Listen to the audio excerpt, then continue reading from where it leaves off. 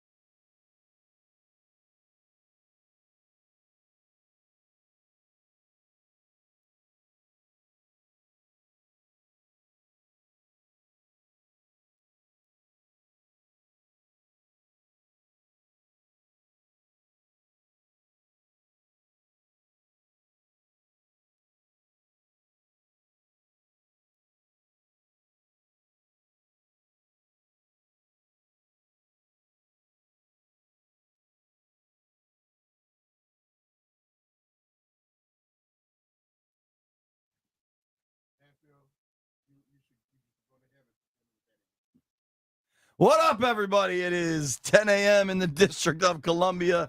And listen, man, people got burgundy and gold fever around here.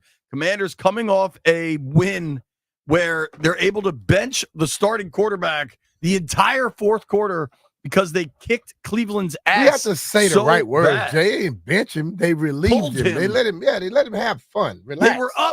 They were up. Yeah, but that's not a benching. 34-6. That means you worked so hard that you were able to rest. Whatever term you prefer. Rest him, pull him. Yeah. I think it was really smart because Mariota hasn't played at all. So at least he gets a little bit of game speed just in case he has to come in. Yep. I decided to not look at the fourth quarter. Well, the offensive numbers changed a bit. I decided to not look at it. Really, I'm serious. I was just like, okay, this is over. Well, and that's the best feeling in the world when it's in the fourth. You like, this is over. It was 34-6. I mean, that is just an absolute thorough ass kicking. And, then Deshaun's able to get a drive there at the end. The Browns are completely broken, but I don't care about that. What I found the most exciting, the most encouraging, whatever you want to say about yesterday's performance, is that certainly early on, and for snippets most of that game, this was not the high-powered, extremely efficient offense. What happened?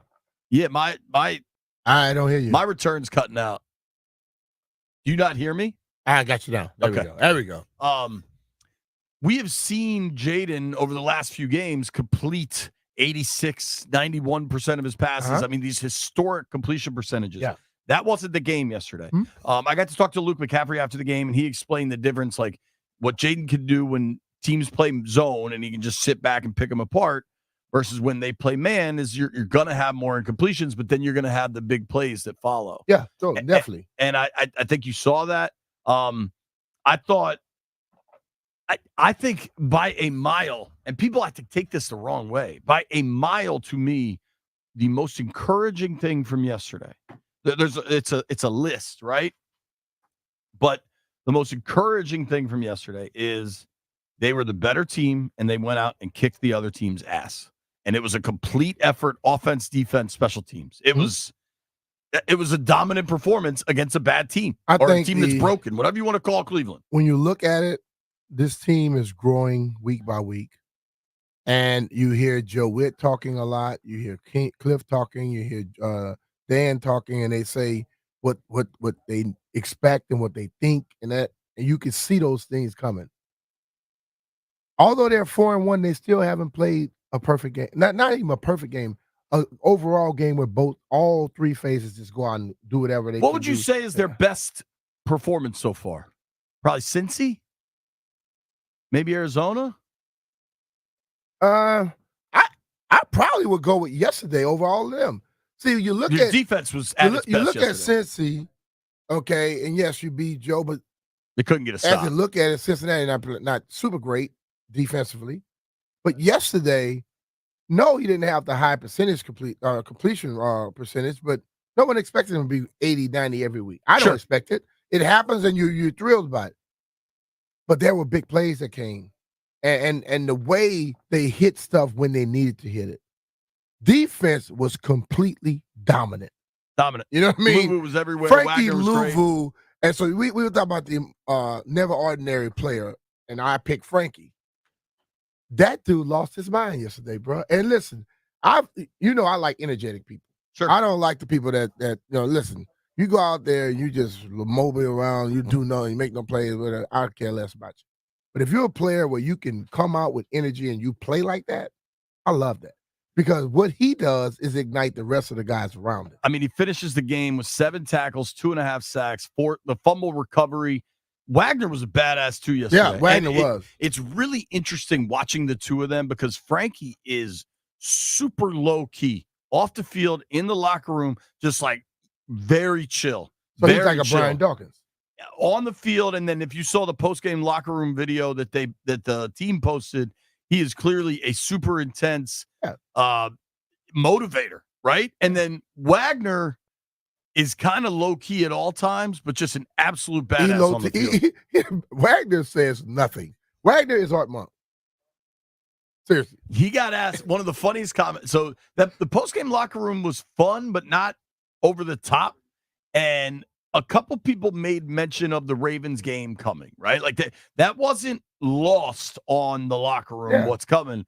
But it's interesting when you talk to a veteran, like Eckler talked about it and was like, yeah, we'll see. We got a week of practice. We got to get through, blah, blah, blah. And Wagner's like, can y'all chill? Let me enjoy this one for a minute. We just got off the field to get some Browns. Yeah.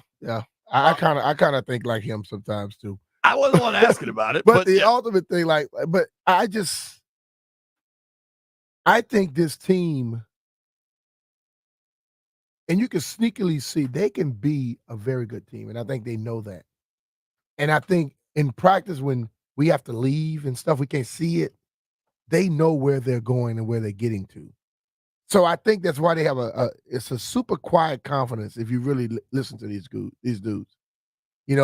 Totally. I think it starts with Jaden. But Frankie reminds me a lot of Brian Dawkins, where off the field, you would think this dude here is too calm to be that guy that I see on the field. I told you a story about Brian Dawkins the first time we would play the preseason game, and he comes out on all fours and runs over to swoop their mascot. He lifts his leg like he's taking relieving himself on the dog's leg. On Swoop's leg. And I'm like, who the hell is that? And Al Harris say, that's Doc. That's how he is on the football field. That's what Frankie becomes. And I like it. If in case anybody lives under a rock, or I know that we have a lot of young listeners and they may not know who Brian Dawkins is. He's a Hall of Fame safety for the Eagles for a number of years. That is was considered an absolute weapon on the field. So the two things for me that stand out above all else is I love that Washington realized, we're better. We're going to kick this team's ass, and they did. They did. There was no like late in the game, the Browns kind of sneak back in this thing. If you care that the final score, that they were able to get that touchdown late, like the defensive players in the locker room were mad about that. Good. They should be, but they also have to live in a world with unrealistic expectations where you're shutting everyone down all the time. John Allen said, they won 34-13. It was 34-6 deep into the fourth quarter. And Allen was like, we're real pissed we didn't hold them under 100 yards rushing. That's how athletes have to be wired to constantly come up with a new challenge to challenge themselves. That was an absolutely dominant defensive performance. Yes, it was. Deshaun Watson did not want to be out there. He got blasted time and time again, didn't run very much because I don't think he wanted to get hit. I don't know what Cleveland has going. That's for them to figure out. Dominant defensive performance. And I thought that was huge for this team to show. But Brian, for me, man, past two games offensively, they dropped 42 in Cincy. They dropped 38 in they dropped 38 in Cincy, 42 in Arizona. And that offense, I mean, legitimately, the Hall of Fame sent for one of the footballs because Jaden Daniels was breaking records for rookie performances. Right? Like that offense was performing at such a high level of efficiency, explosiveness, all of it. Yesterday, especially early on first quarter, they didn't have that. They didn't have that gear. I mean, their first two possessions in a world where we've gotten used to them scoring all the time, their first two possessions was a 3-and-out. I don't know the last time we saw a straight 3-and-out. It's one thing to have to punt, but a 3-and-out was like, that's weird. Their first drive went -9 yards. And you're like, damn, Jaden took the sack. This Browns D-line is what we're hearing about. The Browns defense has really good lateral speed. So a lot of that stuff they were trying to the edges just wasn't there. They went punt INT on their first two possessions.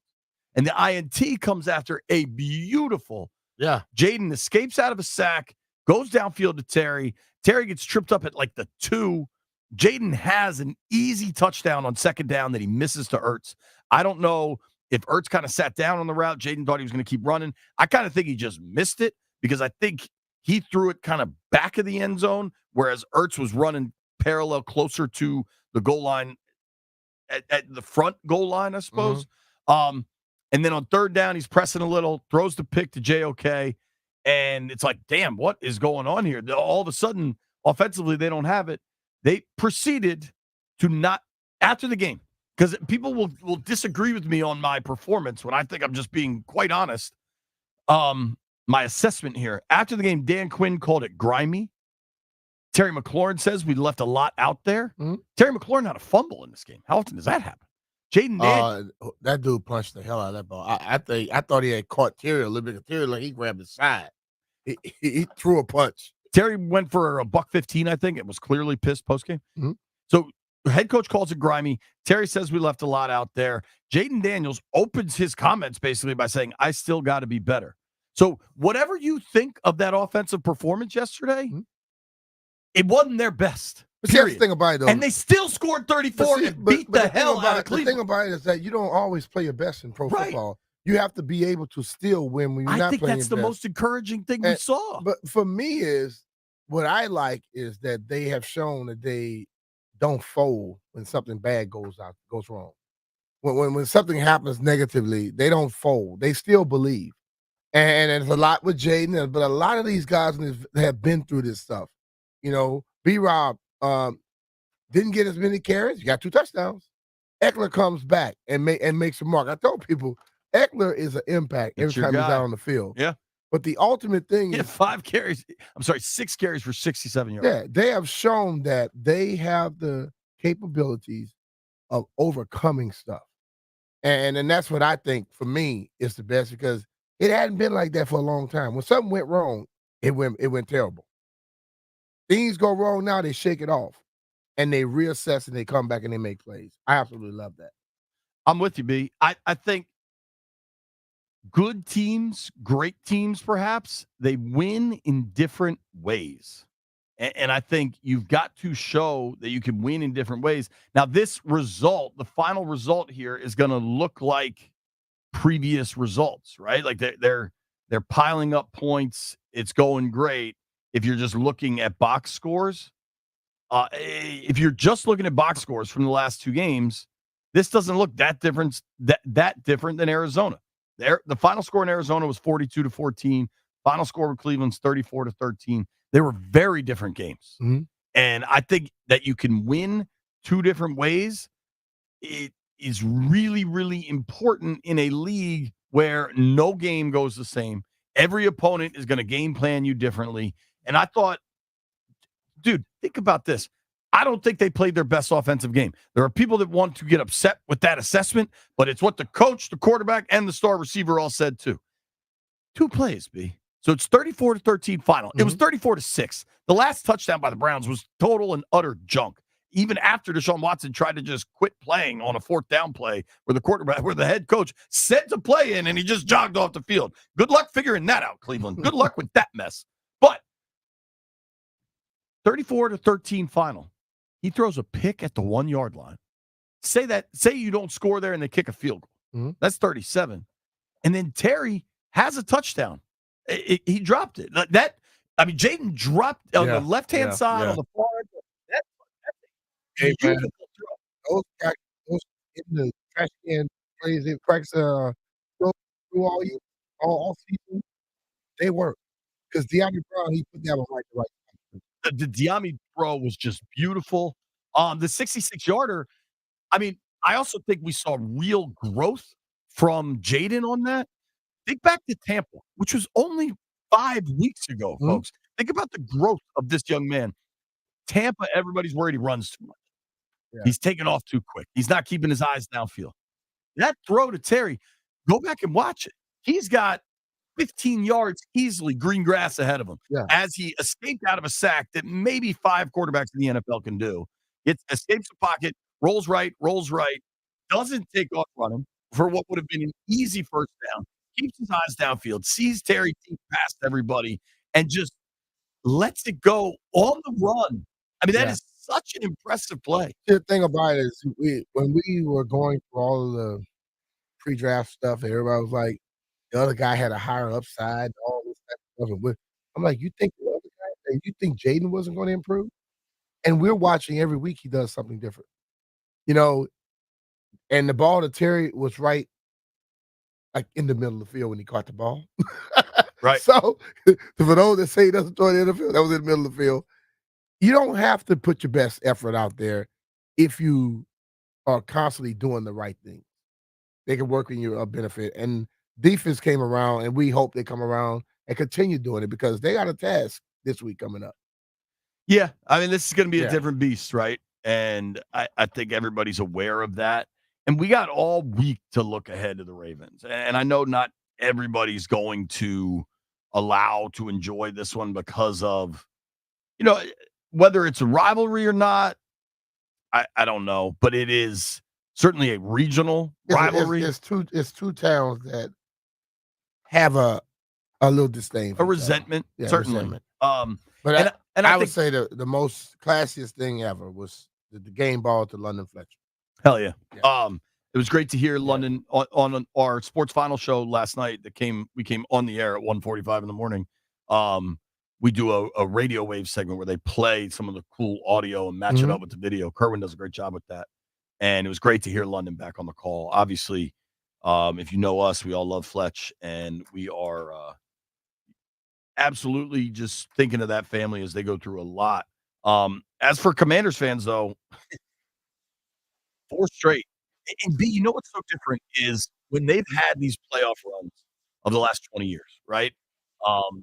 The Gibbs team in 05, if I got my dates right, they were just good. And they got hot late, but they didn't have to get hot late. They were good most of that year. The Sean Taylor playoff run was obviously an emotionally driven late in the season win streak. Unfortunate circumstances led to that, right? The Robert year, They got hot late. They ended up winning 7 in a row to get in. Mm-hmm. The Kirk year, they kind of were back and forth, back and forth. Remember that you liked that game, the Code Red? They Mm-hmm. got hot late and got in. The Heineke 2020 COVID year was incredibly bizarre. They got in at 7-9, almost won a playoff game, whatever you want to say there. None of that has felt like this. Hmm? They're good out of the gate. Their Well, offense is high powered out of the gate. what I always say when everybody tell me for the last 4 years, "Oh, yeah, Ron James is good late." And he said it as well, and I say, if you start off fast, you don't have to get good late. You can just stay consistent the whole damn year. They have already matched last year's winning It's crazy. in 5 weeks. And I know people I saw somebody post the other day, they were 6-2 at one point. When With Alex. they were 6-2 with So I think they were 6-3. They with were the fall 5. coach. Yeah. They were 6-2. And they finished Zorn, up, I think they were 6-2. they were 8-8. Yeah. So still, you got to finish this thing. And I believe I totally agree with you. Everything is different and seems different. The energy is totally different. And I believe this team is they have a different breed of cats on this squad. I think the staff, the coaching staff A to Z, I think just the support from ownership, like it's just everything is so different. I mean, even the name of the stadium is different. Everything's different. They're 4-1 with a chance to send an absolute message on Sunday. We're just getting warmed up. Phone lines open at 11. Jason Campbell, JC17, joins us at 1 o'clock. Nobody go anywhere. Hey, it's Brian Mitchell here. With the record heat this summer, I know your air conditioner took a beating and your current brand is not cutting it through this humidity. So now is the time to switch to Rude. Take advantage of Rude's $2,000 tax credits. And Maryland residents, you can even score exclusive rebates from Rude. Personally, I switched my house over to Rude, and the difference is night and day. So trust me and visit Rude.com to find your savings. That's RUUD.com to see why they're the MVP of cooling. And remember, if it ain't Rude, it ain't right.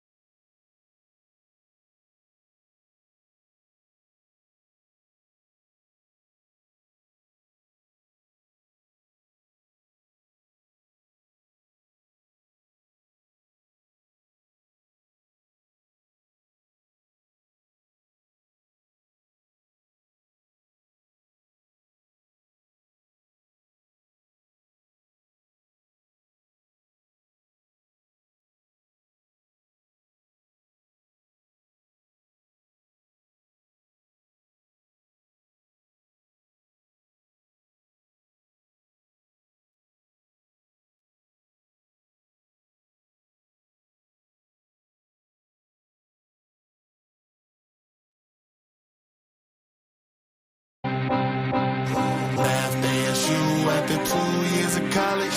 Went to LSU with a little more knowledge. Leader of the O, truly was a pilot. 55 games later, drafted second with the Heisman. He can run, he can pass, he is the total package. Man, we've been waiting for something that's electric. We could feel it in the air, something big is about to happen. Success is his mission, and the ladder he keep climbing. Jaden, the city we've been waiting for a QB that can lead us back to greatness. I swear we all been patient, and it's you that we got faith in. Let me tell you something about the city you about to play in. It's a loyal fan base, they repping hard all the time. This update presented by PVI Office Furniture. Fast, excellent, affordable business grows with PVI. Washington Commanders defeat the Cleveland Browns easily 34-13 at Northwest Stadium. Beating Daniels 328 through the air and a touchdown pass, 82 on the ground. Tonight's Monday Night Football matchup, the New Orleans Saints at the Kansas City Chiefs on Q90 and the Fan at 7:30 p.m. New England Patriots safety Jabril Peppers arrested Saturday, facing charges of strangulation and drug possession, according to police in Braintree, Massachusetts. Philadelphia beat the Mets 7-6. Padres over the Dodgers 10-2. Raptors down the Wizards 125-98 in NBA preseason. Looking to upgrade your office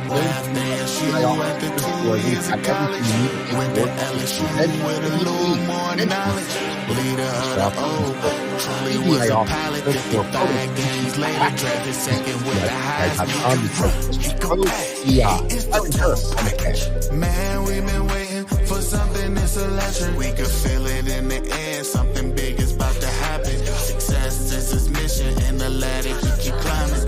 Jaden, the city we've been waiting for a QB that can lead us back to greatness. I swear we all been patient, and it's you that we got faith in. Let me tell you something about the city you about to play in. It's a loyal fan base, they repping hard all the time. Some of them are crazy, but it's fueled by the pride. Left hand up, welcome to the DMV. It's time to raise hell and take the NFC. It's a loyal fan base, they repping hard all the time. Some of them are crazy, but it's fueled by the pride. Left hand up, welcome to the DMV. It's time to raise hell and take the NFC. We about to get paid, for sure.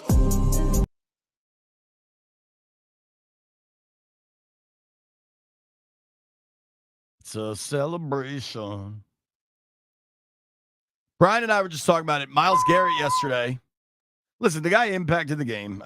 Don't get overly simplified here with just stats, but he didn't register a single stat. No tackle, no hurry, no sack. But what I'll say is, and I want people to understand this, when you have a quarterback like a Jaden, hell, like a Lamar, like a Jalen Hurts when he was doing his best, when those guys are so good at breaking things and throwing it down the field and running, what you do to a pass rusher, you make him stop doing what he likes to do. So he changes his approach. And when you get on the football field, you get in any aspect of life, and you do something a certain way, and you're successful, productive. Soon as you change that, you become less productive, right?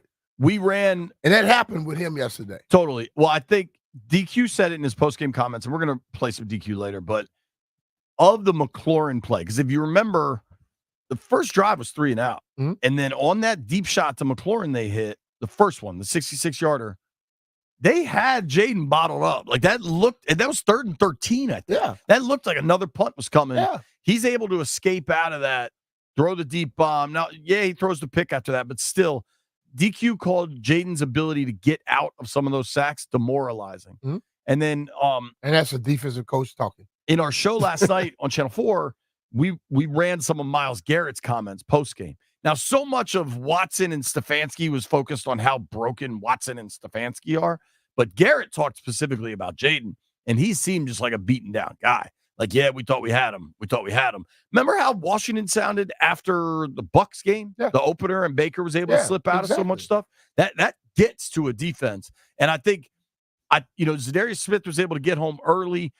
I think one element that it will not get discussed enough just because of the nature of the beast, The Commanders' offensive line is playing really well and really has some nasty, tenacious dudes out there, and they're playing as a unit, B. I watched those three. Well, I'm going to say the interior guys. The interior guys are – I and watched, Allegretti was hurt. Yeah, I watched those guys walk off the field at the end of the game, that little club area they got right there.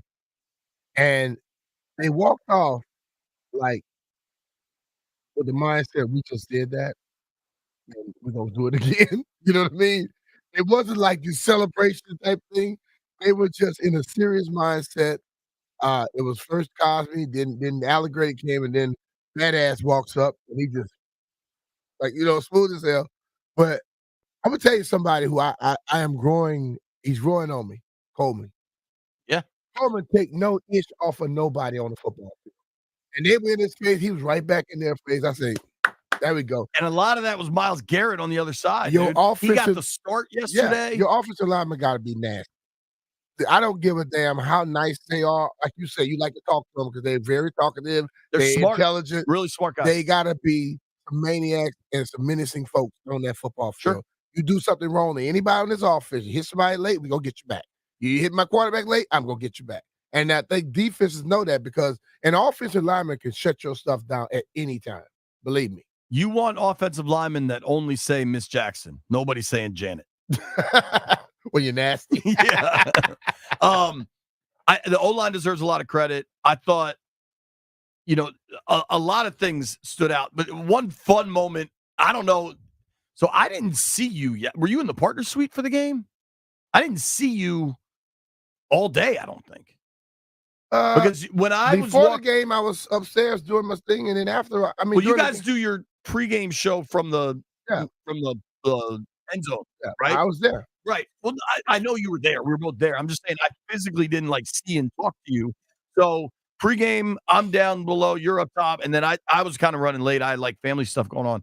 I'm running late's also getting there at 11:30. You know what I mean? But I'm in the press box. So I don't physically see you until after the game. Mm-hmm. And for folks that don't understand, the tunnel that the Commanders players come in from and go to their locker room, there's different access points for different folks. And now they got this tunnel club, which is really pretty dope. I'd love, and maybe they'd want to do it anonymously, and that's fine. But later this week, if anybody's been to the tunnel club just as a fan, I want to hear about that experience because it looks pretty. I saw some guys that this lady I've known some folks that are in there. They told me, they said, yeah, man, we're kind of cool with JP. We really like Lauren, but we just put up with JP. I say, same thing I do every day. Sounds about right. But I think I just want to hear from somebody what that experience is, because the tunnel club people are coming in through the same security checkpoint we go through. That is a different experience. And I'm not saying everybody has that cash, but if you have that cash, it's probably pretty damn cool. But so we're down there kind of at the end of the game, and I have to stand on kind of the left-hand side of the tunnel, and I'm about equal where Doug was standing. Doug was standing kind of leaning on that pillar right where the hallway turns to the left. Mm-hmm. And you and Santana and Brian, I think, were just behind it, kind of allowing folks to walk through that walkway. And I don't think you realized I was there. And I was kind of just taking video of guys coming off the field. And so many, not every, because there's a lot going on in that hallway, and some guys just want to get in and whatever. But so many people stopped to dap up you and Tana. And you and Tana have this smile and legit joy about you after that win. Yeah. It's just cool, dude. And Doug, I'm standing with Doug, and it's the same thing, how players are stopping with Doug, and you can't help but recognize new name. I don't know if the colors are the same, whatever, but you're taking joy in this team all of a sudden looking like a serious threat. Yeah, the thing of it, look, man, for me, I don't know what people think or thought about me and my approach, but I don't say anything out of spite. I say everything because I know what they're capable of. And it's been like this for years, okay? And I'm not one to sit up here and sugarcoat stuff. But you watch a bunch of guys who go out there and they're bought into Dan's approach and Adam, They have come here and they protect each other. They are cool. They have all come together and they're in this thing together. You have to like that. And now they're performing at a high level. Man, I was driving today, and now I drive from my house and I come up right there, Main Avenue, every day. Coming here. Coming here. Yeah. And today I saw at least 50 commanders, people with commanders gear from the harbor, the wharf, to right here. Normally you might see one, maybe two, maybe nothing at all. I saw over 50. I saw one dude, he had a Burgundy and Gold hat on, and the rest of his clothes did not match the hat. Bro, He just wanted to represent some type of way. People, I've seen more gear. I've seen more Commanders gear than I've ever seen. Yeah. Like in the last 10 days. And I think by and large, it's Jaden gear. I don't think they can keep the Jaden T-shirt jersey on the shelves. I know Erica Gonzalez that I work with at NBC, her husband went to the game. She asked him, yo, get me one of the T-shirts. Mm-hmm. And he called her. He's like, babe, they're sold out.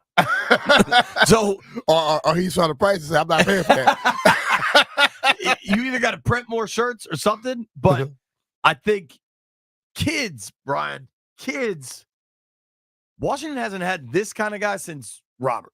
Mm-hmm. And there's a lot of differences. But as far as kids watching the game, thinking the guy is exciting, kids are going to want Jaden jerseys like crazy. Oh, yeah. Believe me. A lot of kids like B-Rob. I want to say, sure. At some point, we got to discuss this, but right now it's kind of victory vibing. Mm-hmm. I don't think B-Rob had a carry after the second quarter. And maybe he didn't need it because they were up 21-3 at halftime, but I don't know that knee is perfect. And that's something for the Baltimore game you got to look at seriously. Hey, smart trainers. We up. We don't need to work him. Let's take him out and start treating him now. Sure. Looking at yesterday's game, I think the fan experience, little things like I noticed like winning, that make the fan experience great. Nothing trumps winning. Phone lines open at 11. Nobody go anywhere.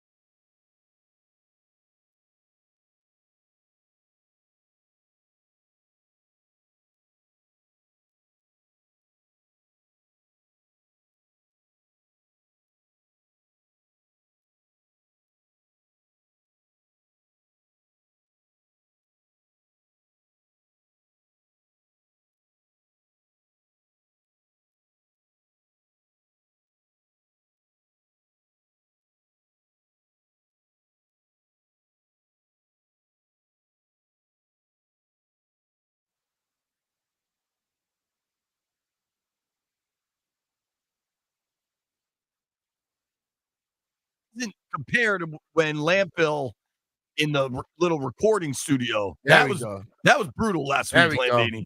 I that was brutal. What Brian did is, I guess we're on. I didn't realize the light was blue. He told you that when you were standing there holding conversations in the hallway. No, but he turned my mic on. Yeah, that's what he's supposed to do to you. Catch you talking. Jeff's eating yogurt. Shout out to Jeff. Jeff has new twins. That is not yogurt. He's proud of it. It was new twins. That's oatmeal, bro. Well, I'm glad you know how to eat it, because the last time you had oatmeal, you exploded the microwave, and you're like, "Oh my God, how do you make oatmeal?" That wasn't the case. That happened. No, We walked in the kitchen, and it that was like a wasn't the damn case. explosion. It happened, but it wasn't the case. I put it on the right time, but that microwave is too powerful. I gotta That cook this, the one that the door doesn't open is too powerful. dude. I had to put this on 20 seconds less just for it not to like overflow. Shout out to Jeff for making oatmeal. And Phone lines. twins. Yes, two new spoons. The phone lines open at 11. It's a victory pie. Who deserves credit? How fired up are you for this team? I retweeted this last night. I want to say it was Galdi, maybe. The further you get into a season, the further you talk about, understandably, the players and the coaches. But I do think we got to remind ourselves the quick kind of work Adam Peters did in rebuilding this thing, the amount of veterans they signed. And some of them, like Luvu, they gave real money to multi-year contract because they thought they really saw something there. Biotish, they did the same thing. Mm-hmm. You could argue those two have been among the most important on their various They have sides of the been. ball. I agree. But think about the other guys they've signed and what they've done. Ertz doesn't give you much yak anymore. He's not a real speed guy anymore. But he catches just about everything that comes his way. Yeah. And he's become a player that Jaden definitely trusts. What about Nick Allegretti? That's a dude that couldn't lock up a starting spot. He was kind of the 6th lineman in Kansas City. Yeah, he was very valuable in Kansas City. He just never. Right. But the guy in front of him was damn good. Sure. So he left and went somewhere else, What about Bobby Wagner? and he's good. What about Wagner? He's on a 1-year deal. 1 year. People deal. weren't signing him. But the thing about it, you had a coach here who knew him, and also knew he would be a great part of starting a new culture. It would be a great foundation because Totally. Man, Bobby walked around so unassuming, Totally. dude.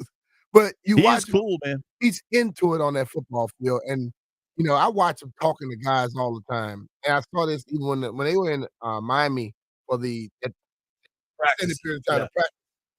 Every day a different person was talking to him about something. And that's when I talk, I know everybody, we want training camp to be here. I could care less if training camp is here. I like the players to get away where they got to do that. You see what I'm saying? When they went to Arizona, they talked about how it got them closer together. When the players get away from everybody else, the norm of their lives, that's when your team grows a lot quicker. And I think this year having that Arizona game, also having the Miami practice, and even the Jets practice, that gave them that's 3 separate times they all went away gave together. them an opportunity to have that chemistry grow like a team needs. Right. Compared to how it was before, where everybody did their own damn thing. Well, and if you think about like the actual physical time included in that, the Jets was a Wednesday to a Saturday. The Dolphins was a Wednesday. They probably flew out Saturday night, but late. And then that Bengals trip was Sunday to Sunday, all just together. I mean, I mean, you add all that up, you're getting to like 12 days probably, maybe even 2 weeks. That's the part. That stuff matters. That's the part of sports where the outside folks don't get. You know what I mean? Yeah. And when you are around somebody and you're not around, we could talk to us for all the time. But what if we got other people that mix a ring? If we all four had to be somewhere together, we will find out something new about each other. I promise you that. Nuts. I don't think we'll go nuts. How about, just going down the list of just the one, like Dorrance Armstrong has really started to come on the last couple of weeks. Jeremy Chin has been really good. Chin came off the field with this look. I'm like, oh, smile, you won. He's low key. A lot of these guys have this like burning intensity. Dude, one thing I just find I'm trying to choose my words carefully here. Choose it. There are those that are concerned that Seibert hasn't had to make any bombs yet. Who cares? I think yesterday, especially, the Browns' offense was so bad. I loved how DQ and Cliff were on fourth down. Just go for it. Because what's worse than happen? You give it back to them, and you get it back 4 plays later. Like that did offense they get all of got them off. yesterday? I can't remember. What's that? They went for one yesterday. Got it. They were 2 for 2 on fourth down. So yesterday. they're 8 for 8. 8 for 8 on the year. But Seibert is now 10 of 10 on the season. 10 of 10, made every extra point. Who is concerned about him not having to make a bomb? Yeah.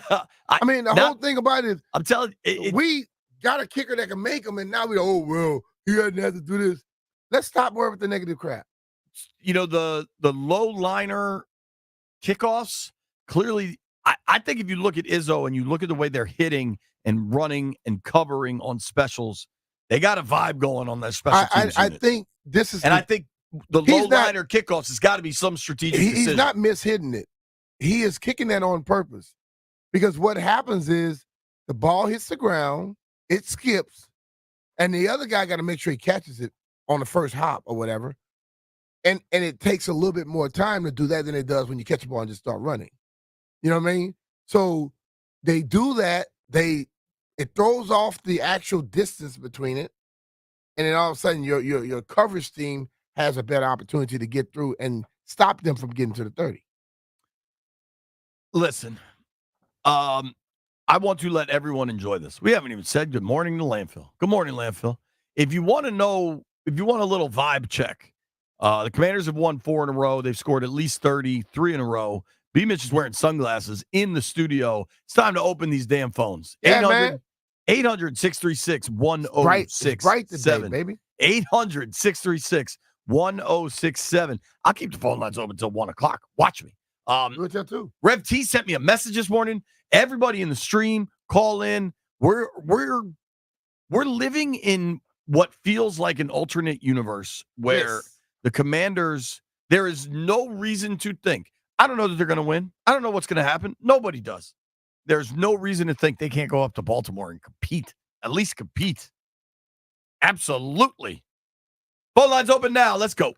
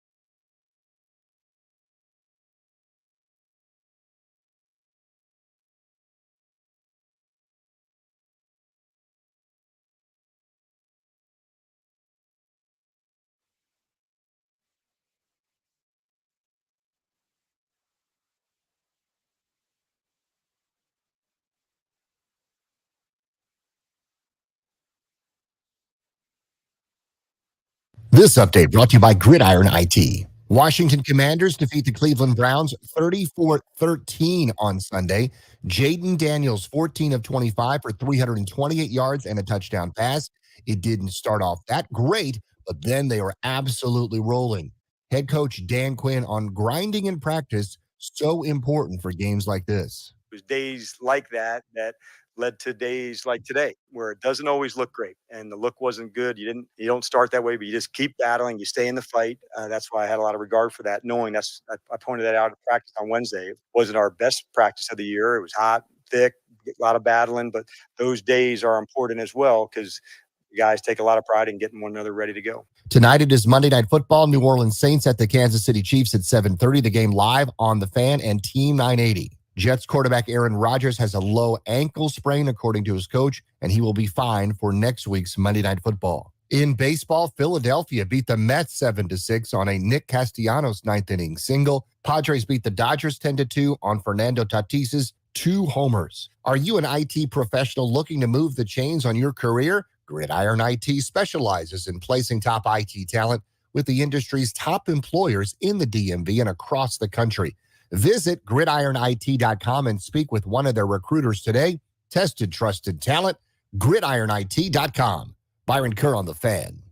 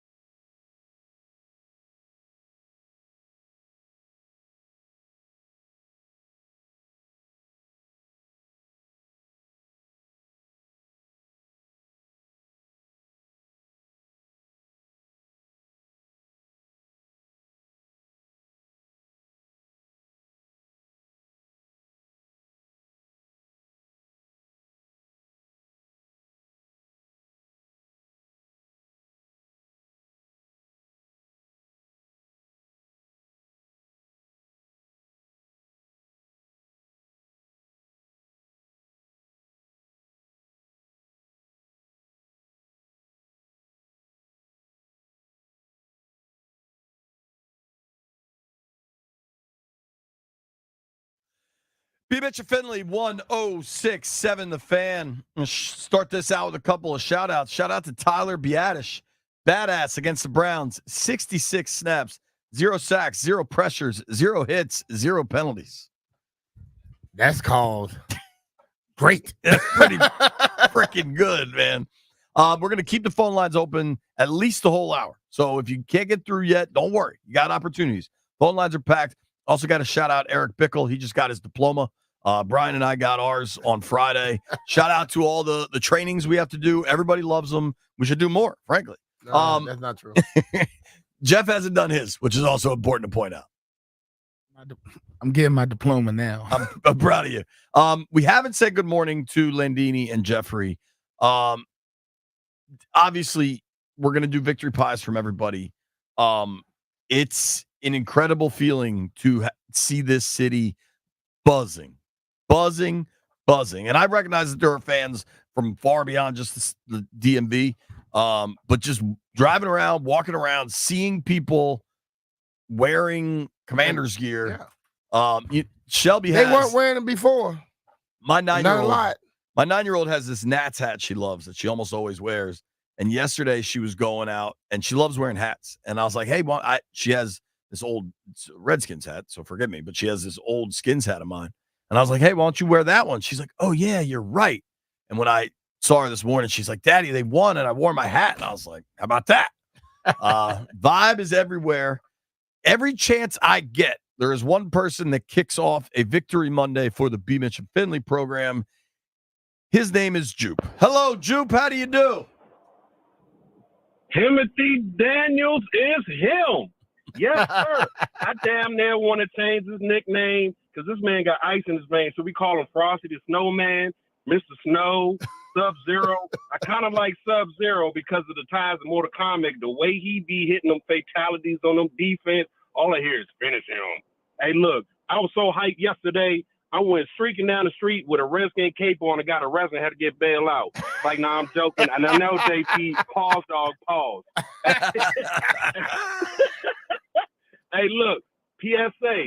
I'm going to say this as politely and as respectful as possible, but it's going to come off disrespectful. This is to all the fans that's still saying, oh, I'm nervous. I'm scared, the past Dan Snyder. Ding dong, Dan Snyder is gone. Timothy Daniels is here. Let's go. Let's hit this victory ritual, fellas. Let's all hit the Ric Flair. Woo!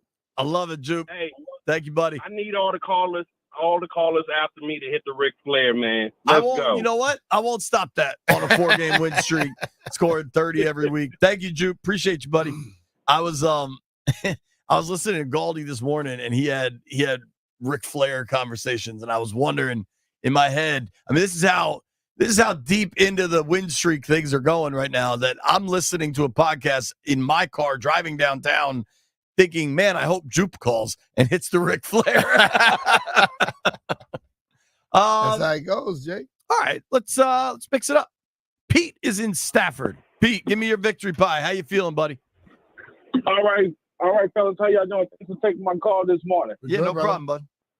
First, I want to give 25% to the offense, 25% to the defense, and 25% to the coaching staff. And last but not least, 25% to the fans. Because, man, it was electrifying out there yesterday, man. I couldn't believe it, man. Could not believe it. It was just so beautiful to see all that burgundy and gold. I just couldn't believe it. And just for you. Whoa. Thank you, bro. Appreciate it. That was something. That was like a Ric Flair if he was drowning with a cat next to him. Cat mix. Wow. That was something. Oh, boy. I think, when you talk straight credit pie from yesterday, this one feels a lot more spread out. You know what I mean? Like, this one feels like a lot of folks deserve credit. I think the defense deserves a ton of credit. Mm-hmm. I think Luvu deserves a lot of credit. That linebacking core in general, the running back Eckler was really good in this thing. This was by far, I think, the most team effort. You want to? Let's let Crazy Jeff start. Jeff, you got a credit pie? You want to kick off here, buddy? I got one. I do. He putting on his Scully, people. And now his he helmet. putting on his helmet that has no cushion. So everybody's aware. Jeff has And then a he puts Sean his Taylor head- jersey on, a Skins helmet. His and, headset is over his helmet I don't know why he puts the hat on underneath the helmet. because it has no cushion in it. Yeah, it's no cushion. It's no cushion, and it scraped the ball. You like a little cushion for the pushing, though, right, Jeff? So my credit pie goes to my credit pie. Hey, look. This is kind of look. Jeff, get it together, man. 50% Jaden Daniels, dude. I gotta give it to our line too, but the way he made Cleveland defensive line look yesterday, and that step out to the right to stop them, because who was it? I think it was B-Rob who picked up the block. The blitzer coming the inside. He steps out, throw it down the field. The West was going crazy yesterday. Oh man, let me give Jaden 25% actually, because it messed me up. It messed me up. Even though We're off to a hot start here, B. 25%, 25%. The linebackers, Luvu and Wagner, were flying. Luvu was turned, dude. I don't know what jersey to get now. I don't know if I want to get a Jaden, a Luvu. Like, he was turned. Then Landfill, I have a theory what jersey Jeff will get. Whichever one is free. Nah. We ain't getting those. But next 25%, I'm going to the D line. They contained even though Deshaun Watson looks like doo-doo. Usually our He's not wrong. Usually our team is the team that, our defense is the team that quarterbacks get off on, especially quarterbacks that's dual threats. That's usually their breakout game. We really contained them. We had 7 sacks yesterday. Yeah. Last 25%, the Commanders fan base. We are back. Like, this was the first time I walked in FedEx in my entire life. Even when we played teams like the Browns and the Bears, and teams that's in the Lions when they were defeated. their fans always outnumbered us. Yesterday, the fans were back. They were live in effect. All you seen was burgundy gold and some black. We out here. I mean, in the text thread yesterday, Jeff said, so Landfill asked, Jeff said, the West is jumping. Landfill asked, what's the fan ratio at the stadium? I said, it's pretty damn burgundy, because that's how it felt. Well, I know we don't play the Steelers for a while, but I got a message to the team. All burgundy towels. So when the Steelers come in with their little yellow towels and you start waving that burgundy, it's going to look like burgundy and gold, baby. That's smart. Use it again. Give away burgundy towels. There That's you really go. smart, because the There you Steelers go. fans are coming. And one more thing. This is an altar call right here. Hey, look, if you a fan of another team and you starting to, because I'm starting to get a lot of fans of other teams calling them out, y'all looking nice. Y'all looking nice. Look, this is your time to jump on the bandwagon now. I even got Cowboys fans like, bro, remember Donnie from Gouda's Barbecue? Sure. He called me last night talking about, hey, man, y'all looking good. Hey. Hold on, if I may, Jeff, B-Mitch, does it sound like Jeff's getting mad at people that have a second team? No. Yes. No. Because I know one dude on this program who loves having a second team. suggesting that they have a second team. No. The difference with me is I'm inviting you over because y'all was hating on us last year. Y'all Jeff, was can you telling see us, a thing with that I helmet don't want on? them. I don't want them over. Stay where the hell they are.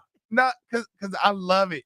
I love it. Yeah, let somebody else get their victory pie, man. Landini, we haven't heard from you today. Give us the victory pie. It's a hell of a win. They've won 4 in a row. Yeah. Here's my credit pie. All right, you ready for this? Yeah. Jaden Daniels, 20%. Okay. Defense, 40%. Frankie Louvu, 15%. B-Rob, 10%. Deshaun Watson, 10%. And the offense gets the remaining 5. Okay. Listen, there's no wrong Mine answer. is matching Landfill's to a T. Okay. That's I like that. matching credit pies. Who knew? Yeah. Let's keep the phones going. Nate is on line 3. Nate Dogg, what's your pie look like? What's up? How y'all doing today? We're good, buddy. How are you? Pretty good. Honestly, this might be boring, but I got to do 100% as Washington Commanders, period. Okay. From Josh Harris to all the way to the people that clean the bathroom. Awesome job all around. We feel like a team. We feel like like just what Jeff was saying. People are jumping on the bandwagon. I'm in North Carolina. We got Carolina fans. We got Washington fans. We got Cowboys fans. But everywhere I go, to every bar, I'm starting seeing a lot more Washington fans. This is awesome. I'm 25 years old, so I don't know how this feels, but this is awesome, man. I can get used to this. I love it, Nate. Thanks for the call, bud. Listen, Yes, if you want to just say yesterday was a straight up team win, I think you can, because every facet was really important. Yeah. And this wasn't, at least early on, this wasn't like the Jaden show, right? Like we've seen some of those games. This was everybody contributed. The fact that B-Rob, Brian, what do you think? 70%? What do you think B-Rob was going into that game yesterday? Still rushed for 2 touchdowns. Yeah. Gave Major Tutty a hug. My whole thing, brother, I tell you, when you dress up, you expect to perform. Well, dude, And that's what he did. McNichols ain't going anywhere. No. He had the touchdown McNichols yesterday. can ball, bro. He can play, dude. Yeah. They have some depth at a lot of positions we probably didn't think.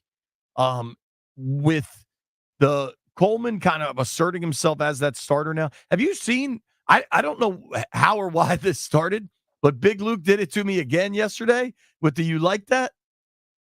I don't know. So Cornelius Lucas leaving the field in Arizona, I'm standing there and I have my phone out and he just walks over and yells into my phone, "You like that?" Like the Kirk thing. Hey. And then I saw him yesterday, he did it again. So I'm here for it, Big Luke. He's a funny dude, and I think he's just trying to have fun after big wins. But think about the tackle depth where Luke can play either side, and they're bringing Trent Scott in whenever they go with this unbalanced jumbo package. I think you hope you don't need it, but Allegretti's ankle was banged up. Mm-hmm. And he had a big old wrap on that thing. He played well, played through the pain yesterday. But I think Dieter could help. Like they are winning at the same time as building and developing. And that is fairly exciting. Hey, we didn't think both could happen at the same time. It's obvious it can. You have to wait 4 years for something to happen. I'm just saying. Well I know said. somebody said that. Jay is in Columbia. Jay, what's your pie look like? Hey, B Mission JP, how we doing? Good morning. Doing We're good, good, brother. bud. How you feeling? Good. So I'm gonna go with 60% of the defense, and then I'm gonna do 40% of the offense. But I really want to talk about how I like how Jaden. See, what happened was props to Cleveland's defense. Probably, arguably, in my opinion, one of the toughest defense we played all season.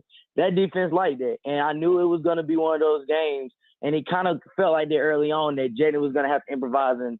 Him and Cliff are going to kind of have to improvise and move on the fly as we go. And they end up doing that. Jaden scrambled out the pocket. Dude gave up outside contain. Boom, we hit him with a deep ball with Terry. I think, in my opinion, and also that run before the half that obviously set up the B-Rob touchdown, that was a backbreaker to that Cleveland defense. And after that, we had our way. Then, obviously, he checked the play to go to Diami.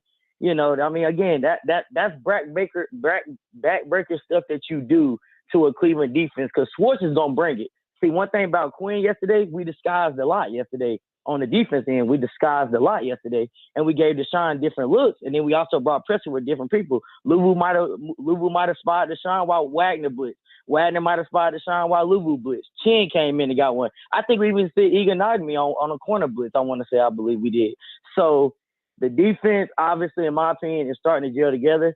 This Sunday, we're going to have to stop the run with Derrick Henry because that's what Baltimore likes to do. They like to establish the run first, and we got to let Lamar beat us with passing. We do. He's going to have to show me he can pass the ball. And then on the offense end, Jaden almost threw a second pick. I don't know if y'all remember the first pick he threw with Arizona, but that was the same play call that he had yesterday when he almost threw the pick to Terry.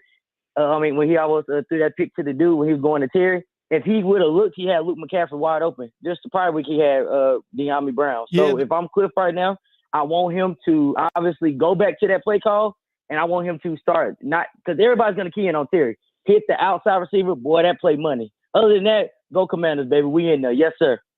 All right, bro. Thanks, buddy. There were a couple times where Jaden missed open wideouts. There was one where he ran it on a third down and picked up the first down, but he had Terry kind of on the backside of a play action look. But you're not going to hit everything all But the the time. thing about it, like we're sitting here looking at TV and they show us a different scene. When you're looking, you don't see all that sometimes. Right. So you're going to miss it. And when they show the replay, we can see it. If we were out there on the field looking, we probably wouldn't see that person backside either. Backside. I say person backside, not persons backside. I'm not sure that makes much of a difference. No. Yeah, if when you put the apostrophe S, you're showing ownership of the backside.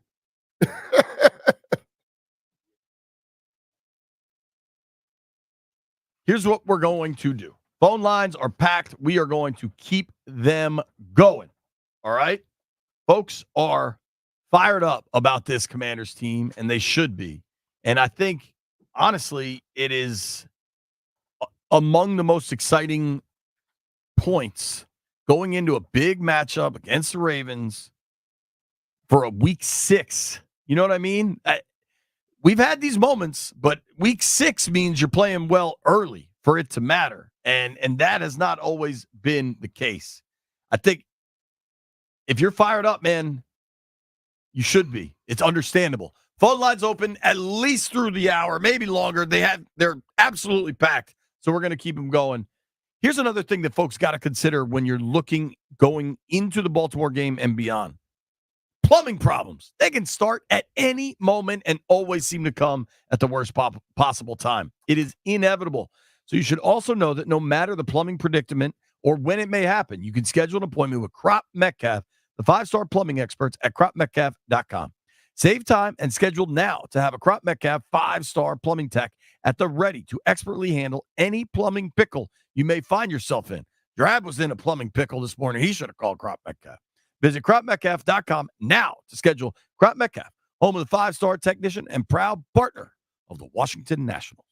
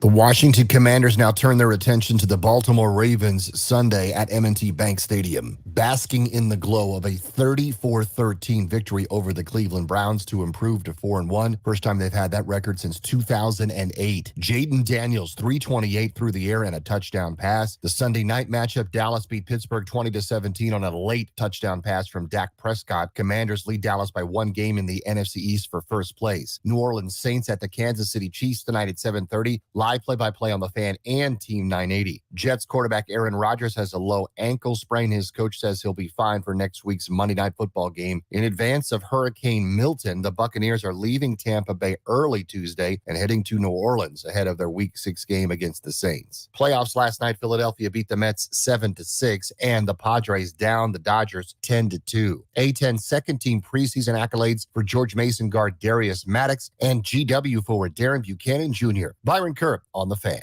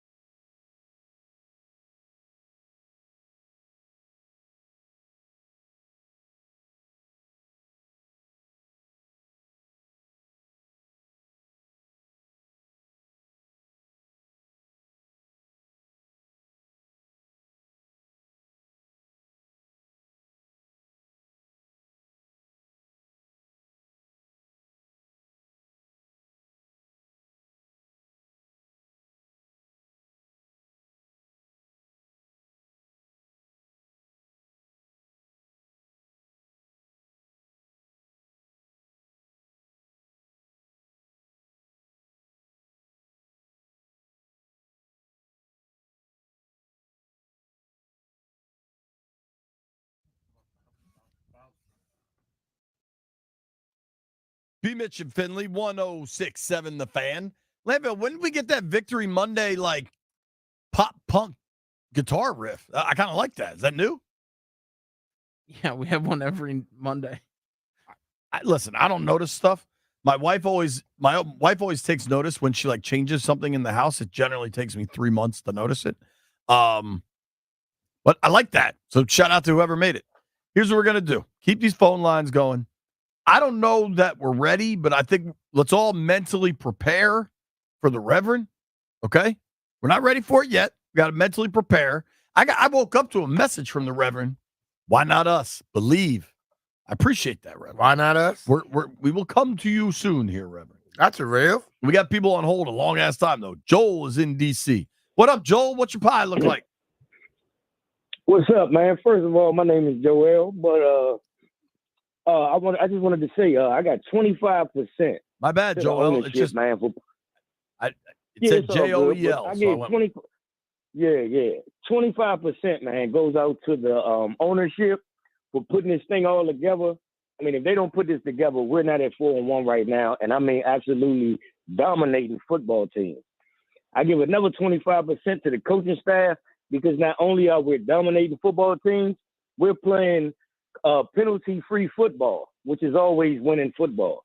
I give another 30% to Jaden Daniels because I don't know if you know, but he has a 14-1% chance of winning not only Rookie of the Year, but also NFL MVP, which hasn't been done since Jim Brown in 1957. So it'll be 68 years if he can get that done. The last 20%, I'm going to give this to the defense and our special team. That's my pie. I like it, man.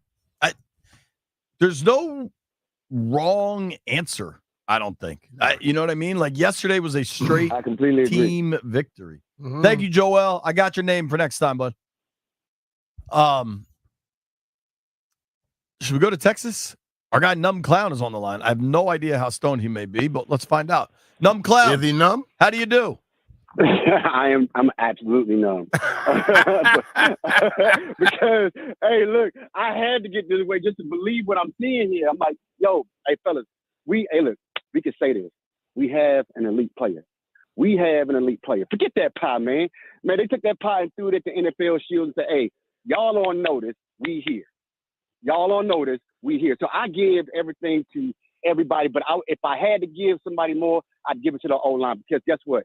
Myles Garrett didn't have a sack, a pressure, a rush. He didn't even have a tackle the whole game. Coleman, stop questioning whether or not we have a left tackle. We got one. And if he goes down, Lucas can step in. They both proven so far. And I'm loving what I'm seeing. So since y'all brought up the fact that I'm in Texas, guess what? So I'm going to end it off real quick like this. They asked me, they say, why, your team winning, why ain't you wearing your gear? I said, the king don't have to wear his crown for you to know he the king. Period. When we were losing, I would wear my gear because, hey, I'm repping my team win or lose. Now that we winning, I don't need to wear it. That's interesting. I don't need to wear it. I think you can still wear it, but it's up to you. What town are you in? I don't need to wear it. What town are you in Texas? Numb Clown, where are you in Texas? What city? I'm about 45 minutes away from Austin. So I live in a city called Killeen. Okay. Clean, yeah. But here's my question. I need you to do some research for me. Deep in the heart of Texas, all right? Okay. I am sure there are plenty of Cowboy fans down there. Mm-hmm. Find out how nervous they are and report back.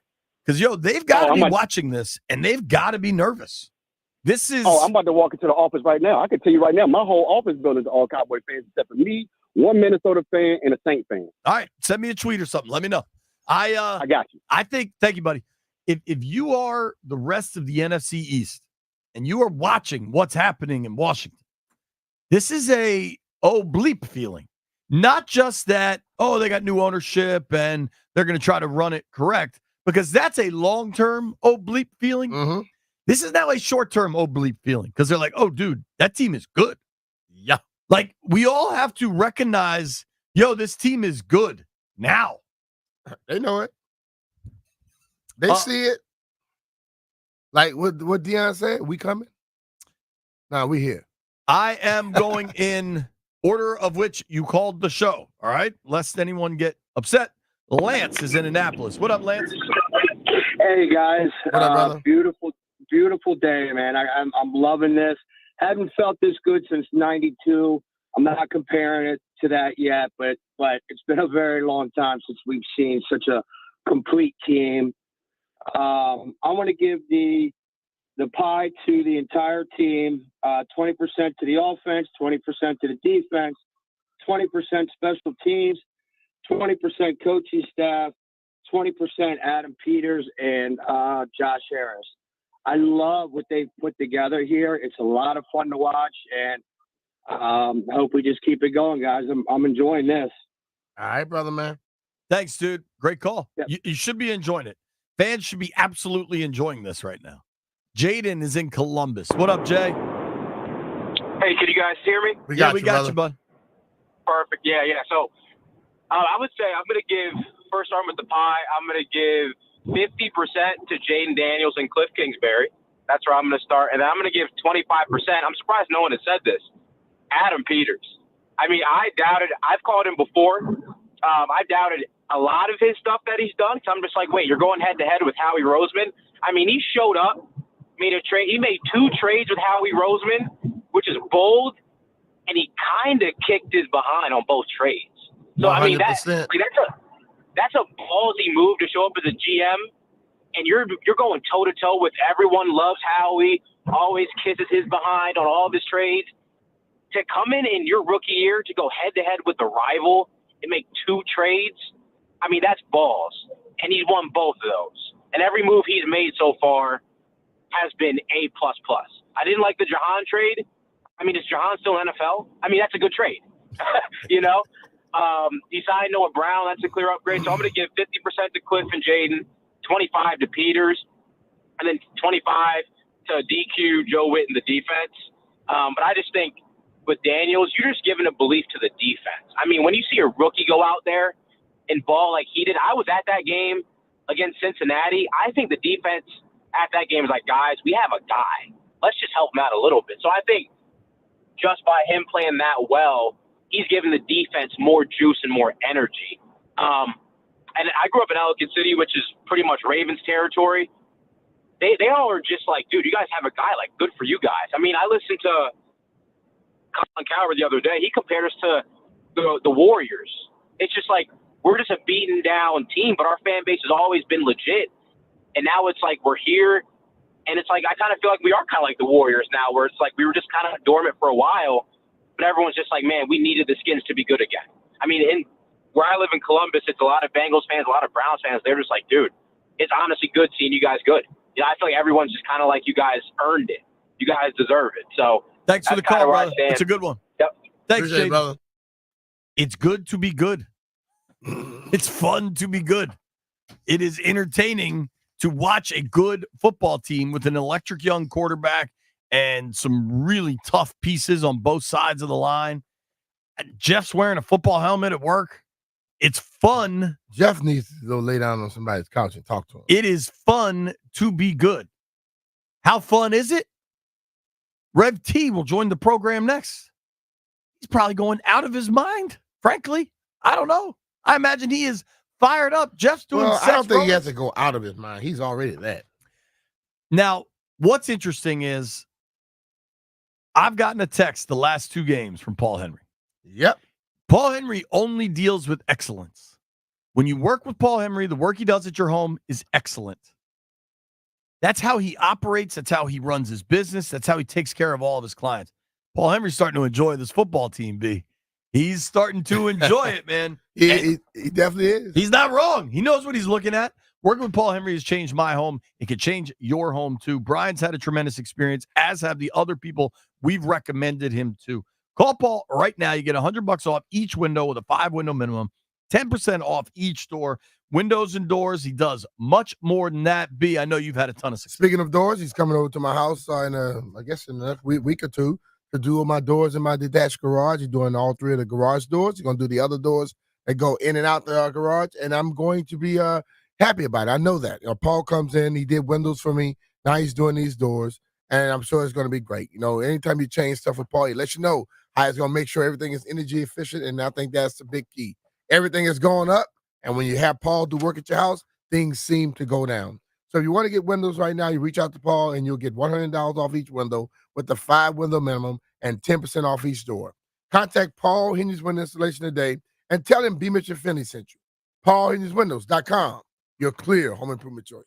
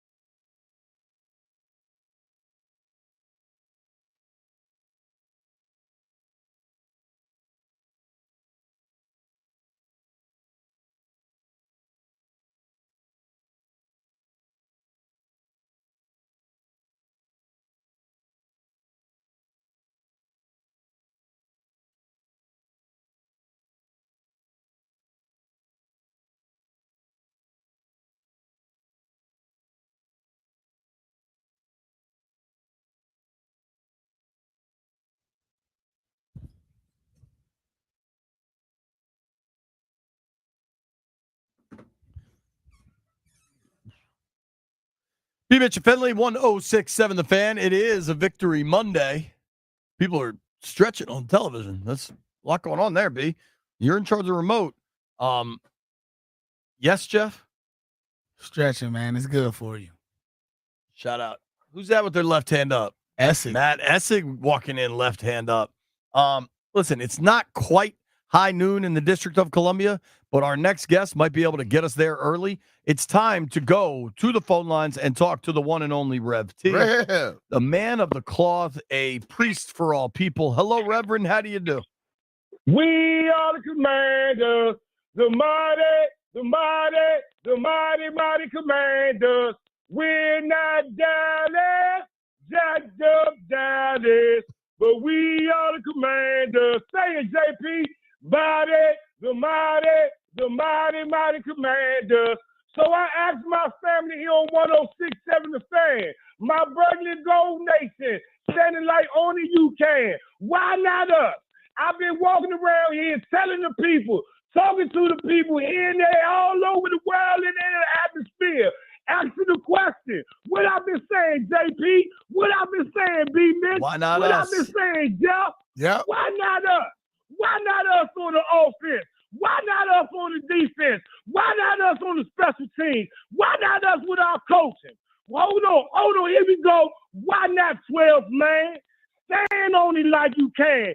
JD5 is bringing hope back alive here in the DMV. I'm all in. I'm standing up. JD, what did he say? Put your left hand up. Hell, put both your hands up. Hell, raise hell. Y'all know who this is on Victory Monday right here on 1067 Fan. Be Mr. Philly. Ask yourself, ask your neighbor, why not us? The people's hype, man, say it with me. Red T. Believe, baby. March with me.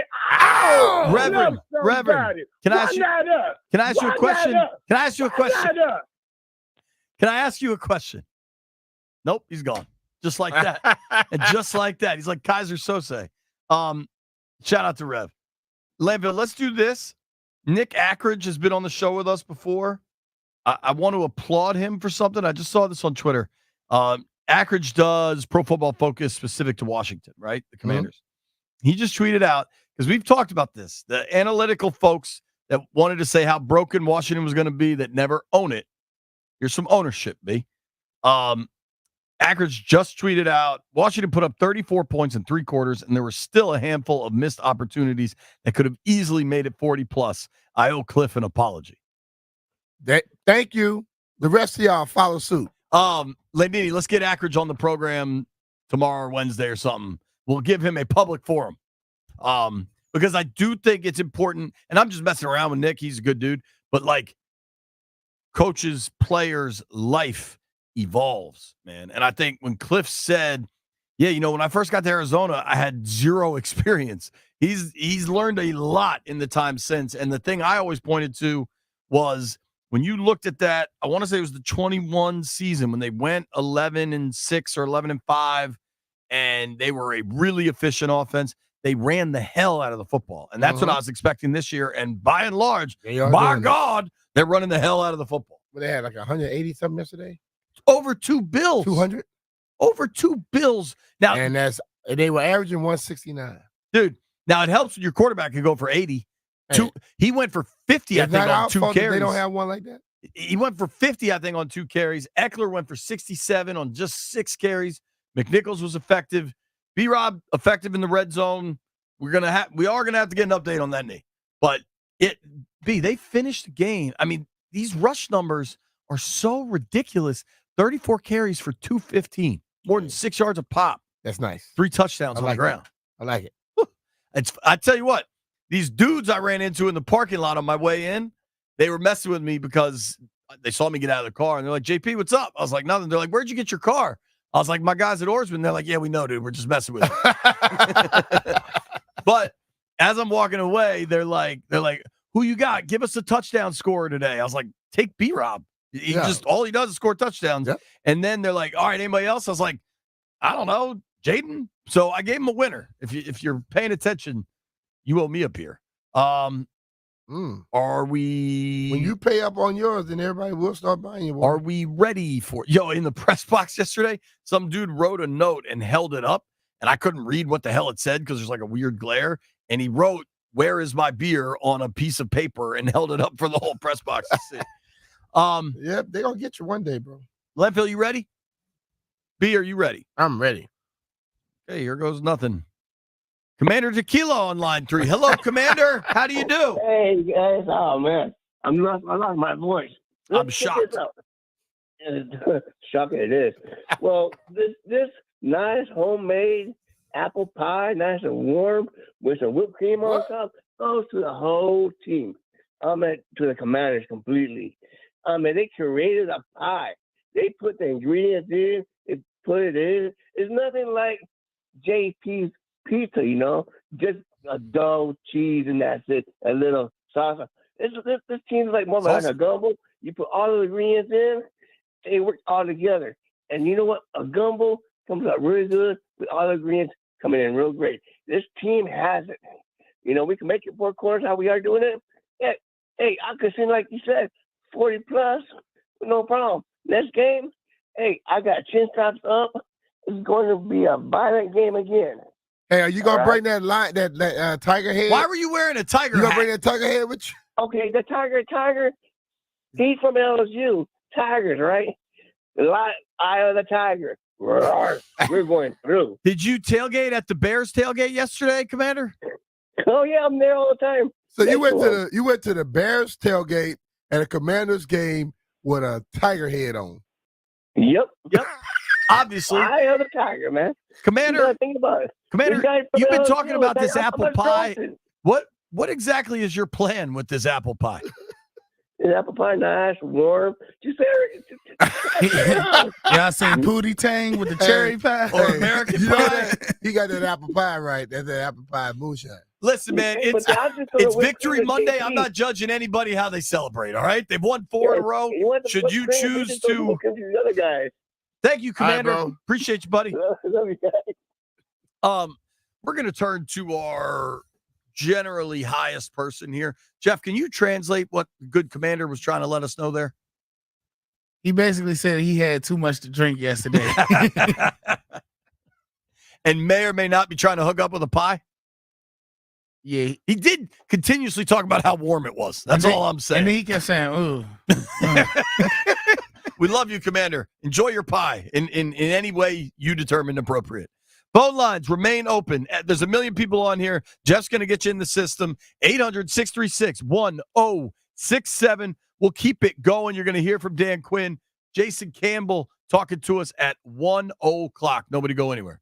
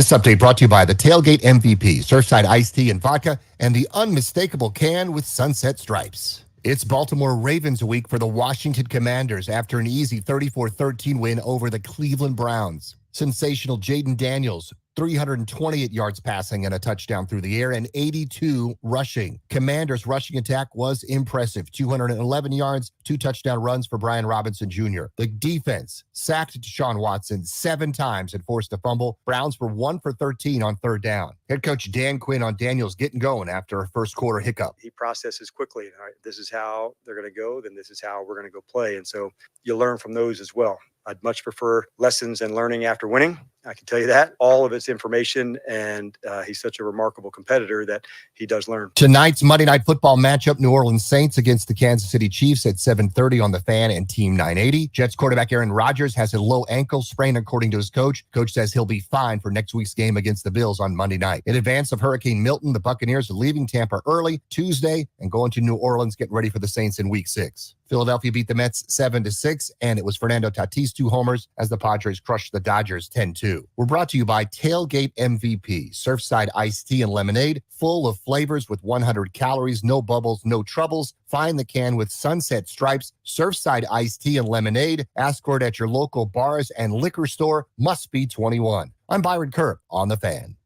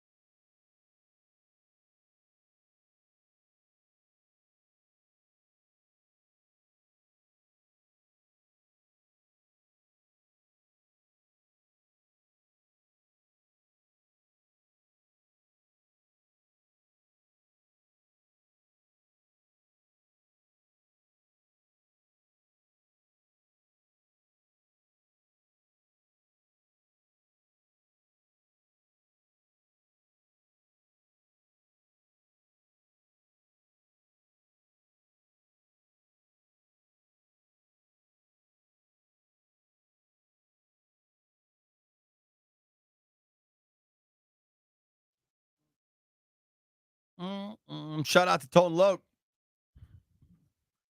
Probably should have won an Oscar for his work in Ace Ventura. Shout out to Jeff.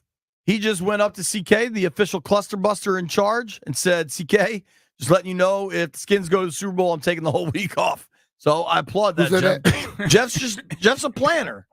And if they go to the Super Bowl, Jeff's taking the week off. It's a big if, but hey, he can't say you didn't let him know. I was about to say, I got to put my bid in early. Yeah, Drab. We're letting Drab know, too. Officially. High noon in the District of Columbia. The phone lines remain packed. We're going to keep it going. Our guy, Drew, is in the Eastern Shore. What up, Drew? Hey, JP. It's a beautiful morning. Woke up. The sun was shining. Was looking over the bay at Baltimore and saying, we're coming for you guys next week. But, I'm crazy for this team. But yesterday, I'm going to give a shout out to Sherry. She didn't go to the game with me, but around 2:30 yesterday, I got a text from her that said, I drank the Kool-Aid. Let's plan on going to New Orleans for the Super Bowl. Now you're talking. The first thing I did is I screenshotted that because I could save that one. That's worth a lot in the future. I'm not the only one drinking the Kool-Aid here. So Ashburn syndrome is spreading. We're going to have an epidemic of enthusiasm around this team, and it's so much fun. Oh, can't believe it. All right. Drew, I tell you what, since you're talking about the Super Bowl, Jeff is also talking about the Super Bowl. Can Jeff count on your financial support to get him to the Super Bowl? We'll work something out for Jeff. I love it. Thank you, buddy. Good to see you yesterday. All right, Drew. All right, take care, man. Depending how late your tailgate goes in Baltimore, I might try to come by after the game. So, yeah, hey, Drew, come by. We're going to be working on 4 and 20 Blackbirds for next week's win pie. Yo, Drew, it ain't gonna happen. Thank you, buddy. I don't have to host the show Sunday night because it's an away game. You won't be. You won't. You work too many jobs already. We'll see. Okay. Mike is in Hyattsville. And depending on the outcome, Drew may not be still tailgating. They may run him out of town. That's a good point, too. Yeah. What up, Mikey? Hey, I haven't been able to listen all morning, but are people giving credit to Peters and ownership and the O-line they put together after last year? They Last year have we been, but had feel no free O-line. to do that yourself. The idea is they ignored the O-line for the most part in the draft and just went out and got pieces that were going to be good enough for this offense. So we don't have a Hogs, but we got a good enough O-line that is allowing our team to run. And there you got to give them, A+ grades. And they're good enough to protect. And there, all you need is a B grade. And they did that. We don't have any Pro Bowlers on the O-line, I don't think. Cosme, maybe? I think But- Cosby, I think the way By Biadasz is the playing. end of the year, you may have them. Yeah, dude. I kind of did. I mean, they drafted a tackle in the 3rd round. Like good organizations, good offensive lines aren't always only 1st-round picks. Yeah. And I think that has been a mindset in Washington that is not necessarily accurate. Cosby's a 2nd rounder. Coleman's a 3rd rounder. I think Coleman's Biadasz, like they a spent fifth. real Didn't money in Ken free Sanders agency. still go third? What? Didn't Mikey go third? What? Mikey. Stringer still? They had a bunch of picks. That's why they moved back. They had multiple picks. Yeah. Thank you, Mike. Appreciate you, buddy. I got a little confused there, buddy. Who's on hold the longest? Ryan is in Connecticut. Ryan, what up, dude? Just another Monday, very fun. It's unbelievable to get texts on a Sunday, people wanting to be a fan of your team. It's a special thing. Besides credit pies, I was going to say too, when I watch them, I try to say, like, what makes this a good team? I think the receiving core, even though we don't have that star besides Terry, Zacchaeus, Luke McCaffrey blocking, Diami Brown was invisible for 2 or 3 games. Everyone just stepping up when they need to. And I think that the D-backs, if we want to crush them, and I know Watson was not good yesterday, but that's 2 weeks in a row, held receivers under 100 yards, and if you do your research, we are not good at that. That's 2 games in a row. And then I'll leave you with the last thing is, since the beginning of the year, 6-point spreads are 16-2 against the spread, and they're 12-8 straight up as an underdog. Something to consider going in against the Ravens. That's a great call, Ryan. And to that point, they were 6.5, 7, 7.5 3 weeks ago to the Bengals. Mm-hmm. And they won out. Now we're 6.5 this week, and if the trend says spread, they'll cover it. But straight up, they got a really, really good chance. And let's go to the other point about Deshaun Watson and that the Browns offense doesn't look too good. You're right, but it was only 2 years ago that the same Deshaun Watson and the same up and down, what the hell happened to this guy career came into Washington and shredded him and put up 24, threw for 2 second-half touchdowns. This organization, not this group, but the people wearing that uniform have underperformed before. They're not doing it right now. They deserve credit for that. Yep. And Yeah, I you guys realize see- it's a totally different thing now. You guys see the Sure. things like Luke McCaffrey's block and Diami Brown, like OZ's Zacchaeus running the block. How field about and recovering the Olamide fumble. Zacchaeus sprinting down when Eckler busted that Love it. long run? Yeah. The DB makes a good play and pokes the ball out. OZ's there to jump on. They are working for each other. That's when the players are buying in. It's like everyone's talking about Adams and getting these guys. It's like the Chiefs never won a Super Bowl with a big first-time receiver. You just do everything you can with the players you got, and Tyreek everyone wasn't too steps bad. up. They did win one with Tyreek on the Well, I wrist. forgot Tyreek. Last year, I'm more talking. Thank you, Ryan. I appreciate you, pal. Great call. I do agree with that. I think if you look at the tenacity, the physicality of McCaffrey is a tall guy, but he's not big. He's just young. Olamide Zacchaeus is not big at all. No, but he's and a these player. dudes are tough and giving Yeah. it everything on every snap. See, Terry's been that dude. They have a bunch of hungry guys on that football team, and they've now tasted a little level of success. That's the recipe right there. They fight. They're gonna fight for everything they want now. You gotta fight. Cairo's in Ashburn. Cairo, talk to me, dude. Hey, what's up? Real simple credit pie. 20% to the offense for weathering the first quarter storm. 20% to the defense for being absolutely lights out incredible the whole game. 20% to special teams for being just out of their minds, like they were flying all over the place. 20 to the fans being loud. That's the first time I've ever seen, almost at FedEx, but the Fed being that lit up. Wish we could have stayed the whole game during the blowout. I know you want to hit traffic early to avoid that. But There were a lot of people that left. I noticed that too. And I don't blame them. Traffic's bad. They were kicking ass. A lot of Brown fans were leaving too, though. I saw a good amount of Burgundy crowd. I mean, 5 minutes left in the fourth quarter. The game is completely out of reach. Like, I understand the traffic is for sure. People For trying to get sure. out. I don't blame them. Yeah, me neither. But I saw those Brown fans running out in droves early. Dude, if I was a Browns fan and I was at that game, I would want to get out of there because your team hates each other. The vibes with that Browns organization, there is no way after whatever Deshaun did on that fourth down when the play call came in and then he just walked off the field and the coach had to just take the penalty so he didn't burn another timeout. Good luck getting along this week. Whatever that was, they had was 12 astonishing. people on the field, so he had to do that. They had on one drive defensively, they had 2 penalties called within 3 plays for 12 men on the field. Yeah. Like, they're a mess. Thank you, Cairo. Appreciate you, buddy. They are a mess. I did think that the crowd yesterday was awesome. You and I were there. Landfill, you even said on TV it looked like a pretty dominant Skins crowd. Give us because the 3 of us were all there. What was the television viewpoint of the crowd, of the vibe? I didn't notice a ton. The thing about watching Commanders games over the last few years is you can just tell anytime the other team does something good, you can usually hear kind of a lot of applause. It's usually an equal volume to what happens whenever the Commanders do something good. And this was really the first time that I didn't notice it. There was a little bit of applause when the Browns would, force a punt or when they scored, but it was nothing like what happened when the Commanders had a good play. So it was just, I noticed it. I noticed that it was totally different, especially by the second half when it was like, once that game. Honestly, one of my favorite, I would say, sequences of this season for Washington. I love how they are handling end of halves, and I think it took them a little while to figure out what they have. But you've got DQ and then Cliff so aggressive late in halves.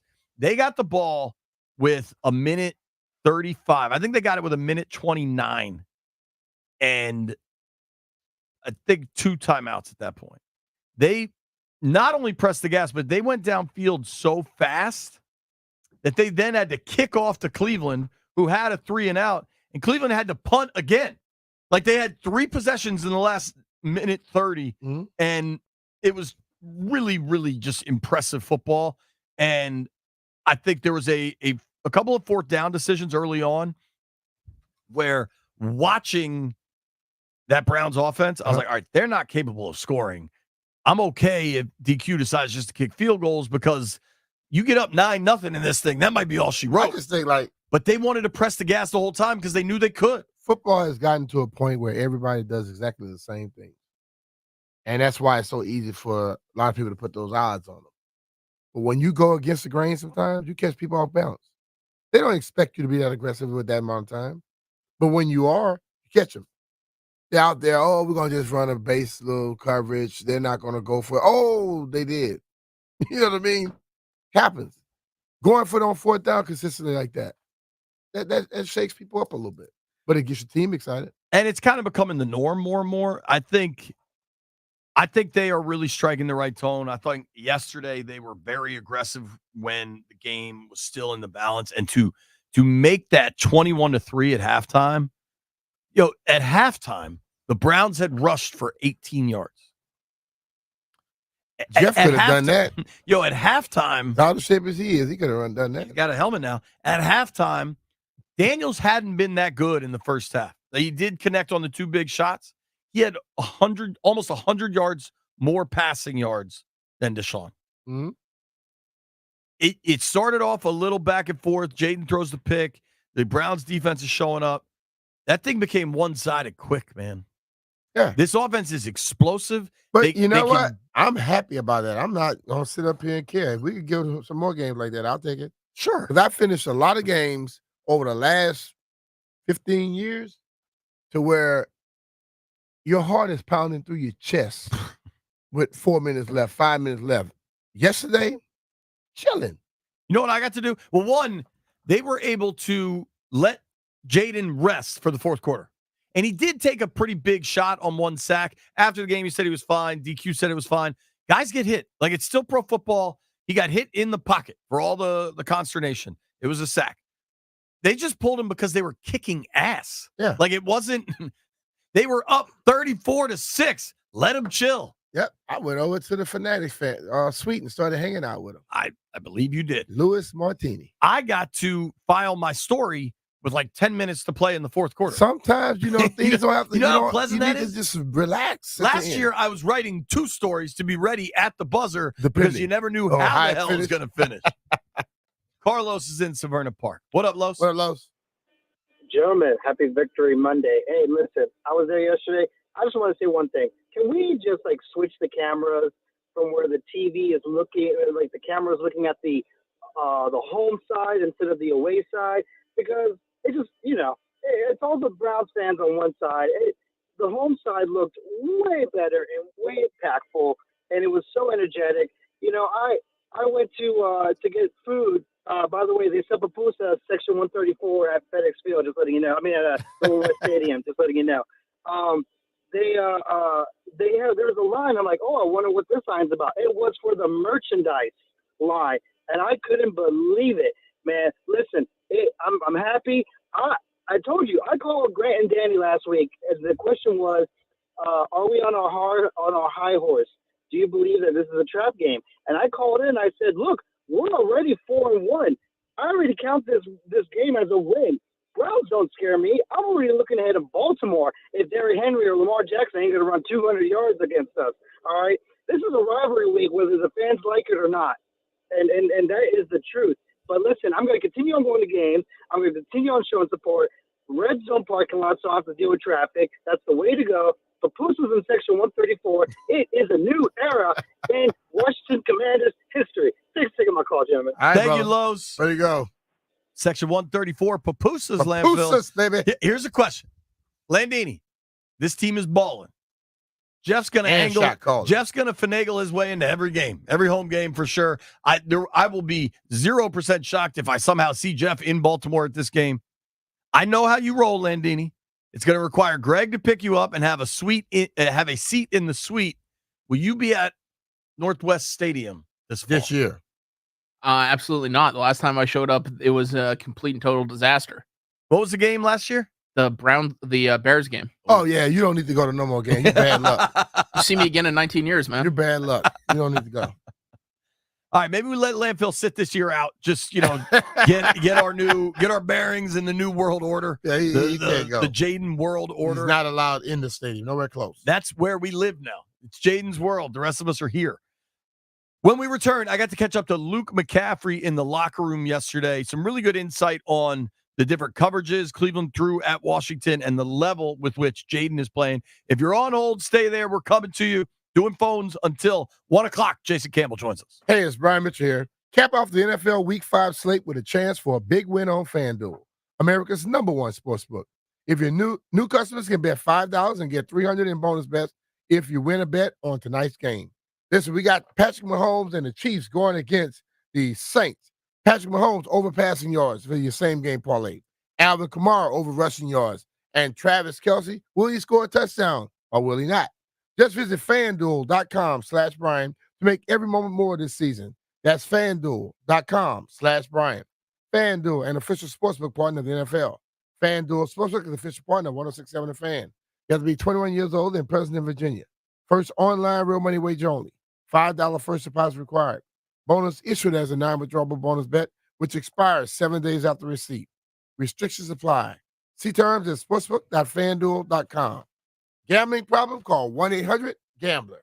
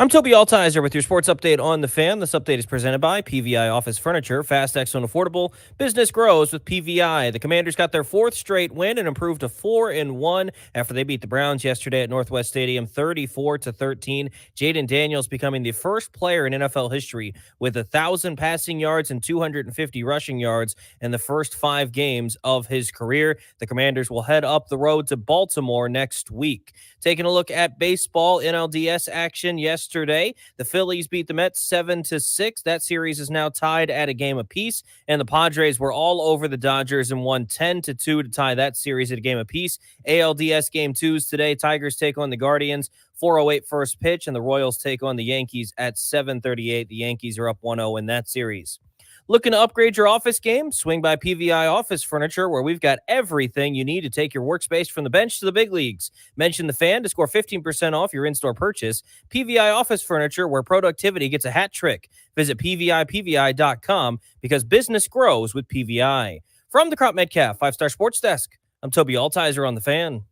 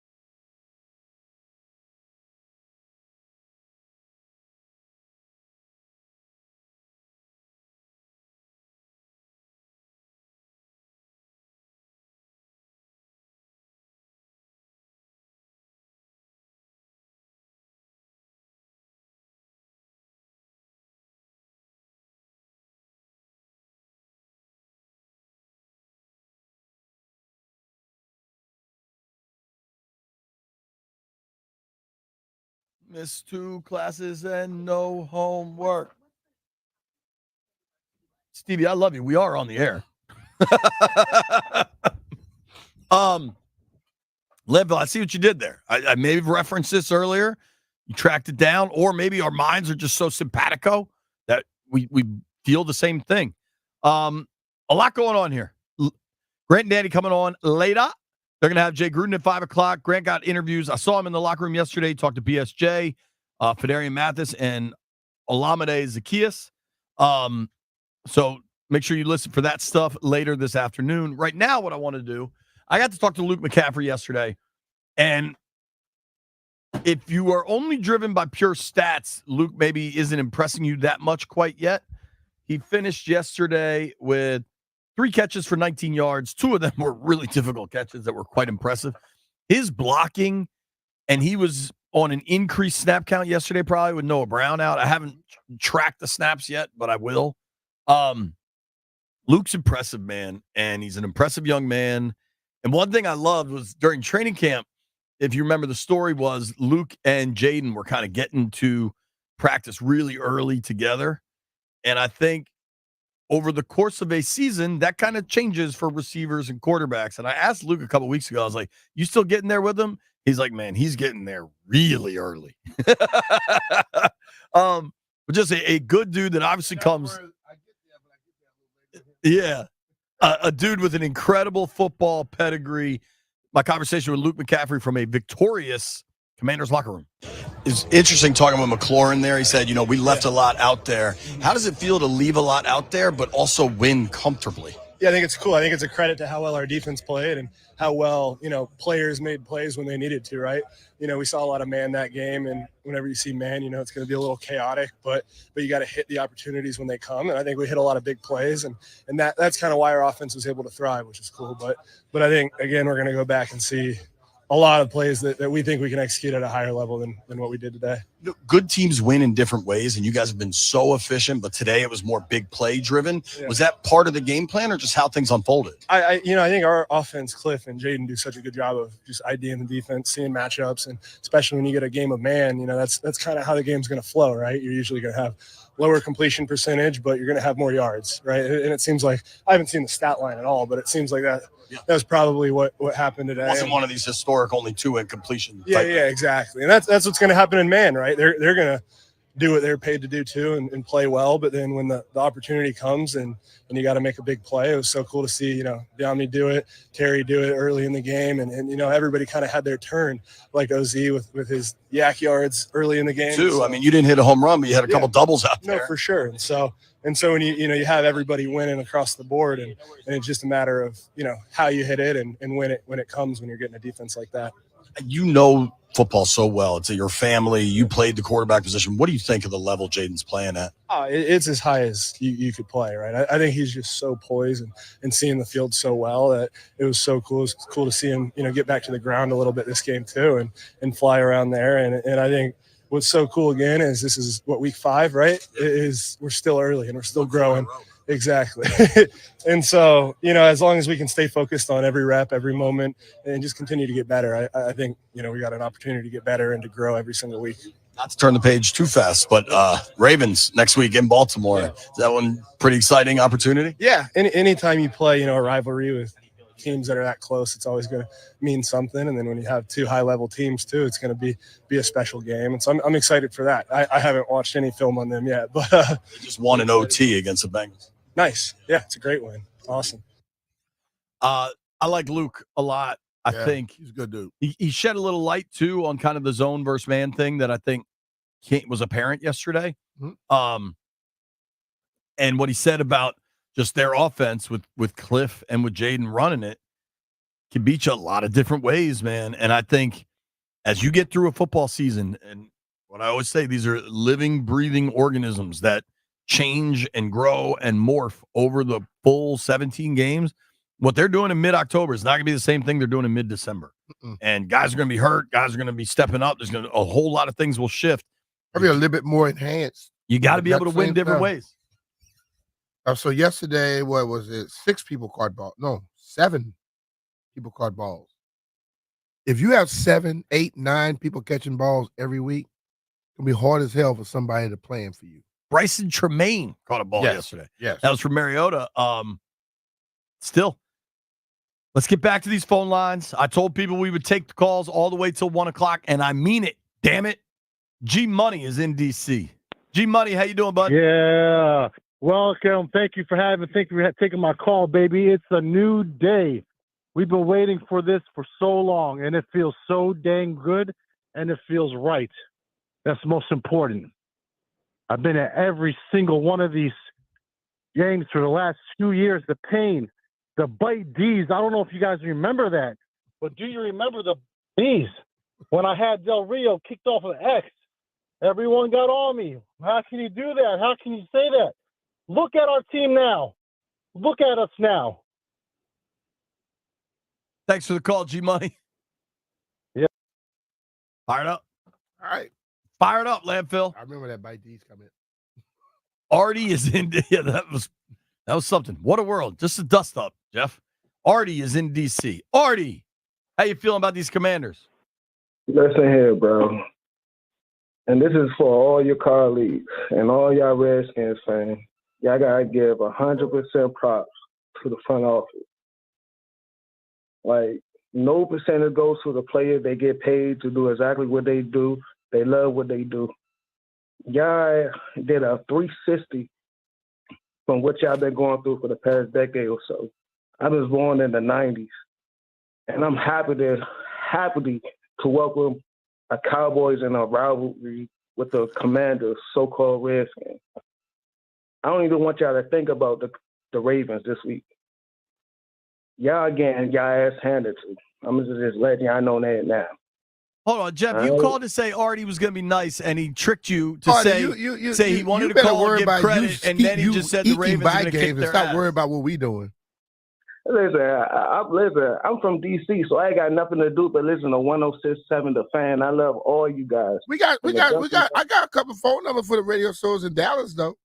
Hey, listen, you got that right, and I call them too. So I'm just letting y'all know. Hey, yo, Artie, you have a job? How do you just listen to so much radio all the time? I'm letting y'all know about the Cowboys fan and DC, which is really, what it stands You know, for. no, right? no, no, no, no, no. It stands for Artie, District of I Columbia. think DC stands for damn Commanders. I Hang think up Jeff, on I him. think Artie, I think Landfill. The only thing, let's all vote. Jeff, sorry, pal, you don't get to vote on this. Did Artie trick Jeff? I vote yes. Yes. Landfill? Yes. Okay, great job, Hey, Jeff. can I Jeff defend got in my myself? ear and was Can I like, defend yo, myself? that's the Can I Cowboys defend fan. He myself? wants to give the Redskins credit. Hey, look. The fact that he even called to give us credit, that goes to my point from earlier. Dude, we even got our rivals calling in to tell us how good our team is. You know what I interpreted from that call? Y'all front office, it looks good right now, and I'm scared that the Commanders are coming to the Dallas Cowboys and playing them this year. I think Artie there's some of said that. I think there's some of that. the players don't get any money, any credit because they get paid to do what they're doing. The front office get paid too, dog. So they should have been doing what they were doing all this time. Mike is in Fairfax. Mikey, talk to me. JP, what's up, man? It's Radio. I don't know why you put me in there as Mike. Radio, what's up, dude? He wrote Mike. Not I didn't much, know. man. Yeah, Jeff, we're gonna have a conversation off air. That's okay. Listen, man. Listen, man. It's hard to not get emotional, like as a fan, when you've seen kind of what we do because it's been so long. But I want to just be real. Dan Quinn deserves so much of this pie, and it's not even really because they're winning games. If you look at some of these videos coming out in the locker room, and yes, they're winning games, so it's easy to be excited. It's easy to try to buy into that. Go watch the video again of this week that was released of Luvu's game ball, and look at Jonathan Allen's face, man. Like, he looked like, man, he ain't been like this in 7 years since he's been in Bama. You know what I'm saying? Like, Dan Quinn came in here to fix a culture, and he did it in the regular season in 5 weeks that we couldn't do in 4 years. So it's a really good position that we're in, but the defense has really changed the entire landscape of what our season could be just doing what they've done the last 2 weeks. So you get some of these damn fans coming at you, like, whatever that dude's name was, he on that good stuff. But, like, when you have the Ravens giving up 35 points to the Bengals, there is no reason why we can't go in there to Baltimore and play well, especially the Raiders beating them in week 2. So, man, it's a really fun time for us, man. I cried the last 3 weeks, man. I ain't no cap. I cried 3 straight weeks in happiness. So I'm just happy for Dan Quinn, and I'm really excited for what he's done for us, man. Thank you, Radio. Good call right there, man. All right, if you're on hold, stay there. We're going to get through the remainder of these calls. Jason Campbell joins us at 1 o'clock. Tell us what he sees in Jaden Campbell or Candle? Jason Campbell joins us at 1 to talk about Jaden Daniels. Nobody go anywhere.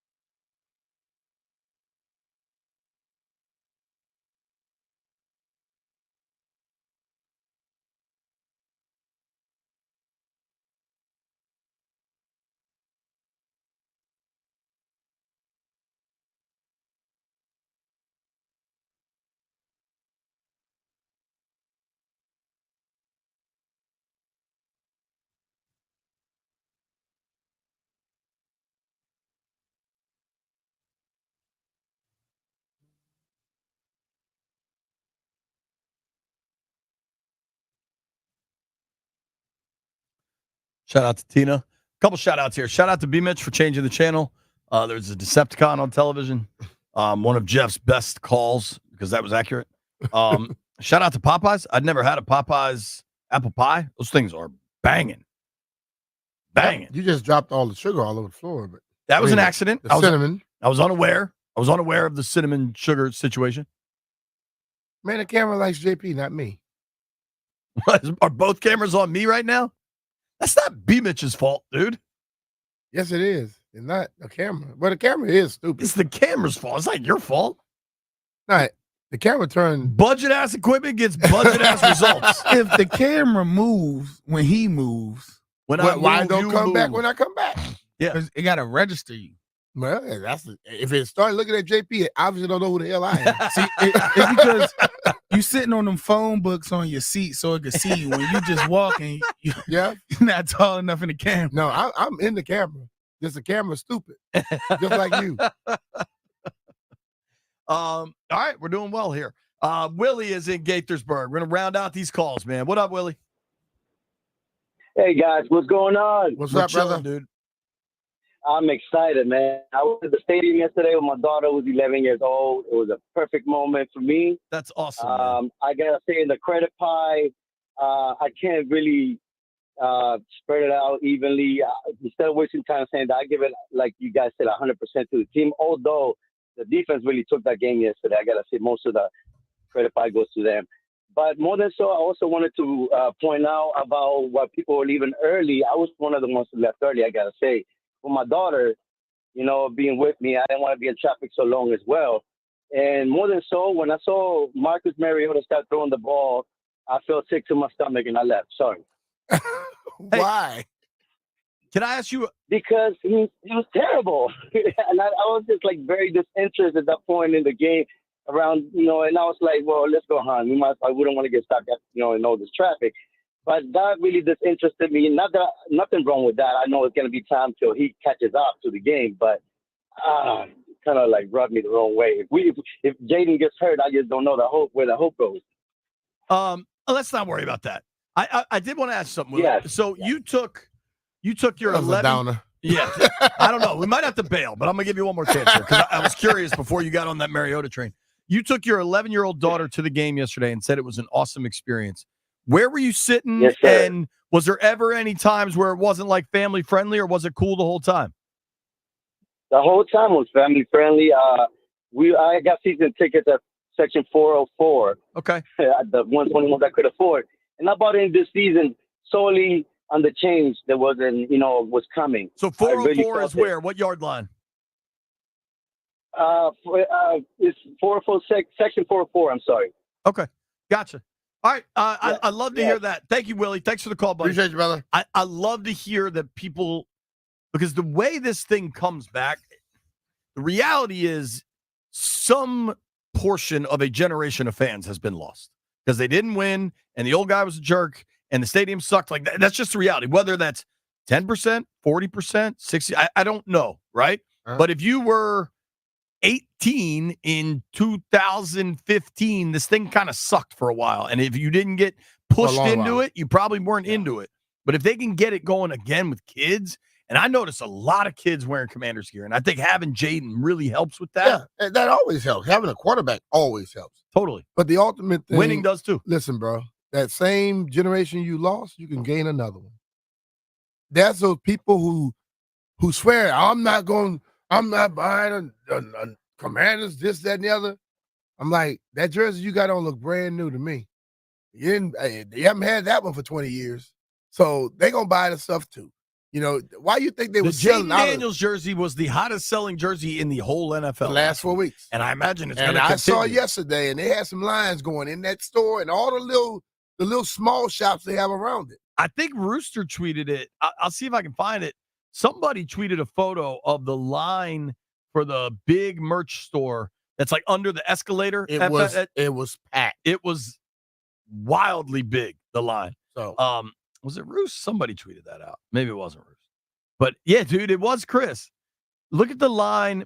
It loops around the escalator, B. Look at that. I mean, here, show you on the stream. You probably saw it in person if you were in Fanatics. Rusty is in Delaware. Rusty, talk to me.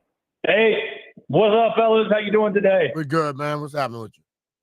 Hey, voice is a little scratchy from raising so much hail yesterday from Section 110, but perfect segue here because you were just talking about the kids. And before I give my credit pie, I want to thank you, Brian, for coming over and dapping Jackson up. And as soon as we got to the truck, the first thing he said to his mom on the phone was, "Mom, I got my picture taken with B. Mitch." Good So, stuff. Good stuff. So there you go, right there with getting the kids back. And we're a Commanders family in an area that's dominated with Eagles fans. So he's real happy to wear that number 5 jersey to school. Real quick on my credit pie, it's pretty much even across the board. I got 25% to the coaches. I got 25% to the players. I got 25% to the fans. I got 24% to the ownership group. And I got 1% to Mr. Jeff Walker for having that hype song played through the stadium, through those speakers, pregame. They played it? That brought the energy before the game started. That's awesome. That got it got pumping in there, and from then on, it was a wrap. So, Victory Monday, fellas. Let's do it again next week. Hey, Jeff, when you blow up, JP and I got to get out at 40%. Yeah, dude. Knuckle up. Knuckle up records, baby. Jeff get 20. Rusty, I get great 21. call. JP get 19. Rusty, where are you at in Delaware? So I am in Milford, Delaware. I'm about a half an hour from the Starbucks.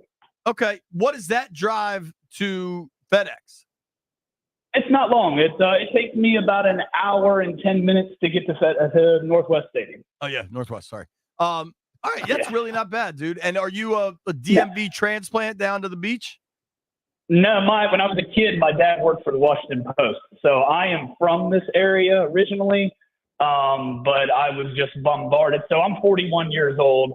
I was bombarded with Redskins merchandise from my dad's coworkers and bosses from an era of Mr. Mitchell. So, it was ingrained in me. I tried to become a 49ers fan in the mid-'90s. I asked for a 49ers starter coat for Christmas, and when I opened the box, there was a starter coat in there, but there wasn't a 49ers one. Bro, I had the colors are very close. I had the black skin starter jacket. That was my favorite item of clothing probably I've ever owned, frankly. I'll never forget it, man. Rusty, go say what's up to Monty for us. Thanks for the call, Appreciate you, brother. Gotcha. Take care, bro. That's our boy, Rusty. Rusty! Jason Campbell joins us next. Oh, boy.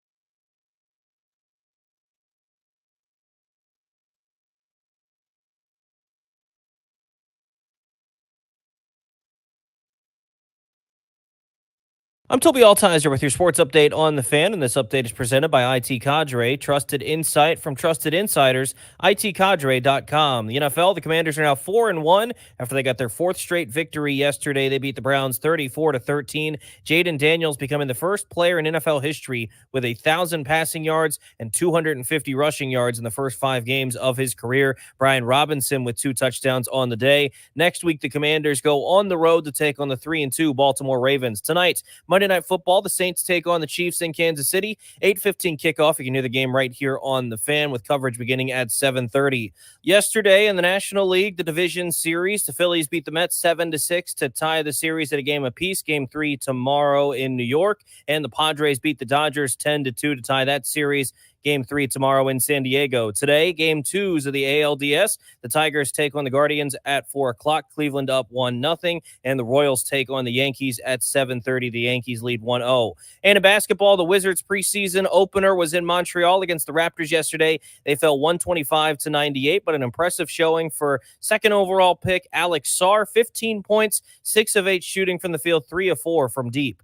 IT Cadre's trusted insight, helping leaders of the nation's most important organizations understand complexity, align efforts, and make the best data-driven decisions to achieve success. IT Cadre, your vision, our purpose. To learn more, visit itcadre.com. That's itcadre.com. From the Crop Metcalf 5-Star Sports Desk, I'm Toby Altizer on the Fan.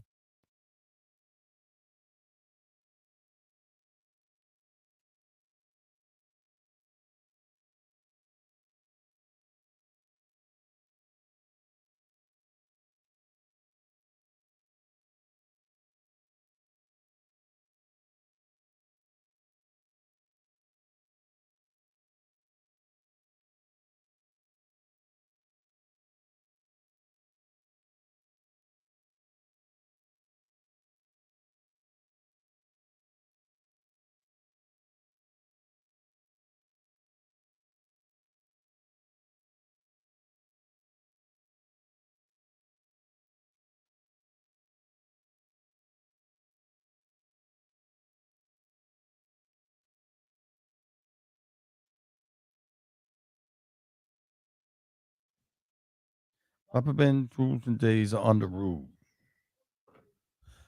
All righty, folks, we are fired up. All that stretching Jeff do, he's not very, very limber. He's a lot of things. Limber's not on the top of the list. Joining us right now, we're fired up to talk to our friend, former Redskins quarterback, Mr. Jason Campbell. JC17. What's up, brother? What up, man? Man, what's going on, fellas? Long time, man. I've been, keeping up with you guys a little bit, but it's exciting times right now in Washington, but doing pretty good, man. Can't complain. How's You've been fatherhood, busy brother? too, the new dad, yeah. I tell you what, fatherhood got me sleep deprived. I imagine. It's definitely exciting. I wouldn't trade it, but definitely you don't get as much sleep as you used to. Oh, yeah. Yes. Confirmed. Well, dude, I'm curious. I mean, I know from your work with Auburn and watching all the SEC games, you had to know Jaden Daniels' football game pretty well.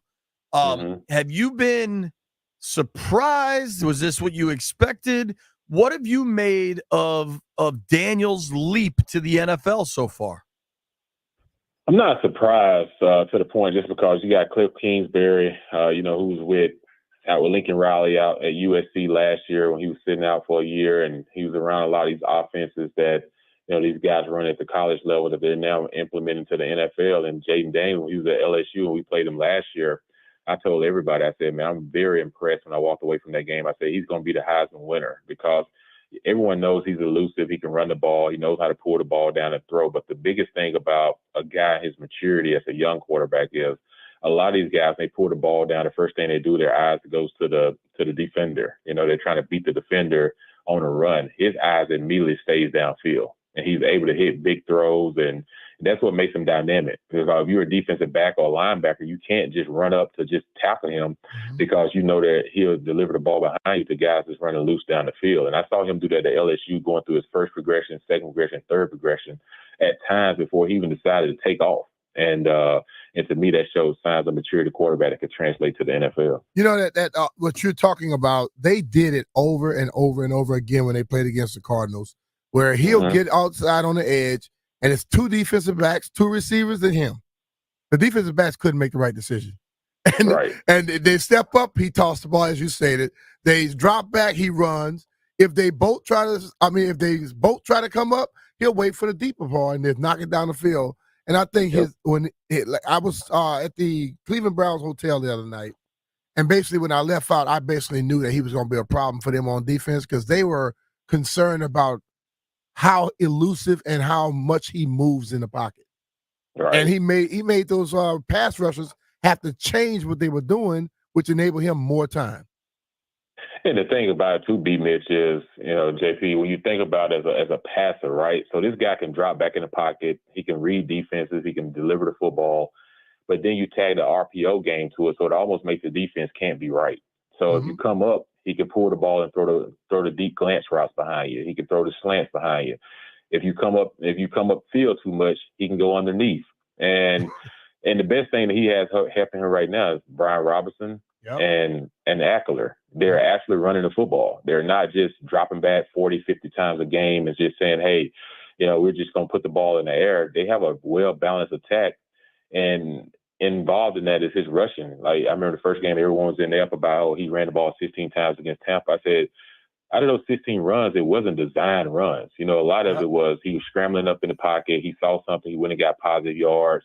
And that's what he's very smart at. He has a 77% completion percentage right now, and, which is awesome in the NFL after breaking a record at 82% of the first 4 games. But right now, he's the only 1,000-yard passer and 250-yard rusher within the first 4 weeks of the season, 4 or 5 weeks of the season.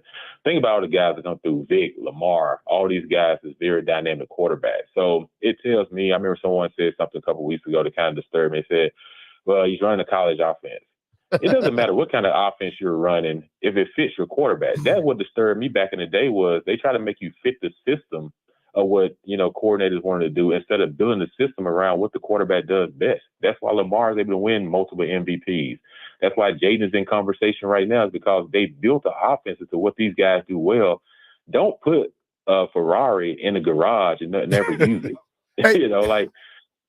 That's what Cliff Kingsbury is doing. He's using it. He said, hey, I'm going to make you have to defend every area of the football field. And for Dan Quinn and Bobby Wagner, they've seen this before Russell Wilson when he was a rookie at Seattle. So you put that with a great defense and a young rookie quarterback that doesn't turn the ball over consistently, it gives you an opportunity to win.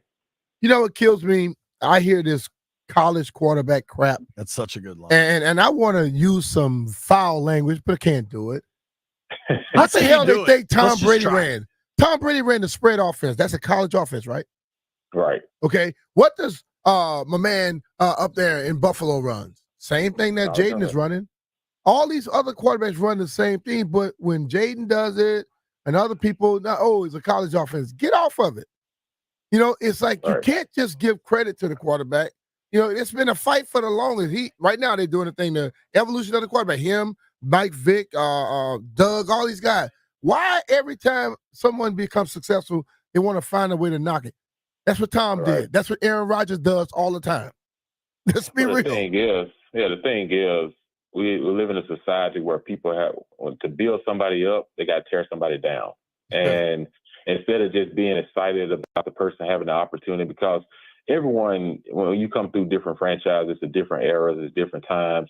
And, fortunate enough, when Jaden's coming through here, it's under new ownership, it's under new opportunities. You got an experienced head coach. You have, guys that are just, willing to buy into what they're trying to do. And that stuff takes time, but everyone's got to be willing to buy in. But you don't have to build Jaden up to tear down everybody else, or you don't have to tear down Jaden to build up, other players. Like Mahomes runs a different offense. When Andy Reid said this, when he was with McNabb and he was with some of the other guys, he tailored his offense to what those guys did well. When he got with Mahomes, he said Mahomes had a bigger arm. So he said, I'm going to tailor the ball to going down the field a little bit more instead of just staying true to the true West Coast, which is the slants, the curl routes and all the digs and those things. He started pushing the ball further down the field. So great coaches adapt to their great athletes. And that's what you're seeing happen in Washington right now, is they're actually turning him loose. Now, there are going to be some hiccups here and there when people start to figure out a few things. Yeah, they'll figure out a few things, but he does so much well, it's hard to stop all of it. I mean, what what do you make of Jaden having the incredible accuracy for a few games? Then yesterday, they don't see zone, they see man. The accuracy dips, but the big plays start to hit. Is that taking what the defense gives you? Is that making an adjustment? Like, what did you see was the difference there? Well, it's easier to complete passes against zone, right? Because it's more progression based. So, you're kind of reading the levels of the linebackers. Do I try to go over top? Do I drop the ball off down low? Do the linebackers sit up and drop zone? And now I'm able to hit the second and third level throws. But when you get man, your guy's running completely, with the receiver man to man. So your throw has got to be a little bit more accurate per se. But all that. Right, out in front and everything. So you can't be off a little bit like you can be in zone. But in man, you definitely got to be more accurate. And I think the thing about it, though, if you choose to play him man, you're going to get what you saw yesterday was him get outside the pocket and hit Terry McLaurin on a 66-yard pass. And then, you hit Brown on the pass where he was able to drop back in the pocket and right in rhythm. 1, 2, 3, rhythm throw. Boom. Hits on the go route down the sideline. So there's things that he does well. So you can't just say, okay, we'll play man so that way we can put an extra spy in the box for him. And now you have a spy for him. Good luck with your spy. If he don't run a 4.3 40 or 4.4 and he can run sideline to sideline, because if you go man and your spy can't get to him, there's 30, 40 yards he's ripping off. And it allows guys like Terry McLaurin. This is probably the only coverage that Terry has gotten lately where he's like, man, all I got to do is beat my man in front of me. I don't have to worry about safety over top because they got to put an extra guy in the box now, which gives your receivers an opportunity to win. I think when you look at the game the other night with Kirk Cousins, they ran zone, and he picked it apart. He was throwing the ball, guy run to a spot, boom, he threw it to him. And I think if they had played more man, then that's when you get an opportunity with Kirk. The thing with Jaden, just like you stated, if they keep running man, believe me, Cliff will figure out something. Oh, they're going to be running man. They turn their backs for you, get those yards, get down. Then all of a sudden, you know what they do? Hey, play zone now. And then you just pick them apart that way. Well, the other part they haven't even got to yet in the RPO game is, which they will continue to get to, is you haven't even saw the part yet where they run the RPO and, of course, we see Jaden keeps the ball or he handing it off, but then you hitting the tight end out in the flats, and then the next part of it is as a cornerback, if he comes out to the flats, as long as he's still behind the line of scrimmage, you can now throw the ball to the receiver 10 to 12 yards sitting on the sideline. So do you stay back or do you come up? So those are the other aspects that's going to get to that offense that they hadn't even got to yet. They may run the speed option on third and short. So if you in man, somebody got the quarterback, but then you're pitching off the guy on the end because everybody else is pinched inside. Now who's got the running back? So you got to make decisions and stuff that comes off all of this, where you run an option pitch to the running back, and now if you're the corner, you come up, now you got the option pass off of it. So I've seen so much of this system before and everything. It's a fun system to be in. If you have an elite quarterback that's very skilled at running and throwing and, can present a lot of problems, it's just so much that he can dive into before people just start saying, oh, we can stop this. So this is what we'll do to prepare for this. This week, we'll force him to have to throw the ball against tight coverage, and we'll blitz him inside. Well, if you blitz him inside and your ends can't get him outside, upfield, you're in trouble there. So it's just you have to make a decision when you're playing this offense, because right now they're reeling and they're hot and everything's clicking. I just, you don't want to see a bye week. You want to keep this thing keep rolling because you don't want any time off when it's clicking. Well, good news, JC. They don't get a bye till the middle of December. That's good. So. So that's good. Yeah, so that's good news. Boy, you sound just like my coach from college. Boy, he just everything he was saying was explaining. we ran a option with a passing game into it, and everything Jay said is exactly what Coach Cully was saying. I love that.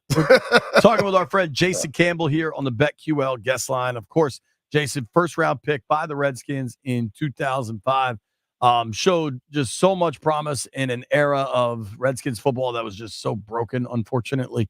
Obviously does a ton of work with his Auburn Tigers, a team that was – you were on the undefeated team that got totally screwed by the NCAA, right? Yeah, I was on the undefeated team. Cadillac. We got like Virginia Tech and Sugar Bowl. Yeah. That was Cadillac and Ronnie Brown? Yep, Cadillac and Ronnie Brown. That team was loaded. I do want to ask you a college football question because I imagine there was one result over the weekend that you were pretty excited about. But before we do that, let's look ahead. I know it's only Monday, but this weekend you get Lamar versus Jaden. You get Ravens versus Commanders. And the Vegas odds makers have the Ravens as pretty big favorites. What do you think in this thing? Let me see. Where's the game at? It's in Baltimore. It's in Baltimore. Oh, man, this is a tough one because, you're taking a hot team that's traveling on the road, and it's not like Baltimore. It's not like you have to get on the flight or anything. So it's going to be a lot of fans there on both sides. You're kind of playing like you're looking at two of the same quarterbacks. And one is the predecessor, and the other one is the guy that kind of resembles you as your twin when you look in the mirror. And it's going to come down to which defenses can play the best and who protects the football, because this is going to be a game that, Baltimore's kind of struggled defensively a little bit against quarterbacks like Jaden. And, they're coming off a game where they kind of got a little bit of a gift. Not winning in Cincinnati, Cincinnati missing that field goal with the botched snap. Mm-hmm. But this is going to be a game to me that all the headlines are going to be on Lamar and Jaden. And if you're the other teammates, this game is still going to be won in the trenches because, yes, you're going to try to put a dot on both of those guys to make sure that you're stopping them. But whoever runs the football successfully with their running backs. And the tough thing about this, Derrick Henry, it seemed like he just hit his peak. And so if I'm Washington, you got to load up the box first, right, to stop the run game, Lamar and Derrick Henry, right? If they beat you one-on-one in the passing game in man coverage, then so be it. But you got to stop their main thing first. And then if I'm Washington, let Jaden go. Let him go. Like put emphasis on Baltimore's defense. They're gonna blitz. They're gonna bring different things. But that's the one thing about the RPO game is it settles down some of those blitzes, because if you blitz, there's open holes right behind it. And so they're going to do a lot of disguise coverage on Jaden, and they're going to line up pre-snap, but then show him another thing at the snap of the ball. And I think that's something that Kingsbury is going to be working really hard with him this week to prepare for. Don't get caught up in pre-snap, but they're going to do things to try to, show you a different look. But when the ball snaps, it's going to end up in something else. When you look at the game like they just played against the Bengals, Mm-hmm. winning that game is so high because it's like a rivalry game. Right. That next week is normally tough, just like Alabama just faced.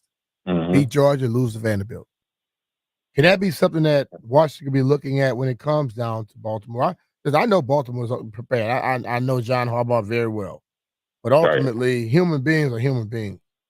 Mm-hmm.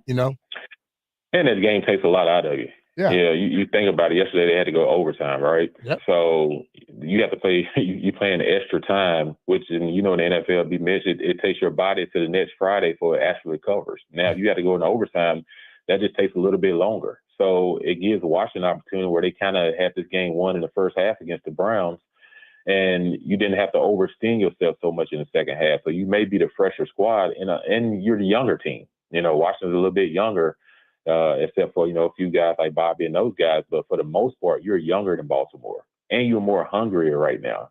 Baltimore's had some success of recent. Washington is trying to get back to having success. And the one thing you cannot coach in this business or prepare for is confidence. And when a team has confidence and they feel like they can go anywhere and win, which is what Washington feels like right now, I like their chances in Baltimore because, like you said, it's hard to get up high twice back-to-back when you especially had to go in overtime to win a game. You just saw it happen to Bama and Georgia, and they go to Vanderbilt, and everyone's like, Alabama loses to the number one team in the country. I mean, Bama loses number one, loses to Vanderbilt. So it can happen, and that's why I call it Any Given Sunday, because it's too hard in this league to get up every single week. Even though you try, it's just hard. It certainly is. Now, if anybody wants to follow Jason, it's at JCam_17 on Twitter. I know I also follow you on Instagram. What's your Instagram, JC? JCampbell17. Okay, JCampbell17. Now, unfortunately, you may or may not know this. I root for Bama. I know you don't like hearing that. They lost to Vandy, and it's one thing to lose a game like that, but they couldn't stop freaking Vanderbilt. They couldn't get a stop when they needed to. This isn't the year you wanted for your Auburn Tigers. But what level of enjoyment do you get watching Bama lose to damn Vanderbilt? Oh man, I tell you what, JP, I'm surprised you at work today being a Bama fan. Yeah, Usually you guys lose, man. Y'all, you have They to put hide, you guys don't on they? watch. Yeah, they hide. I'm a casual Bama fan. I'm not screaming yellow hammer at anybody. It shocks me that you're a Bama fan. Bama fans kind of remind me of Cowboy fans. Secretly, we think he's one of those too, Jay. I'm trying to let you get a chance to brag, and you're just taking shots at me, JC. Well, I say, watching that game Saturday, Auburn, we should be 5-1. We had 15 turnovers in our 3 losses in the first 4 games of the season. It's hard to win playing anybody turn the ball over that much. And after we lost to Georgia on Saturday, you're sitting there, you're just like, geez, man, like we're so close to getting back with our young guys that are freshmen and sophomores. But I said, how bad does it feel that I got to sit here and be happy that Bama lost just so I can have some type of smile at the end of the night, eat some popcorn, and just forget about the loss that we just had. So we got a ways to go to get back where we want to be at Auburn, but seeing Bama, lose on Saturday, I really don't get joy out of seeing other people lose, but for some reason, just watching Vanderbilt, because that quarterback, was it Piva? Yeah. He beat us last year at New Mexico State when they came to Auburn. That was embarrassing. And then now to see him transfer to Vanderbilt and beat Alabama, I don't have to be embarrassed. That man might have made him some money. He made some money. He tailored his game after Manziel. Okay. So they're probably giving some good NIL money. We didn't have NIL money back in the day. These guys, they come into the NFL, some of them millionaires already. So See, don't be talking about we. I probably didn't have it. I don't know about you. Listen, B, it might have been called something different, but you had NIL, dude. It was called. It was called. Nice. I don't know what you're talking about. I have no idea. Dude, Jason, seriously, I don't know the last time you've been up here for a game, but if they call and reach out, I think you should come. The atmosphere is different. It's cool, man. I think you'd enjoy it. No, I definitely want to come up. I know they just had alumni weekend. Unfortunately, I couldn't. Well, alumni weekend's coming up. I got to go to Missouri. Yeah, so I'm calling a game Auburn in Missouri that weekend, so I can't make alumni weekend. But I definitely want to come up. I definitely feel the excitement and the joy around the team. It's good to see these guys 4-1. And, Washington deserves it. This fan base deserves it. They've been through a lot. And, you just get tired of losing, right? And now you get a chance to win and get a chance to hang your hat on something. And, this ownership now, this second year, has already taken huge strides in bringing in the right people and making sure, that things stick together as well. So, Washington has a chance to continue. It's going to be interesting. I keep hearing this Devontae Adams trade to Washington. The only thing about that concerns me is you mess up the rhythm. You mess up, you got a good thing going, and you bring in a big name like that, he's going to require, touches, right? So now you start to take the focus off what you're doing as a whole offense right now, which is really, really well, to start to try to implement someone else that he's a talented receiver and all of that, but would it mess up what you're already doing? Is it worth trying? And I just, me personally, I probably would just kind of stay away from it, especially when you got a young quarterback like Jay. Just let him keep developing without the pressure of having to force the ball to the guys. Yeah, I don't think that thing's realistic at all. I don't either. Last thing for our friend Jason Campbell. All right, you were a first rounder in 2005. Do you remember how many Auburn Tigers were first round picks that year? 4. You name them. I guess you're going to get this easy if you remember the number. Yeah. Ronnie was 2, Cadillac was 5, Carlos Rogers was 9, and then I was 25. It's pretty crazy that 2 of you were drafted by Washington. Damn. Right. That's ironic. That just doesn't happen all the time. Get guys on the same team like that.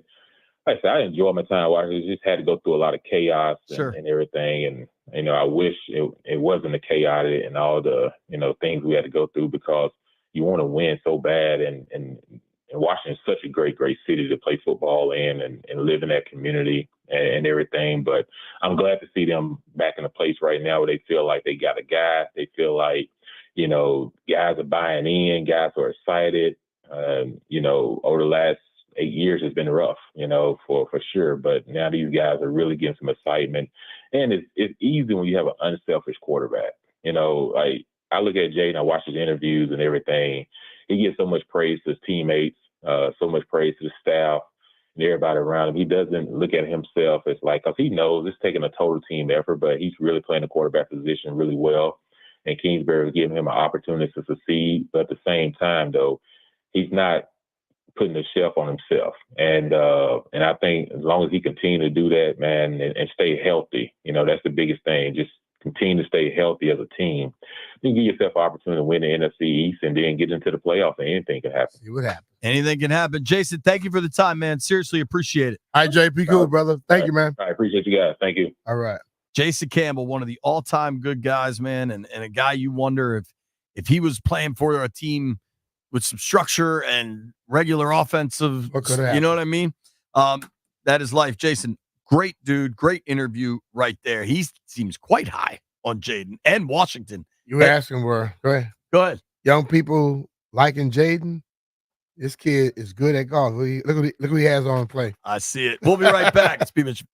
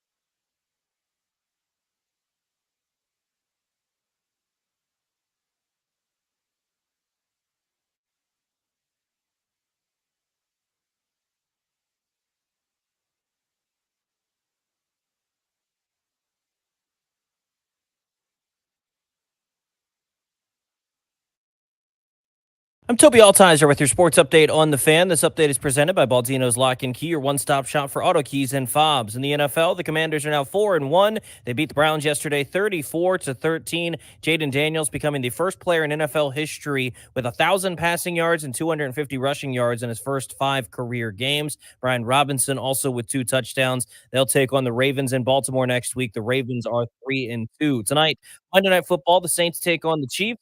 8:15 kickoff. You can hear the game right here on the Fan. Coverage begins at 7:30. In basketball, the Wizards opened up their preseason in Montreal, taking on the Toronto Raptors. They fell 125-98. Jordan Poole led the team in scoring with 16 points. Alex Sarr, an impressive debut, 15 points on 6 of 8. This sports update is presented by Baldino Flying. They cart with 9 locations throughout Virginia and Maryland. Stop by one near you today, or for more info, visit baldinos.com. From the Crop Metcalf 5-Star Sports Desk, I'm Toby Altizer on the Fan.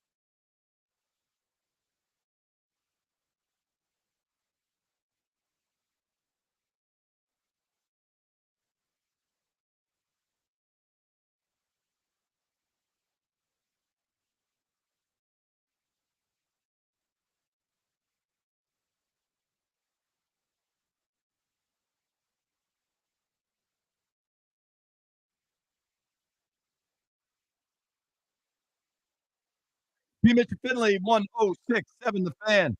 If you've listened to this program today, we've talked about football for 3 hours, 35 minutes. All the football coverage on 1067 The Fan is presented by T-Mobile. Especially T-Mobile, you get tons of benefits and still save on every plan versus AT&T and Verizon. Use the savings calculator to find out how T-Mobile.com/switch. How about Snoop all over the game last night? Man, Snoop is everywhere. Man, the Snoop did camera American loves Treasure. ears, dude. That's why I keep calling it JP. I blame you. JP, I saw you. Snoop, Andrew.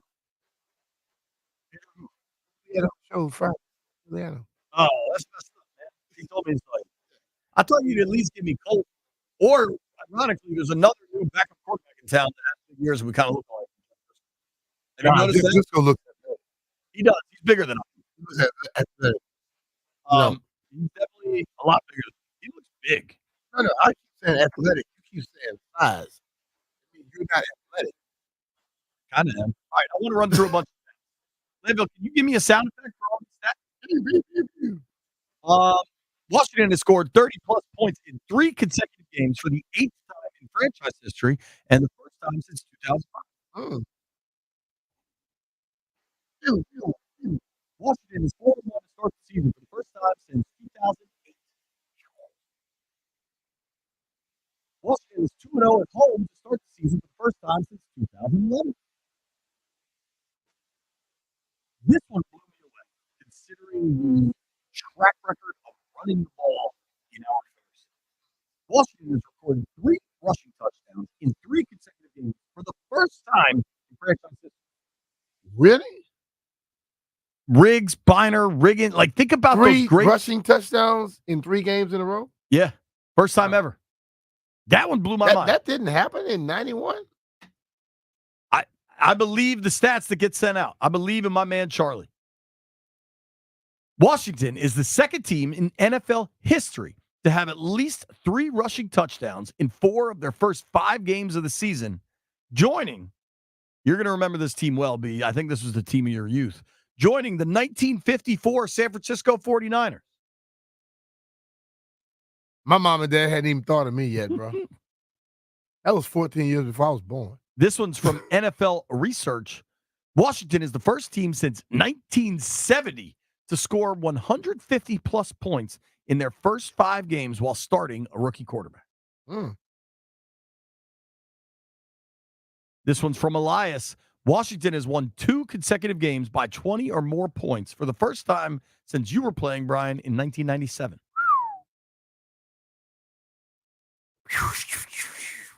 Washington recorded 7 sacks in a game for the first time since Week 2, 2023. Washington held a 28-point lead for the first time at home since November 15th, 2015. Going into this game, I said there was one key statistic, third downs. Cleveland's defense was really good. Cleveland's offense, not so good. Mhm. Washington's offense, excellent. Washington's offense finished, especially if you take out the Mariota portion of things. When Jaden was out there, they were converting on more than 50% of their third downs. Mm-hmm. Cleveland, in this game, 1 of 13 on third down. Damn. Yeah, that I saw that. That was bad. Washington rookie quarterback Jaden Daniels is the first player in NFL history to have had 1,000-plus passing yards and 250-plus rushing yards in their first 5 career games. Him and who else? Him. Oh. Ah. Him and him. I did see that yesterday. I mean, Him. what do you call it? Himothy Daniels. Himothy Daniels. The 41-yard touchdown pass yesterday to De'Ami Brown is now the longest of Jaden Daniels' career. How long until he breaks that record?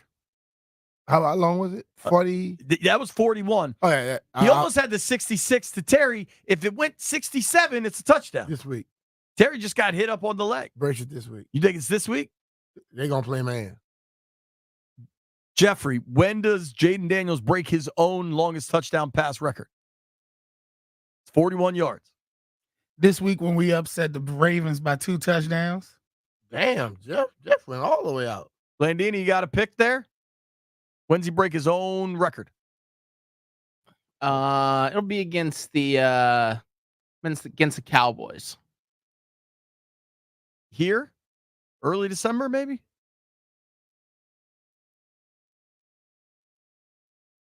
I kind of think it could be this week, too.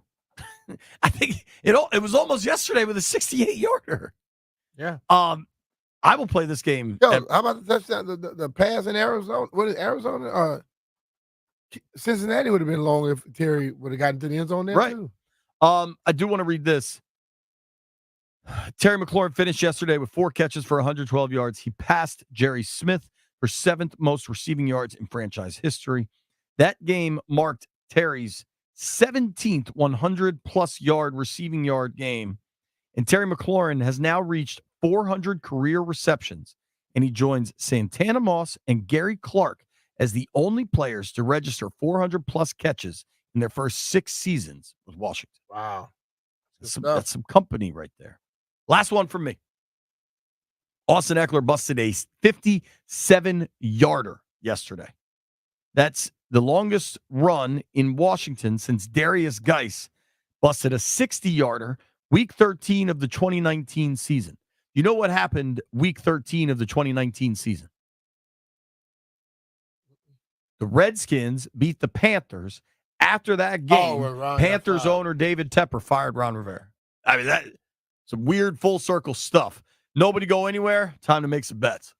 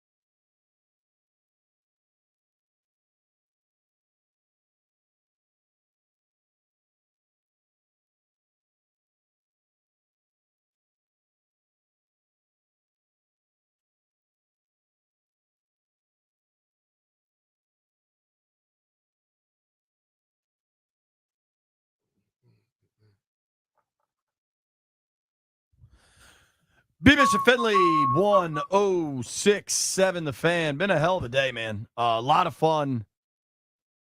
Ton of calls, ton of excitement. Always loved getting to talk to Jason Campbell. JC is impressed by Jaden, and JC likes the Commanders' chances Sunday in Baltimore. I think a lot of people like the Commanders' chances in Baltimore. Can't wait for that game. The excitement's only going to build all week as we get closer and closer. You know who we should try to get on this week? Who? One of the wildest dudes ever that we used to work with at Comcast back in the day. Brad Jackson? Yes. That's very possible. I think we should hit up Brad because you know Brad's going to have some takes on this game. Oh, yeah. On Jaden versus Lamar. He's going to talk a lot of trash. Yeah, I think Brad would be awesome. Let me reach out to You him. remember Rich Goldberg we used to work with? Rich is a great, nice guy, but a small, quiet, unassuming fella. You remember the stuff Brad used to say? Hey, Goldberg, we're going to the club tonight. And that's the extremely edited version. All right, left hand up. Even though I have done the best all season in the weekend parlay, I was the only person to miss this past week. Sorry, boys. I'm very glad we don't do the hot sauce drinking anymore. How are you the best and we have the same record? We were tied coming in, right? I think we were about 4-1 or something. Yeah, so who's the best now? Probably you. No fading Jaden, baby. I came up with no fading Jaden. Yeah, and I'm using it because I'm the only one who haven't faded him yet this entire season. On the weekend parlay, I took the Manders all 4 weeks. Gotcha. I haven't bet against them, though, in the weekend parlay. Yesterday, I made the mistake of underestimating the stupid New York Giants. Landfill, let's make some bets.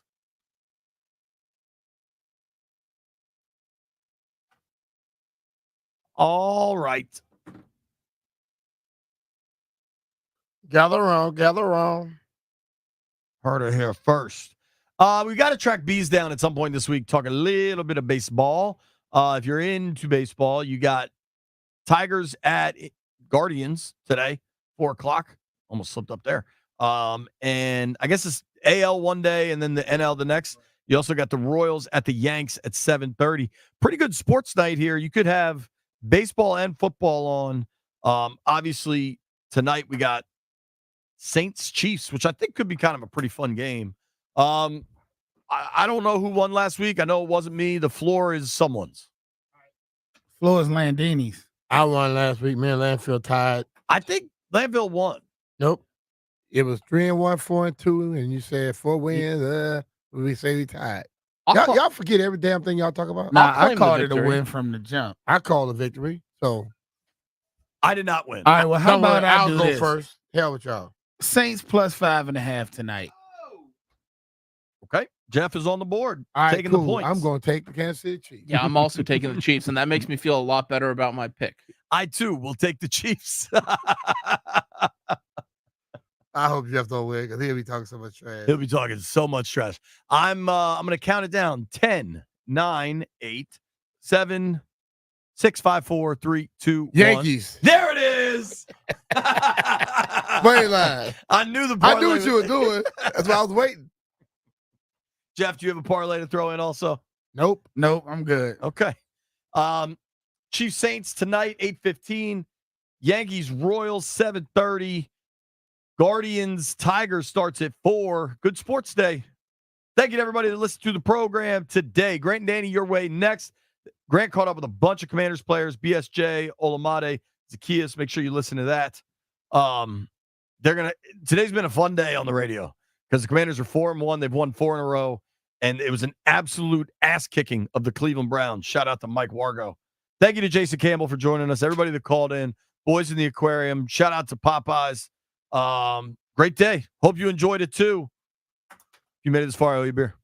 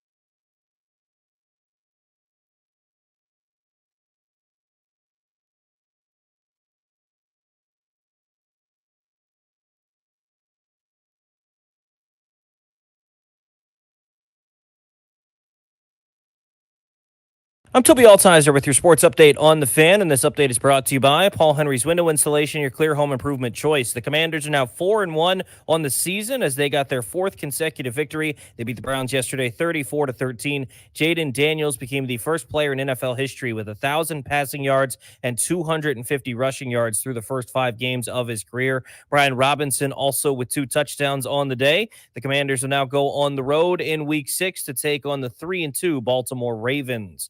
Tonight, Monday Night Football, the Saints take on the Chiefs in Kansas City. You can hear the game right here on the Fan. Kickoff at 8:15. Coverage begins at 7:30. In basketball, the Wizards opened up their preseason in Montreal, taking on the Toronto Raptors. They fell 125-98. Jordan Poole led the Wizards in scoring with 16. Alex Sarr, an impressive debut, 15 points on 6 of 8 shooting from the field, 3 of 4 from deep. Today, 2 Game 2s in the divisional series in the American League. The Tigers take on the Guardians. The Guardians lead the series 1-0, first pitch at 4:08, and the Royals take on the Yankees, 7:38 first pitch. The Yankees lead 1-0 in that series. This October, get $100 off each window with a 5-window minimum and 10% off each door at Paul Henry's Window Installation. Schedule your free no-pressure estimate today at paulhenryswindows.com, your clear home improvement choice. From the Crop Metcalf 5-Star Sports Desk, I'm Toby Altizer on the Fan.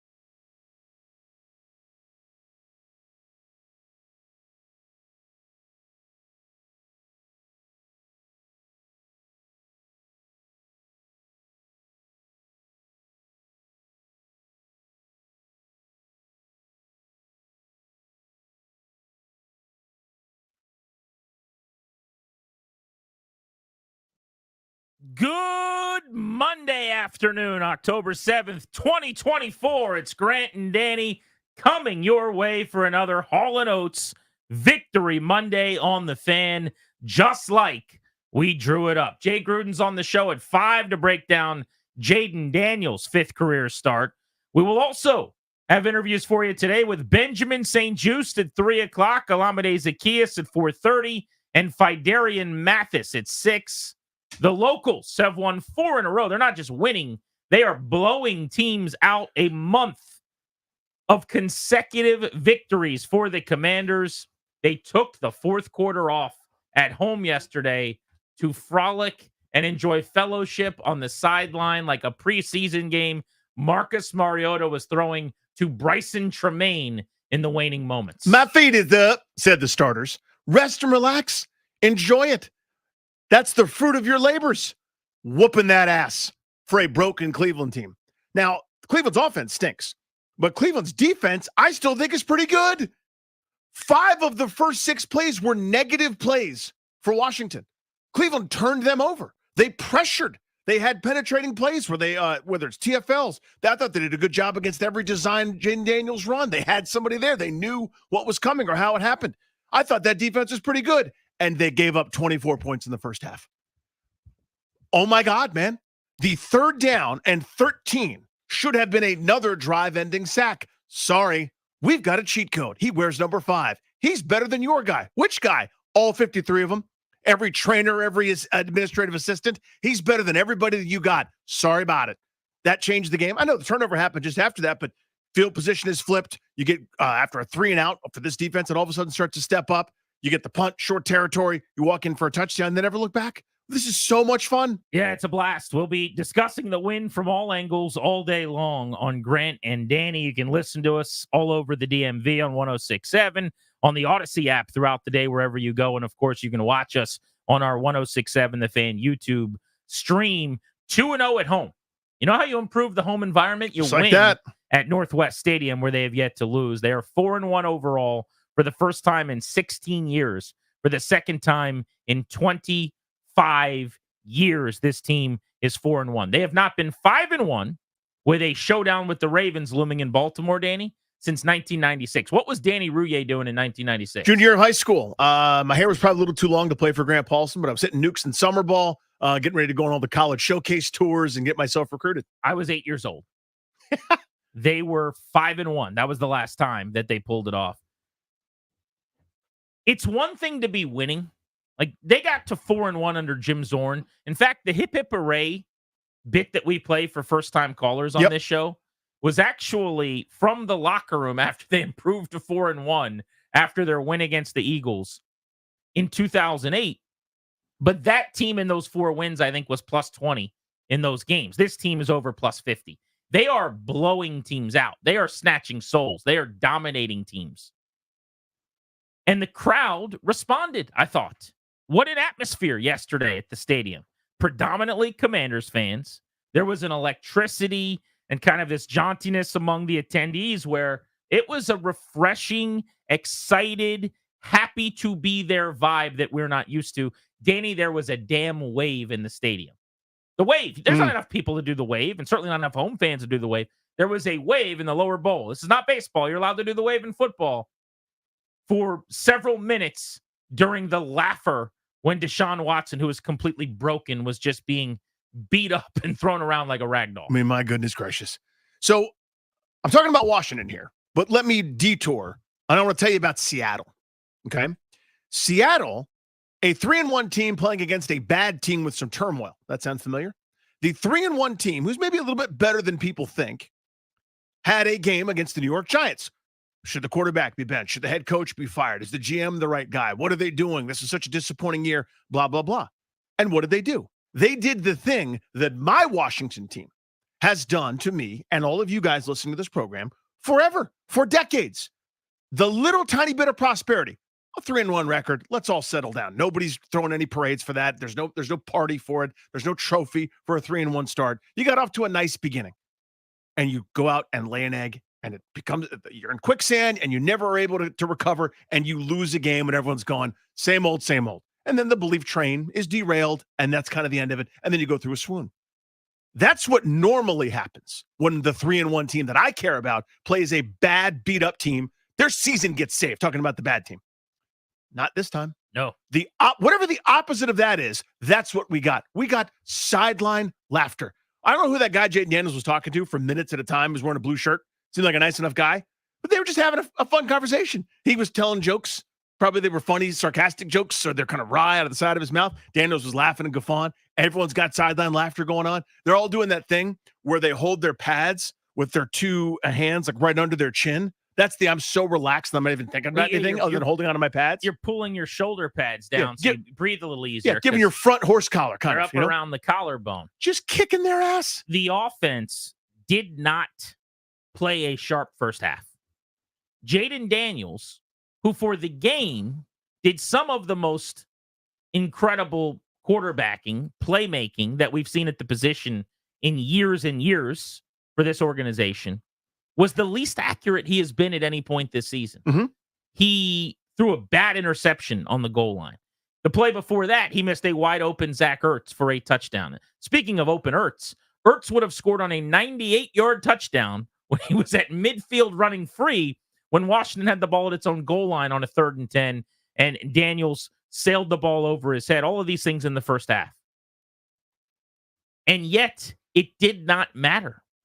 None of it mattered. Because at the end of that first half, with all of the things they'd left on the field, with all that meat on the bone, they had 24 points and they should have had 31. And Daniels was on pace to throw for 350. Because he is the easy button. This is something we've talked about for a long, long time in the NFL with other teams and other players. You called him the cheat code, right? That's something we referred to him as the last several weeks on 3rd and 1, on 4th and 1. I call him a cheat code. He makes you right. It does not matter if you have a bunch of bad plays if he can make the one huge play. You talked about the negative plays to start the game. Mm-hmm. They came out three play, first drive, 3 and out. I think like -9 yards. And then it was 3rd and 13 with -3 on the next 2 plays. So basically it was a 5-play disaster start against the Browns defense. And then he should have been sacked for -8. Except that he gets out of the pocket. Very few guys in the league can do that. Extends the play and heaves the ball 65 yards downfield for a 66-yard completion. I think it was almost 60 in the air as he was approaching the sideline. Mm-hmm.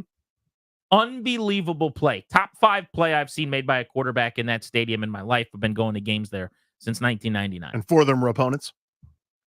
I'd have to do some work on the list. Pretty amazing, man. Yeah.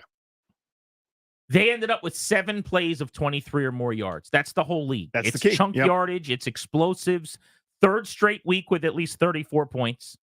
First time since 2005. And after struggling early on offense, I love the word that Dan Quinn used, and we'll play his press conference live today at 3:30 for you, by the way, right here on Grant and Danny. But he called it a grimy start. They ended up scoring on 6 of their first 10 drives. They are averaging 38 points over the last 3 weeks. Danny, we have reached they don't even have to be sharp to score a lot of points because they make that many big plays down the field.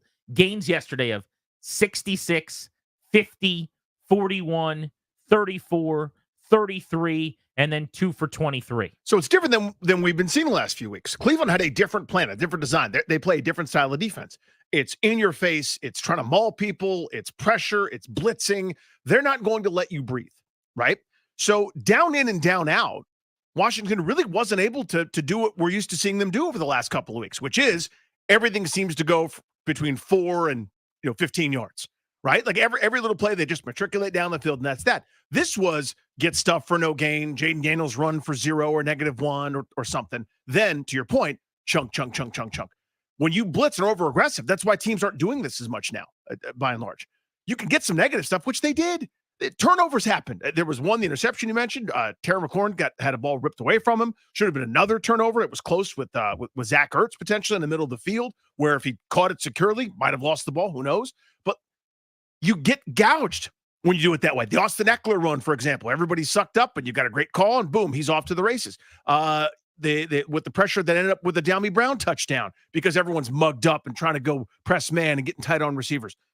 They've got counters. So even when it wasn't clean, even when it wasn't nice and efficient, and 72 and Sonny playing that 7-on-7, we've seen in the last few weeks, it still doesn't matter. They could have scored 50 points yesterday, even with that. It reminded me of a college basketball game. If you've got like a really good team and you're playing one of these teams that wants to disrupt you, and you get half court trapped and you get out of your rhythm and you get stymied, and you look up and the half court trapping team is still down 30. Right. You know what I mean? You're like, how did you just do that? Because you hit threes, you get layups. Yeah, you turn it over a time or two, and they got some nice runouts. Yeah. But you look up and it's like, keep doing it, jackass. We've got execution. So in my mind, I'm going, this is the worst this offense has looked. This is not the standard that has been set. This is the regression. And I'm talking about late second quarter. I'm thinking that. Yeah. Daniels, with the pick on the goal line, he left the ball inside at one point to McCaffrey. Luke made a hell of a contested catch. What a catch that was. That was awesome. He had the deep shot where he sailed the ball to Terry that should have been picked off by 21 down the field, like at the 5-yard line, if you remember. And there were a few of those where you're going, it's just not, something's not quite right. The timing's not there. And then as soon as he hit the 41-yarder on a dime throw to De'Ami Brown, who wins in man, gets behind Emerson. He's all alone, 3 steps behind everyone, drops the ball into the bucket, kind of easy pitch, easy catch, perfectly done by everybody. They've got 24. And by the way, kudos to Dan Quinn, because right before that, the Browns were running the football. They had this snooze fest of an offense. And Dan Quinn said, these guys suck. I'm going to call a timeout. We're going to get the ball back, and we're going to step on their throat. You want to talk about all these anybody, anytime, anywhere, we snatch hearts, we step on shins, all this nonsense. Then do it. We eat kneecaps. Okay, so let's burn a timeout with 2 minutes left in the half. Let's give the ball back to our offense, and let's go not settle for Austin Seibert.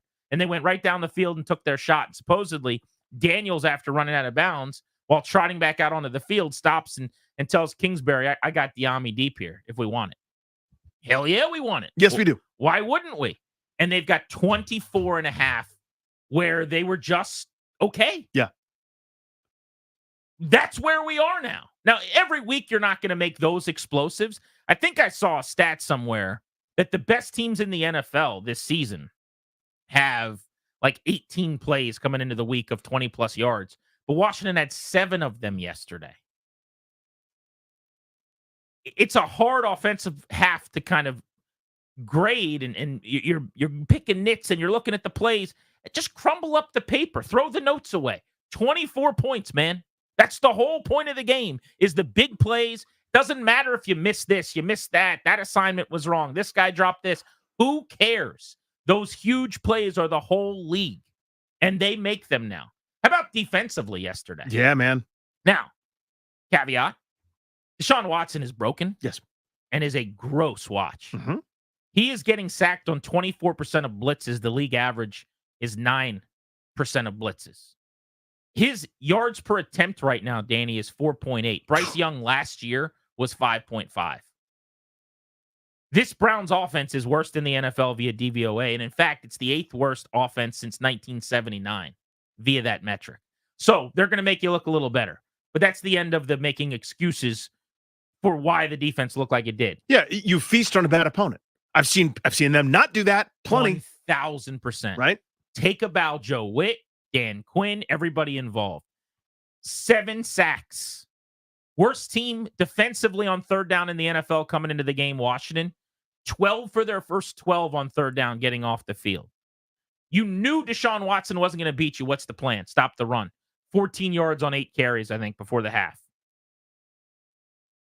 They finished the half with the Browns having under 70 yards. They led by 25 and had 30-some points at one point, and the Browns still didn't have 90 yards. Everybody feasted. And by the way, Frankie Louvu, what a badass. That's a bad man. I love watching him play. One of my favorite Commanders, Washington footballers, Redskins organization, whatever the hell we're going to call the totality of this outfit. I like him as much as I've liked anybody, I think, over the last 20 years, the way he plays. He is exactly what I dream about for my defensive heart and soul guy. He was awesome. He was terrific. This is the thing that we thought we were getting. Not, I mean, you can't do that every game, obviously. He was all over the stat sheet. He was incredible. But that, where's he lining up this play? This play, it's a blitz. This play, he's beating a guard. The next play, he's, in the flat. The next play, he's doing something totally different. That kind of Swiss Army knife ability. I mean, he had so many crooked numbers, right? Recovered the fumble, 3 different QB hits, the 2.5 sacks, the 7 tackles, 2 tackles for loss, 1-man wrecking crew. How about the 4th and 1 opening drive stop where he slices into the backfield, gets just enough of the ball carrier to chop him down? Totally. And if he doesn't, I mean, even if the guy is able to keep his feet, it gave the other players on the team a chance to be able to stop him just short, if possibly, maybe not. But the point is, he disrupts the play. That's the thing. That's what defense is to me. It's the you bend but don't break enough times, and then somebody's got to pop one. Somebody's got to do some kind of disruptive thing, whether you draw a holding penalty, it's a TFL, then you put someone in a bad down and distance. And he did that himself basically yesterday a handful of times. It was such a blood in the water game, too, defensively, where Watson was so broken and so inept in the pocket. Yeah. And just so everybody's so comfortable. Lethargic. Who gets the sack? I mean, we literally saw 2 defensive players play rock, paper, scissors to see who got to stay on the field to try to get him on the next play. Mm-hmm. Payne and Allen in the middle of the field playing rock, paper, scissors to see who had to leave. That's the kind of game we were watching yesterday. That's what it was. Today, Dan Orlovsky has said on ESPN that Washington is going to go to Super Bowls because of Jaden Daniels. Plural, by the way. That's something that was said on national television. Mm-hmm. Mike Florio wrote a piece today on Pro Football Talk laying out the path to Jaden Daniels winning the MVP award as a rookie, something that only Jim Brown has ever done previously. Those are the conversations being had nationally today, Danny. Normal. I don't see the big deal. Through 5 games, this is what you normally do. It's not that I'm normally, what's October 7th? Usually I'm looking at that first Mel Kiper mock, then whoever else wants to put one out. I'm trying to figure out, if we're going to finish bad enough to get a quarterback. Who's Washington going to get with the 29th pick? Yeah, how about that? Which is where they are right now. Who's available late 20s? That's where the teams that play in the championship game draft, that's where they are slated to pick. My goodness. Based on the standings today. They are really, really good.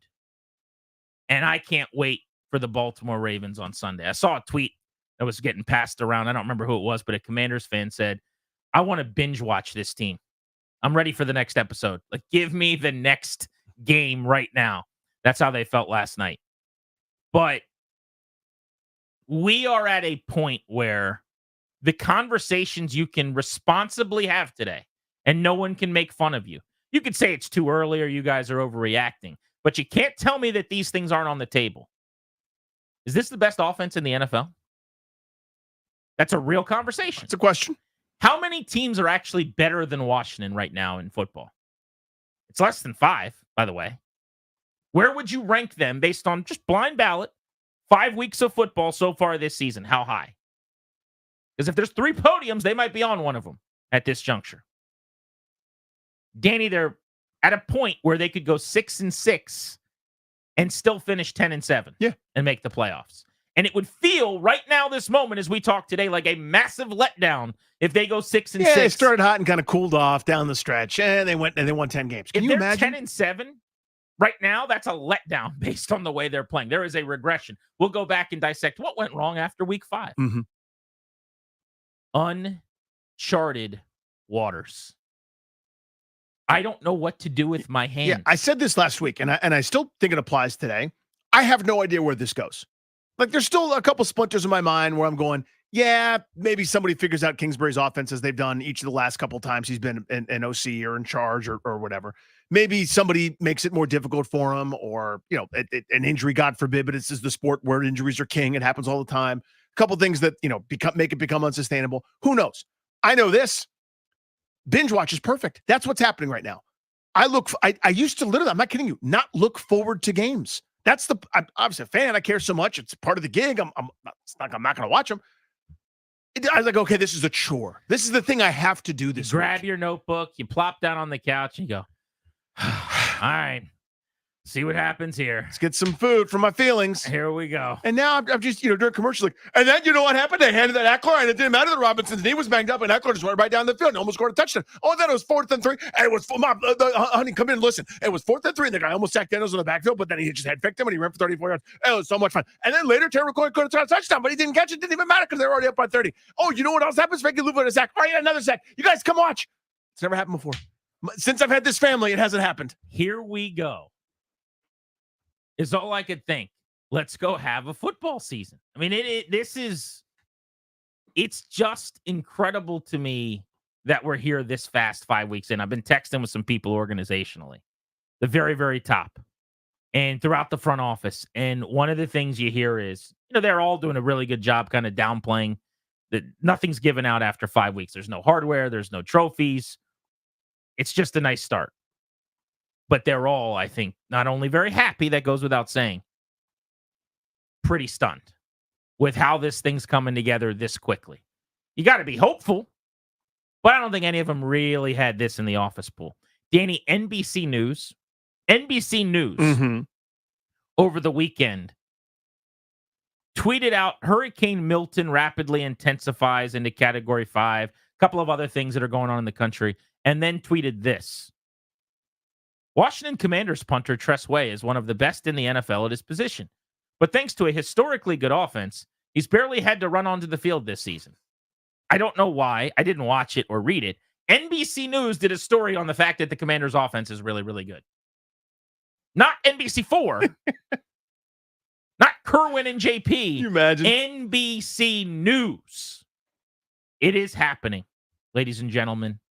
Your dreams are coming true. Ho-hum. Years and years and years of going, what if I had a different owner?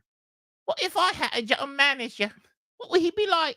What would he look like? Might he be handsome? Thinking maybe you could have a quarterback. Thinking maybe your team could be the envied team in the sport. In front of our eyes. It's not a mirage.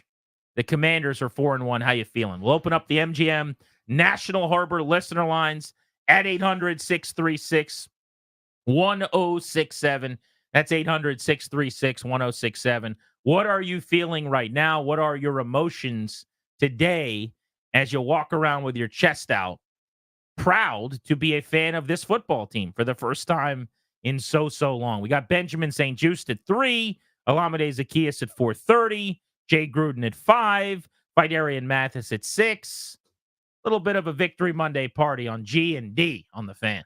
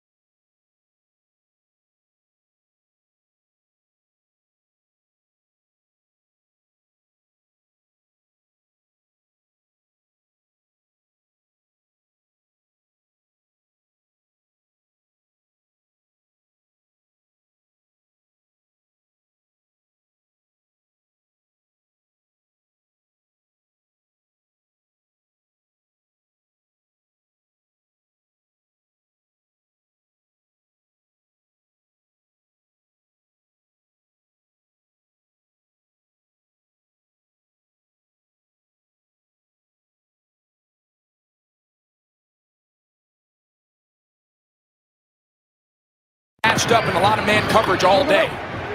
Look at that direction. Here comes pressure again. Two Browns ran into each other. Daniels uncorks a deep shot. It's McLaurin inside the 5.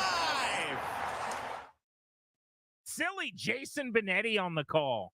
Welcome back, Grant and Danny on the Fan. That was the Fox telecast yesterday. The Commanders have won 4 in a row. They're 4-1. They're one of the best teams in football.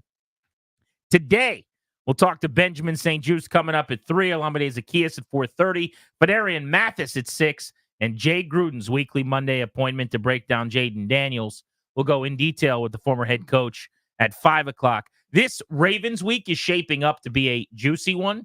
And I don't just mean on the field where the top 2 rushing offenses in the National Football League will go head-to-head, but on this show as well. Tomorrow, we've got Louis Riddick of ESPN at 3 o'clock and Austin Eckler of your Commanders, who had a 33-yard screen catch, a 50-yard run, a 10-yard run where he should have lost yards on a 4th down that set up the first score of the game. He was a monster yesterday in He's limited so good. He's so good with the football in his hands. Everybody who said he lost a step should have to smack themselves in the forehead and post it on socials. The question for you guys at 800-636-1067 on the MGM National Harbor listener lines. What are you feeling today? What emotions are you feeling? Pride. It's that simple. Where it's just it's not that embarrassment, not that hanging my head going, I'm a Washington fan. No. Everybody likes me now. Everyone's got me as the center of attention. Everyone cares about me and my team. We're all a buzz. It's not the negative national conversation. It's the positive one. It's a simple thing where I go, I'm watching a team that's good and knows what the hell they're doing. Pride. For me, it's disbelief, I would say. Kind of shock, maybe. I keep waiting. This will be a dated reference that a lot of young people won't get, but real ones know.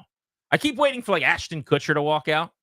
Be like, you thought that was your team doing that for real? Damn, Jackie.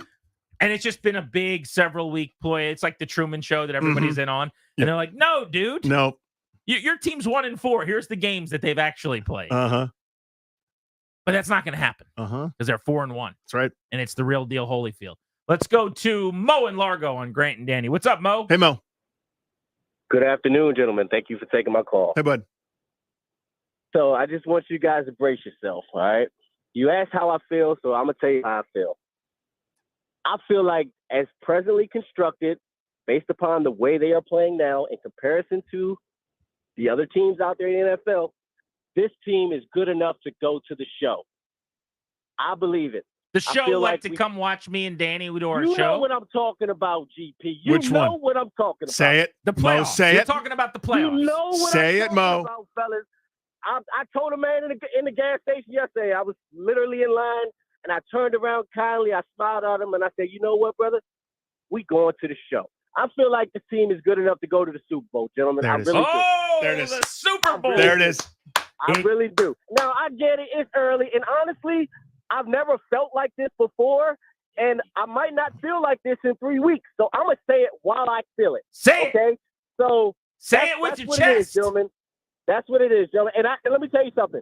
I work in an office out of Arbutus, Maryland, where my entire office is nothing but Ravens fans. And I wore my jersey in there with pride today, gentlemen. Mm-hmm. Sheer pride.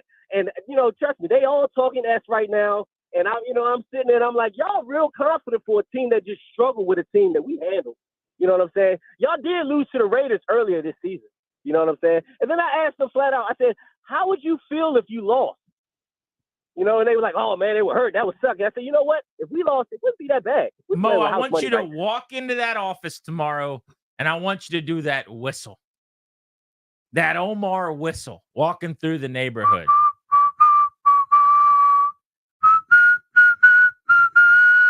Omar coming. We're coming. Hey, Baltimore, knock, knock. The boys are coming. Stringer Bell might have said it better.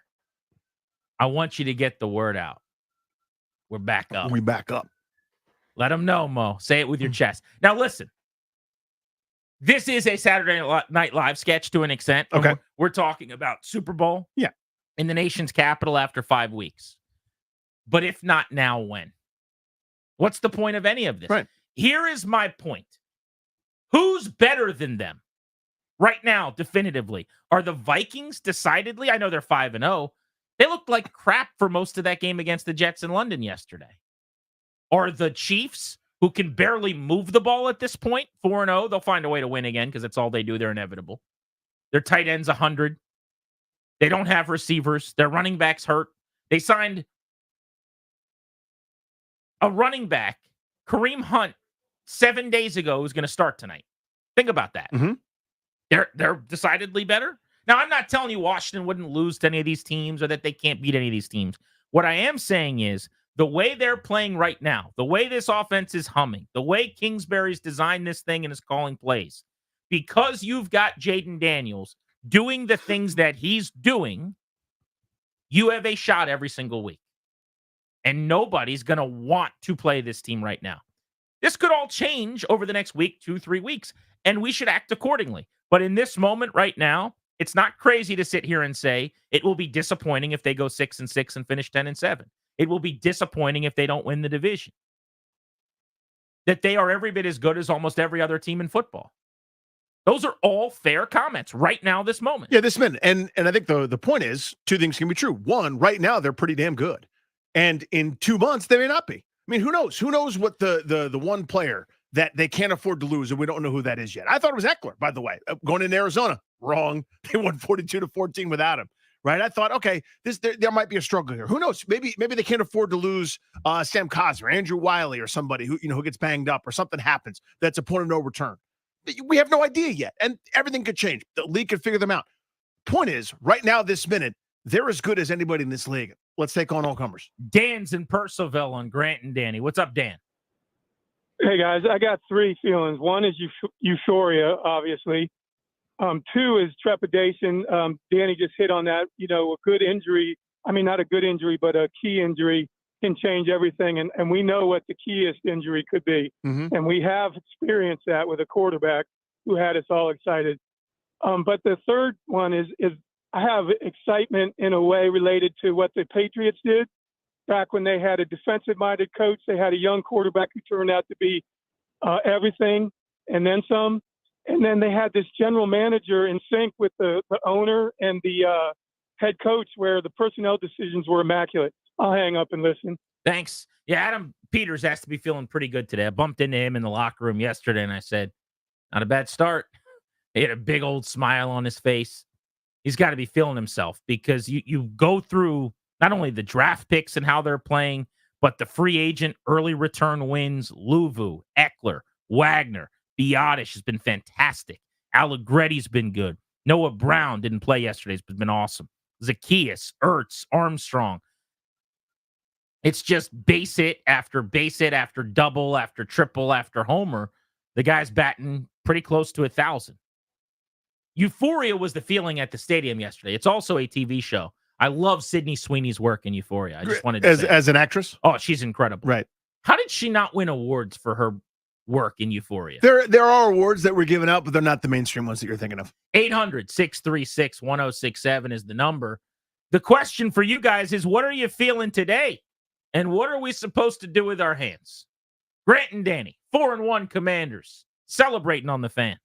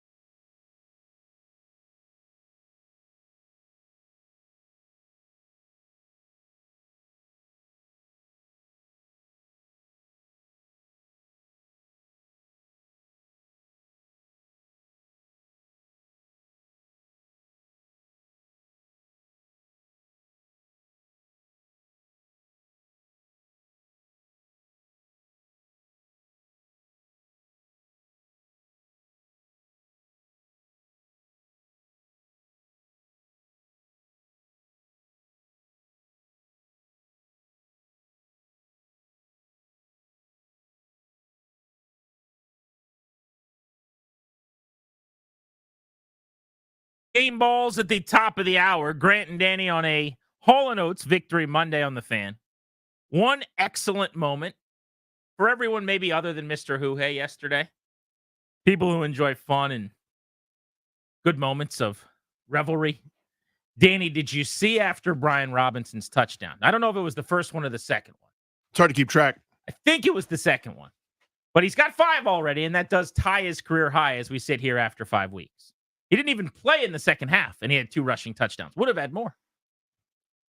He scores, gets into the end zone, and proceeds to walk to the back of the end zone where Major Tuddy just walks into the end zone, just so casually onto the field of play, and extends his hand for a handshake. And B-Rob's like, brothers don't shake Brothers hands. hug.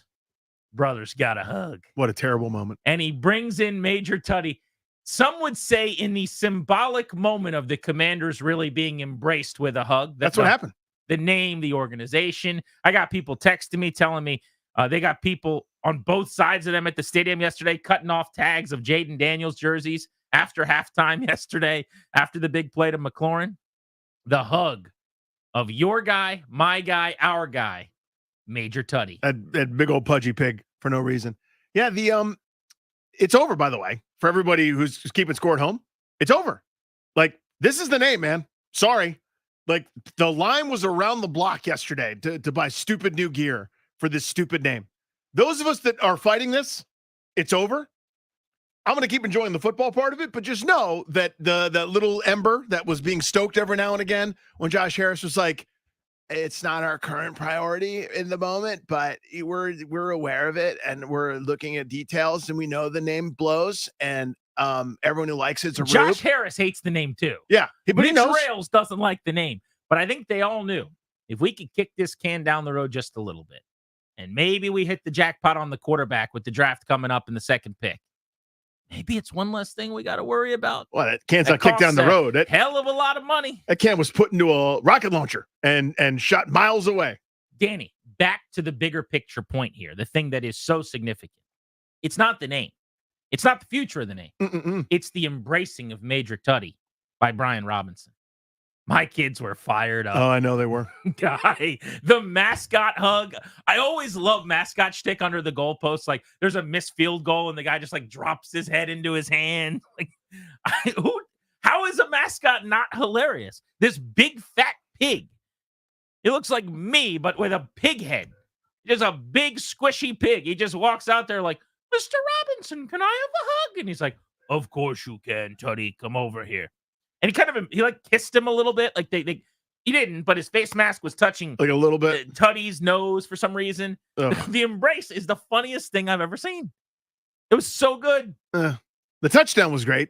What do I have to do to get you to give Major Tuddy a hug? If I can arrange with the Commanders to get Major Tuddy in here on Monday, Monday if they beat the Ravens, can we get a video of you hugging Major Tuddy? Words like scholarship for my kids comes to mind. Okay. So if you are able to guarantee me in writing that their higher education is paid for, I'll embrace that diabetic pig. I don't care. Drab licked the toilet seat or something today. I think he might have kissed the toilet seat because he said there's no way they score 30 in a win against Jim Schwartz and the Browns. So he had to do it. This coming week, I'm not suggesting, like a lot of people keep sending us notes at Grant H. Paulson at Funny Danny, that you put your left hand up. And you sing. I've caught a lot of those. Who are we? Yeah. They're like, what do we have to do to get? By the way, Danny to people do it? stopped doing that now, haven't they? Haven't they stopped doing the stupid, the embarrassing thing? No, they're still in. Really, I just don't see as much of it anymore. So I'm hoping that it died out and everyone has the appropriate amount of cringe and shame. They actually performed yesterday on the concourse. Yeah, they're at the stadium. Pregame. We were walking around Cincinnati. People were going, "Oh, it's so embarrassing. Who are we?" And people would throw their left hand up. It's a thing, man. But more importantly, back to the task at hand. Oh, right. Yeah, sorry. I'll get Major Tuddy here. I'll do the hard part. Please don't do that. I'm going to coordinate. What a waste of time and resources. I want you to give Major Tuddy a hug if the good guys get to 5-1. And I want a metabolism. See what happens first. Don't do that. That's a waste of time and energy and effort. I will not embrace it. I'll not embrace him. I'll not embrace it, whatever the it is. I'm out. Darius, I'm you're having a gonna great time give watching Major Tuddy football. a hug if we get him in here?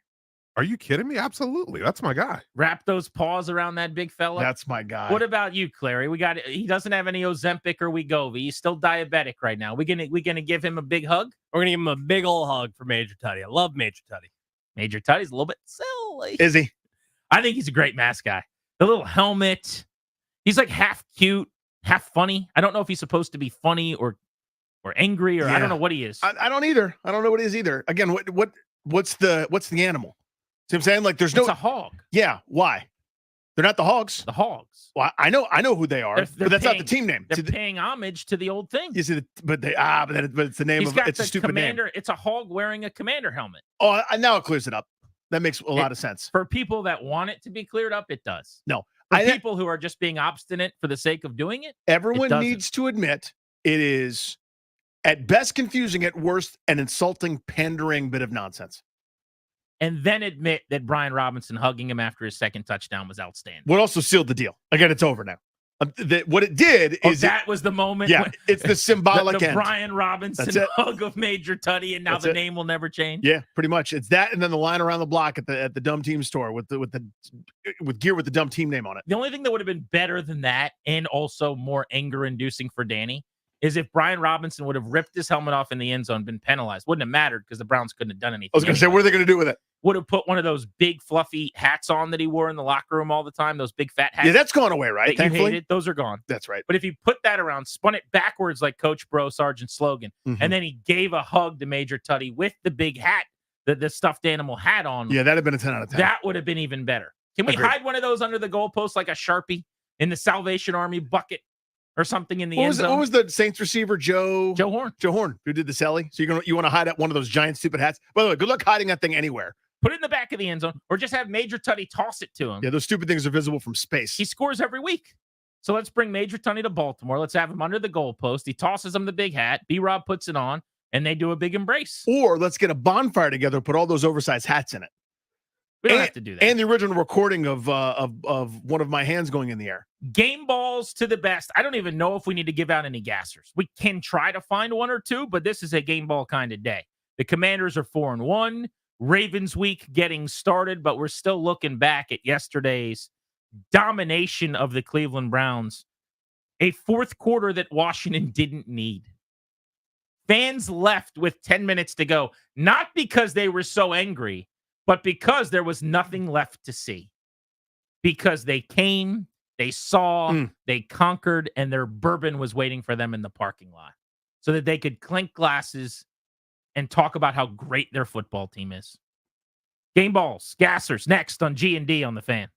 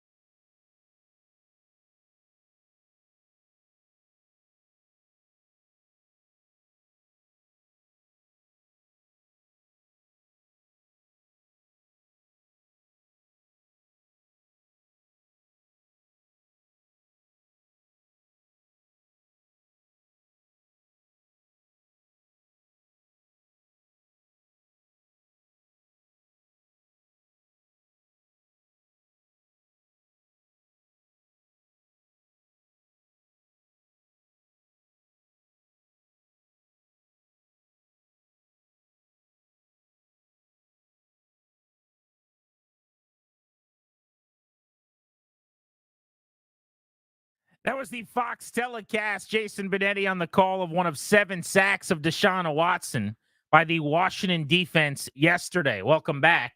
Grant and Danny on the Fan. We will take you up to 6:30 today. I have a great show planned for you, including ahead of the Blitz at 4, Caps tickets to be won. You got to be listening and ready to dial at 4 if you want to see them take on the Stars on October 17th. That's 1 hour from right now that we're giving those tickets away. Jay Gruden on Jaden Daniels. Gruden joins us for his normal 20-minute appointment. That is 1 hour after the Blitz, coming up at 5 o'clock right here on Grant and Danny. Before we get to game balls to the best, and you could tell us who gets your game ball from yesterday's domination at the hands of the Browns, 800-636-1067. One of the guys that played very well and I think has quietly played better than he gets credit for is Benjamin St-Juste, who's a corner who travels at times, who plays generally the number 1 receiver on the opposing team. I think you see guys occasionally get beat or give up a touchdown. Yeah. You just expect or assume that they're not playing that well. But he has clearly been their best corner on the outside this season. Seems to be getting more and more comfortable in games where they don't play elite wide receivers or special quarterbacks. He stacks up really favorably, like yesterday. Caught up with him in the locker room after the best defensive performance for Washington this season. Benjamin, you guys got after him today. 7 sacks of Deshaun Watson. They were 0 for their first 10 on third down. Is this one of those games that you come out of feeling like $1 million defensively? $1 million, I don't know, because we still got a lot of work to do. But we definitely feel great. You know, I feel like we see improvement every week, and that comes from the work that we put in during the week. And then once we press on the pedal and we start seeing a few turnovers and we playing well, and when we came back out at halftime, the job was not finished. Everybody's mind was on, let's take them out of their misery. You know what I'm saying, let's keep pushing, let's keep getting more turnovers, let's keep sagging him, let's keep getting off on third down. Because sometimes, you know, you can see, like, you know, second half, guys come out and the mindset kind of shift, like, oh, we play well, we're good. Nah, we're foot on the gas all the way until the playoff, you know? Felt like a blood in the water game. Like, who's going to get to him? Who's going to make the hit? There was one point where we saw Allen and Payne were like paper, rock, scissorsing on the field to see who was going to come off the field. Was it like that kind of vibe out there of someone's about to make a play? It's the kind of culture that we're trying to cultivate, you know, throughout the whole week, throughout the whole training camp. Actually, since this new staff got here, it's like, who's going to make the most plays? I mean, we got a competition on who's going to make the most plays, and we got points for it. And like I said, like our mantra, what we always say is the ball is life, you know? So even, like you said, we kind of feel the blood in the water. And once the ball is running back, quarterback, receiver, we're hunting for it. For the forced fumble, for the interception, for the tackle. It's the first person to get to the ball, gets the points, you know what I'm saying? So that's the kind of mentality we have right now as a defense. Outside, you guys really weren't tested a ton. You had the big pass breakup on the throw down the field near the end zone. Yeah. How'd you feel about just the secondary in general kind of locking their big play opportunities down? I mean, if we give the D-line at least 3 seconds just to cover up some routes, then after that they can do their thing. And after that, once they start getting the sacks, then they're going to try to change up a little bit their route. You just got to stay on top. Make sure you don't give them no chance to get some big gains or explosive plays. And once an offense see that they can't get any explosive plays, then it's demoralizing, you know, because now they got to run the ball. They got to nickel and dime it here and there. And then like next thing you know, they're on third down, and then boom, we sack them off the field. If an offense can't get any explosive plays, they can't put points on the board. How does it change things for you guys with the offense doing what it's doing? This would have been, if you guys kind of at one point just said, okay, we've done enough. Backups went in there. It would have been the third straight game with 35 or more, which would have been the first time since 1983. Like, what does that do for you guys? That makes it, well, first of all, we're fresher because we're not on the field every time. And also, it makes it easier because the more points we score, the less momentum the other team has. Like, every time we take them out on third down and get a sack or turnover, whatever, and then we score it, then the other team is like, oh, wow, we gotta climb out of this. We got to climb out of it. And at some point, they tap out, you know, and it's over. So that's what that's what's new this year. You know, we actually have, you know, the offense that can go out there and put teams out the way, and then the defense just finish it off. Lastly, 4-1, Ravens up next. I mean, you guys got to be feeling really good a third of the way through this thing, just about where you're sitting right now. I mean, honestly, like every week, new opponent, and we're just going to keep doing the same formula that we've been doing. It's been working, and we're going to keep increasing the intensity and the attention to detail. It's kind of like, it's crazy. As much as it's crazy, it's like once this game is over, it's over. You know what I'm saying? Like, we forgot about it. We already moved on to the next one. We're trying to recreate the same recipe. So we can't be like too content of like what we did until, you know, we have the final goal. That's Benjamin St-Juste in the post-game happy loud music laden locker room yesterday over at Northwest Stadium. I appreciate his time. One of my favorite guys to talk to. Thought he played well. Look, you get to go up against Deshaun Watson. That's going to help. There were a couple of times where Watson made life a little easier by not putting the ball in a good place. But I just think he is consistently, like this defense, getting better and better. Without a doubt. And his last answer summarizes kind of the theme throughout the interview, which is going crazy and having a lot of fun is for us. Right? Fans get to dream. Us meaning the G&D radio program.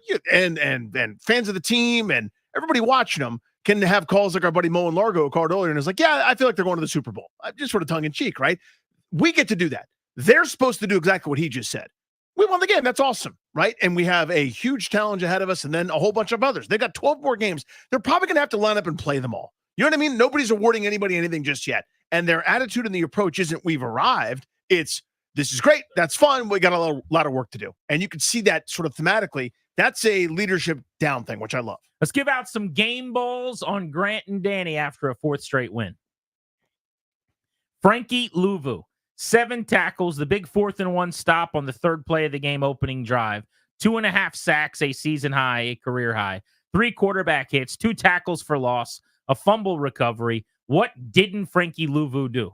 Also leads the speeches pregame, got the game ball and broke the team down after the game. That's a heart and soul dude. That's a badass. Big time Frankie Louvu guy here. How about his running mate, Bobby Wagner? How about a sack and a half of your own? How about a forced fumble? How about 6 solo tackles? How about a TFL as well? The linebacking core have a day against the big dumb Cleveland Browns offense. Dyami Brown got his number called and made a play. He got a chance to win down the field vertically. He did. He made a catch, dropped right into the bucket. Had another nice play that you kind of forget. That was a 16-yard comeback route where he made a guy miss and got some extra yards to get down to the 11-yard line and set up more points later in the game. Only had 2 targets. He turned that into 2 catches for 57 yards and a 41-yard touchdown. This is what this receiver room is becoming. We'll talk to Alameda Zacchaeus about this. He's on the show today at 4:30, but he had the big game last week. McLaurin's the one mainstay. There have been Noah Brown games. There's been a Luke McCaffrey sighting. He had an elevated role yesterday. Dyami Brown goes a couple weeks, doesn't get his number called. Now all of a sudden it's your turn, your chance, and guys are making the most of those opportunities. Kudos to Dyami yesterday. Austin Eckler, he's just so wonderful. If you're scoring at home, that's 8 touches for 97 yards. I say again, 8 touches for 97 yards. Ripped off the big run for 50. Ripped off a nice catch and run for 33. Game-changing plays. These are easy button plays that Austin Eckler provides. He is so wonderful. He is so good with the ball in his hands. This remains their best offseason signing. I thought Mikey Sanderstill was very physical. Had the big pop on Deshaun Watson along the sideline. Had a couple really violent collisions, right? They talk about arriving violently. He certainly did that. He's clearly getting more comfortable as this year goes along. He's now playing a second position. He played a lot of nickel. He's played on the boundary.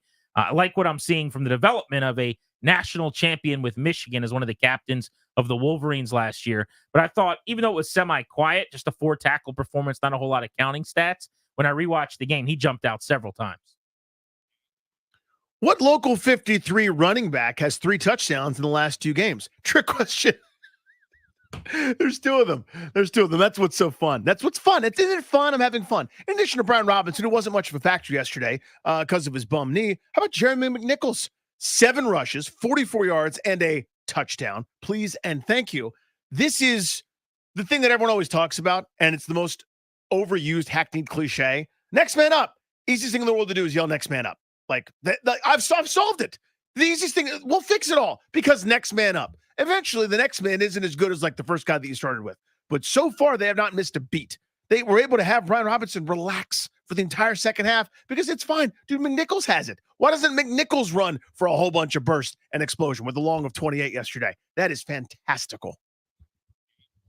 Jaden Daniels, just 14 completions. He only played the 3 quarters, obviously, because he got to watch the fourth quarter with the rest of the starters relaxing on the sideline, like a good team that we see watching Red Zone typically does. But 238 yards passing on those 14 completions for him.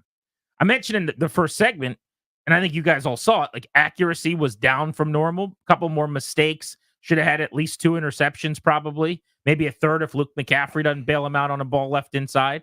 But the good plays are just so spectacular. The sack turned into 66 yards to McLaurin.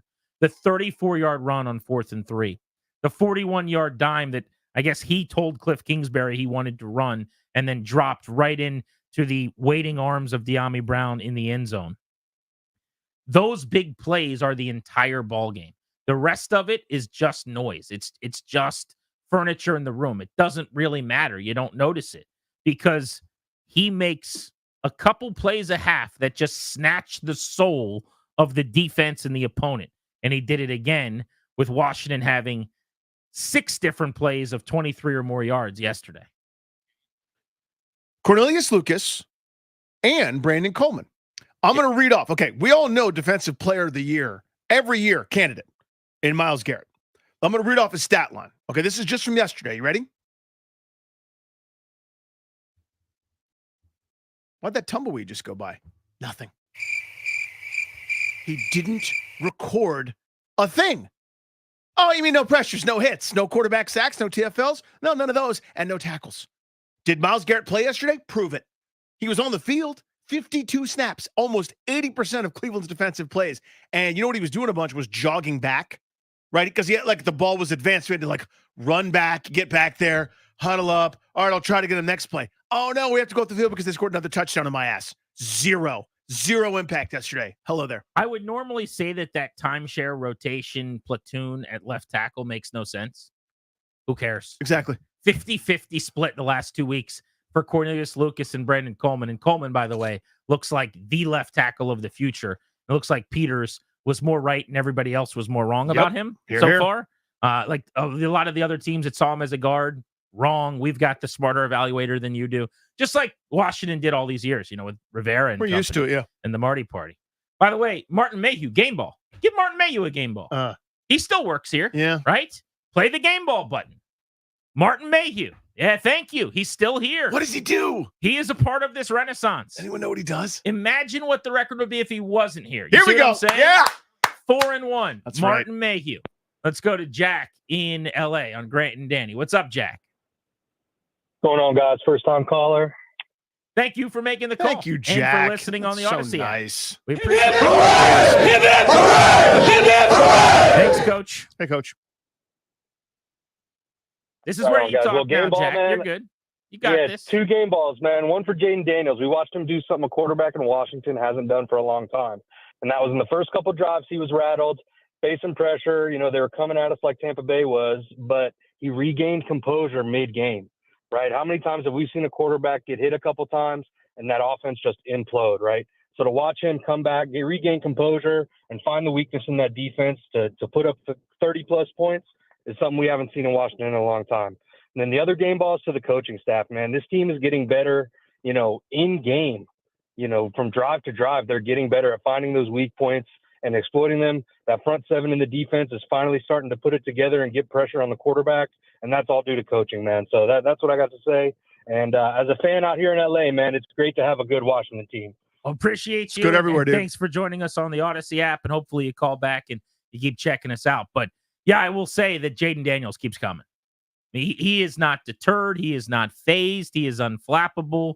He has that resilience you're looking for. There's the best moments are when the defense is right and they're still broken. In other words, the defensive coordinator over there and every week is going, I got the perfect call. I'm going to scheme up an unchecked, unblocked blitzer who's more athletic than 99.9% barred of the world's human population. I've got him. I have it. I have beaten them. Nope. He's faked out of his jockstrap, left pouting on the field as Daniels jogs 34 yards down the sideline. What are you supposed to do? He's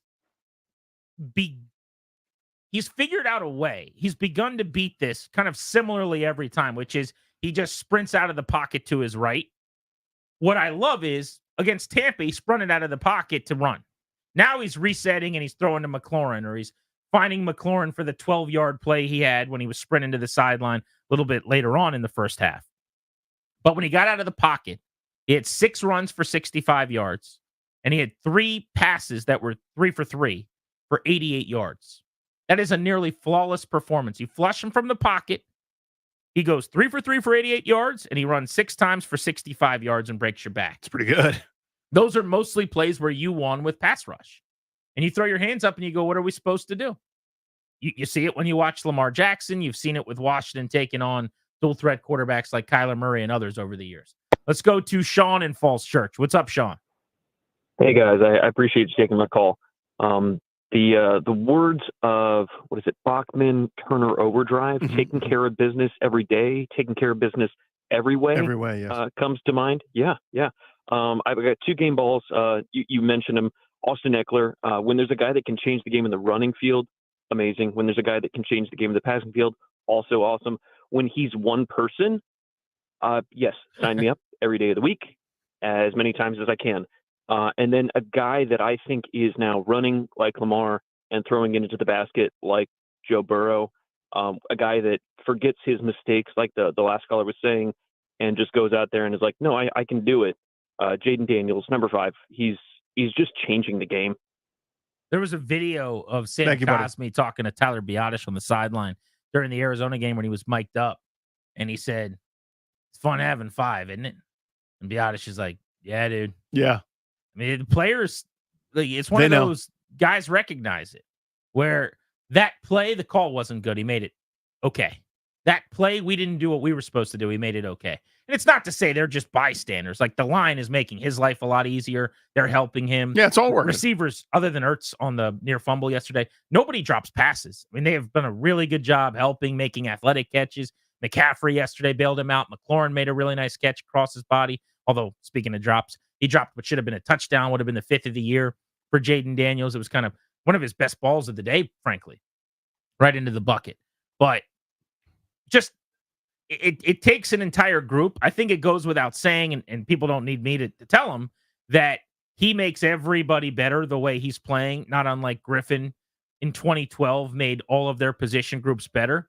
But they are the first team since the 70 merger to score 150 or more points in their first 5 games of the season with a rookie quarterback starting.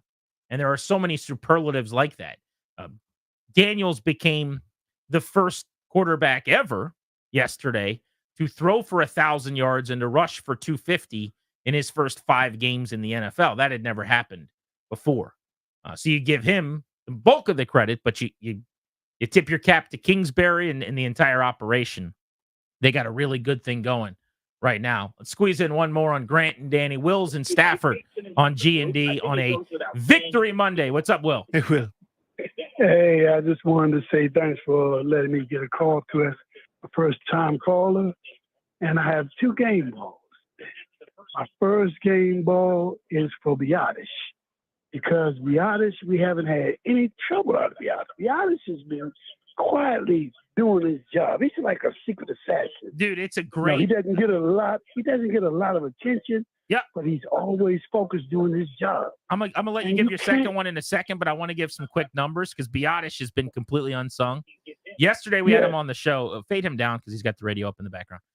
We had him on the show last week, and Biadasz hadn't. I think we had said he had given up 0 sacks and like 1 pressure all year or something crazy like that. Yep. Yesterday against the Browns, 66 snaps, 0s across the board, sacks, pressures, hits, penalties. Still has not committed a penalty all year. Had an 85 PFF blocking grade yesterday. He has been fantastic. And when you don't notice the center because there's no snaps going over people's heads or ground balls to the shortstop back there, aka the quarterback, then you know you're doing a good job. Will, who's your other game ball for? Sorry, buddy. My other game ball was for Jonathan Allen, because Jonathan Allen started showing up yesterday. He showed up. Yeah, I heard his name mentioned more yesterday than I had pretty much in the other 4 games. You're right. I mean, it's actually 2 games in a row where he's been a lot better, but yesterday by far his best game of the season. I believe Coach Zorn had something, though, that he wanted to say to Will, didn't he? You guys sleep. That audio, literally from the last time they were 4-1, 16 years ago in 2008. Oh, man. In the locker room, basically yesterday, 16 years ago. Jim Zorn leading the boys in hip, hip, hooray. 16 years, man. What were you doing 16 years ago? I was at George Mason University, where I was a sophomore, I believe.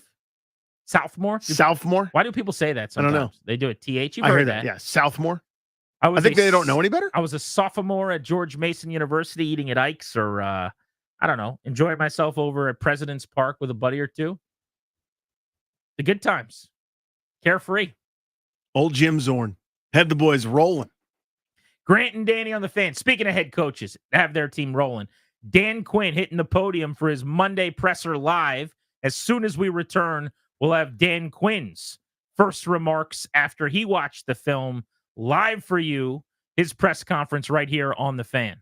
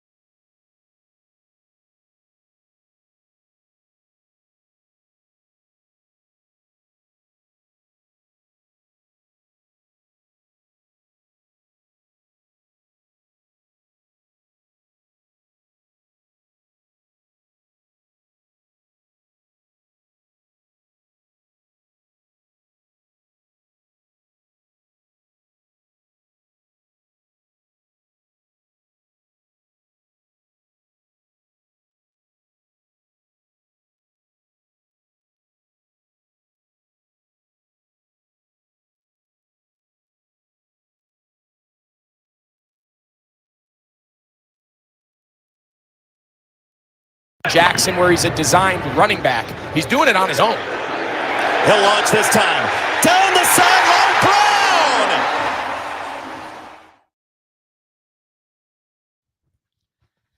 That was the Fox call of De'Ami Brown getting loose up top.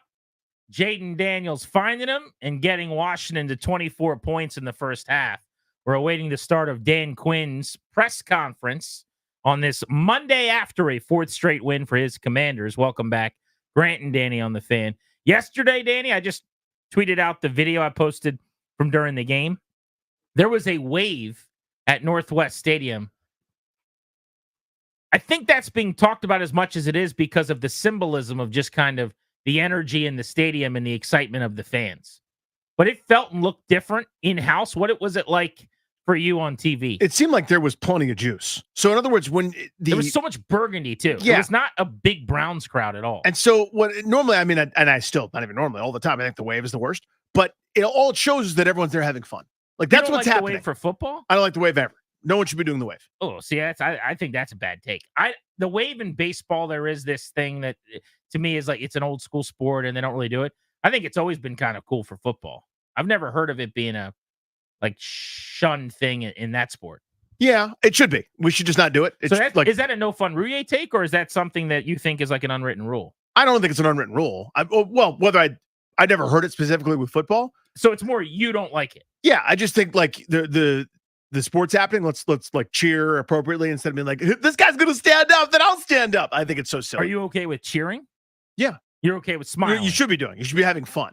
Smiling is good? Bro, what's goofy is like now we got to stand up, but like if we do it in the right sequence, then they boo the guy that doesn't stand up. The whole thing's dumb. But don't buy any gear, definitely. Don't buy any with the C word on it. We'll do that. And definitely don't do the wave. Right. And if you see Major Tutty, can you wave at him? I wouldn't. Okay. But I'm not going to take it right away. You're allowed to do all these things if you'd like to be mocked by me. It's your right. Sing the stupid, embarrassing song too. Major Tutty yesterday got a hug from Brian Robinson. Everybody wants to give Dan Quinn a hug. He's got the boys 4-1. Let's get out to Ashburn.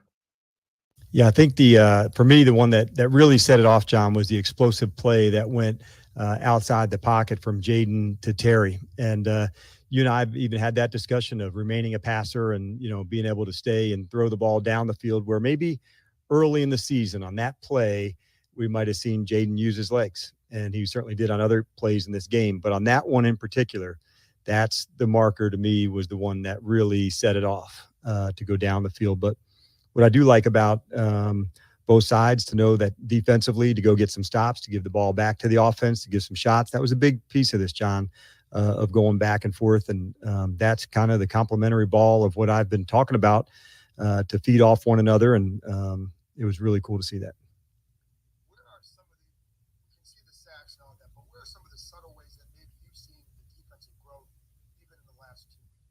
Tackling, I would say, would be the biggest one for me. I think on the day we might have been at 4, John, and we had been in double digits in previous games. And so that part, when you have a game where you can tackle, it means our tracking is getting better, the technique to go through that. I love the energy that our special teams groups are bringing in terms of the coverage aspect. And, on those ones, those are tackling opportunities too. So I think the more that we're doing this, the better the tackling is becoming. You're welcome. Kind of along those same lines, was there a point where you really started to see the defense kind of get it together, turn things around really in the last couple weeks?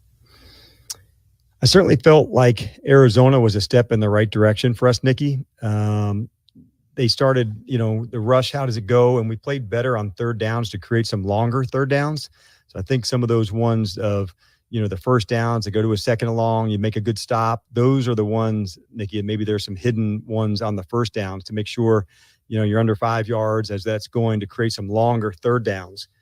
I I also really felt the energy and the speed of the players. I felt that I can remember clearly one going to the defensive left with John Allen early in the game, chasing Deshaun down, who can absolutely fly. So to see, one of the big guys really hauling to go, I thought that was a really big deal. But the tackling, I thought, has increased over the last couple of weeks. Nikki, we're still not getting quite the takeaways that I'd hoped we would, but I do feel like those those shots are now becoming more apparent in terms of the forced fumbles and how we could go get those. But that's the next step for us. And I know before the draft, there were so many comparisons between Jaden and Lamar Jackson, and I'm sure the comparisons will come back up this week. What did you make of those? And, as he's heard those and your experience with him, how have you seen? You're listening to Dan Quinn's we haven't press talked a lot conference about in Ashburn, Monday after. I think everybody knows, how, exceptional and remarkable Lamar is. And so I get why people would say that. Here's somebody who's got athletic ability and can absolutely rip it as well. But I've always wanted Jaden to be the best version of him, and absolutely go for it in that way. They'll feature different ways in the offense than we do. But, as far as like comparison, I didn't allow myself to kind of go down all that road. I just really wanted to kind of stay in all the things that he could do and how we would feature him in our offense with our guys. Ben. Hey, Dan. Just curious, how did Ryan Robinson come out of the game? I noticed he didn't have a carry in the second half. Yeah, he came out well, Ben. We're with more just monitoring really to make sure we didn't, get too many. There's a couple guys in that same space.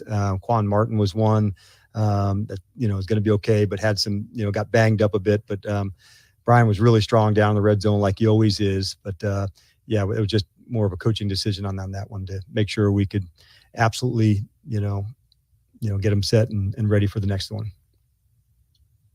And on the defensive side, you talked about marrying the pass rush with the coverage all along. And obviously, it was a little bit of a slow start, but as the pass rush has improved, looks like you've gone to more man coverage in times, and especially in this game. Is that an example of what you're talking about? With one thing happening, you can kind of lean into a different plan that you may have wanted all along. I think it'll be a little bit by the game, Ben.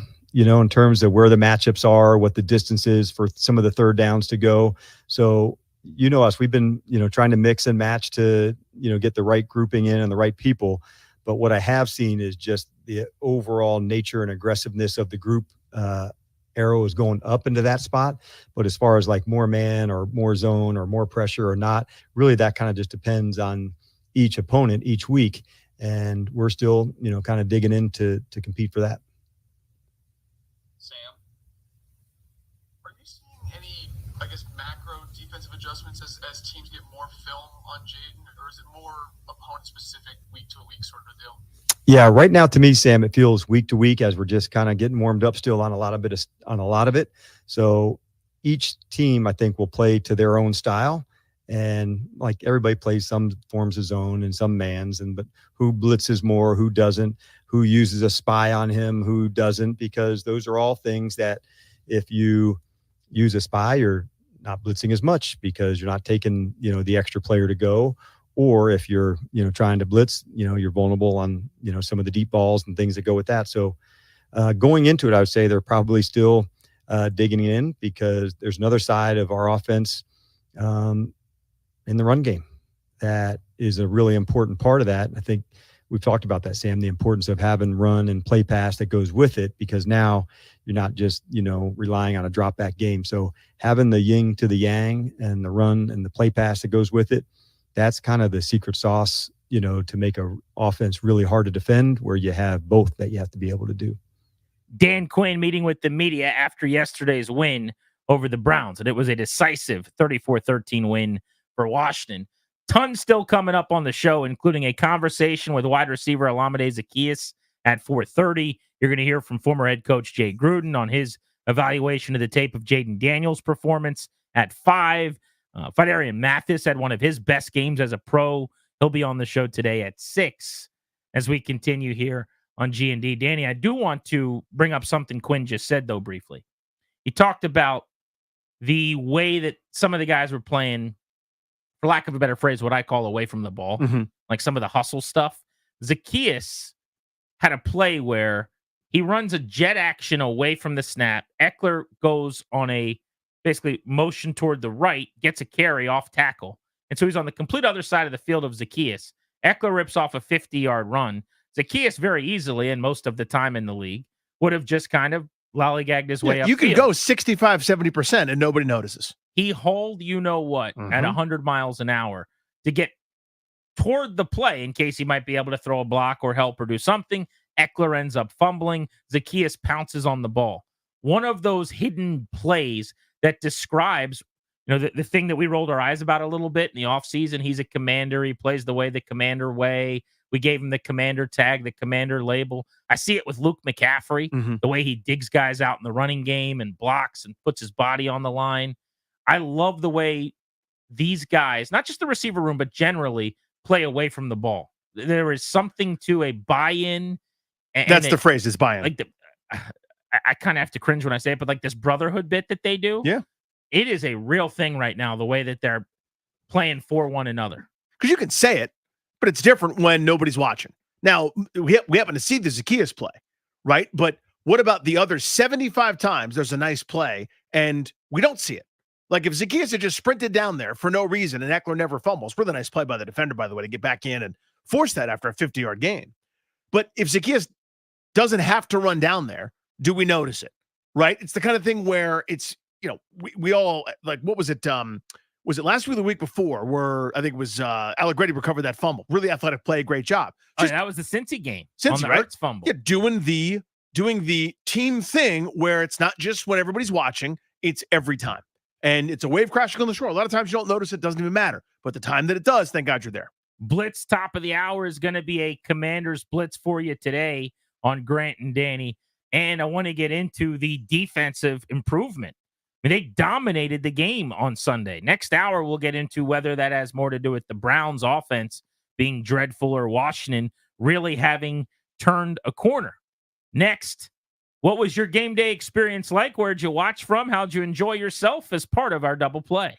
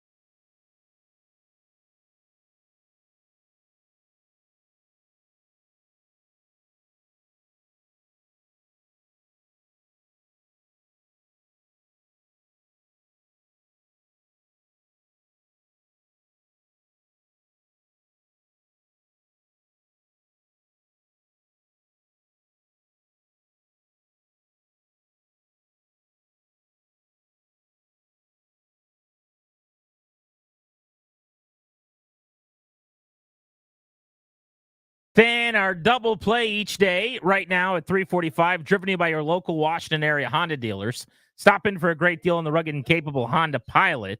Contact your local Washington area Honda dealers today. Thought what's going on in our lives could be actually football and Commanders themed today, with them getting to 4-1 in a huge win, fourth straight win, 2-0 at home now, by giving a look at how our game days were spent. We can go round the horn here in the room. So your boy was there. I enjoyed myself. I was in the press box to be in Press Box Paulson yesterday. Indeed, yes, of course. Went into the locker room, get some interviews. You'll hear from Alamazita Kias at 4:30 and Badarian Mathis at 6 o'clock. Both very excited after big wins for Washington yesterday. But the wife went.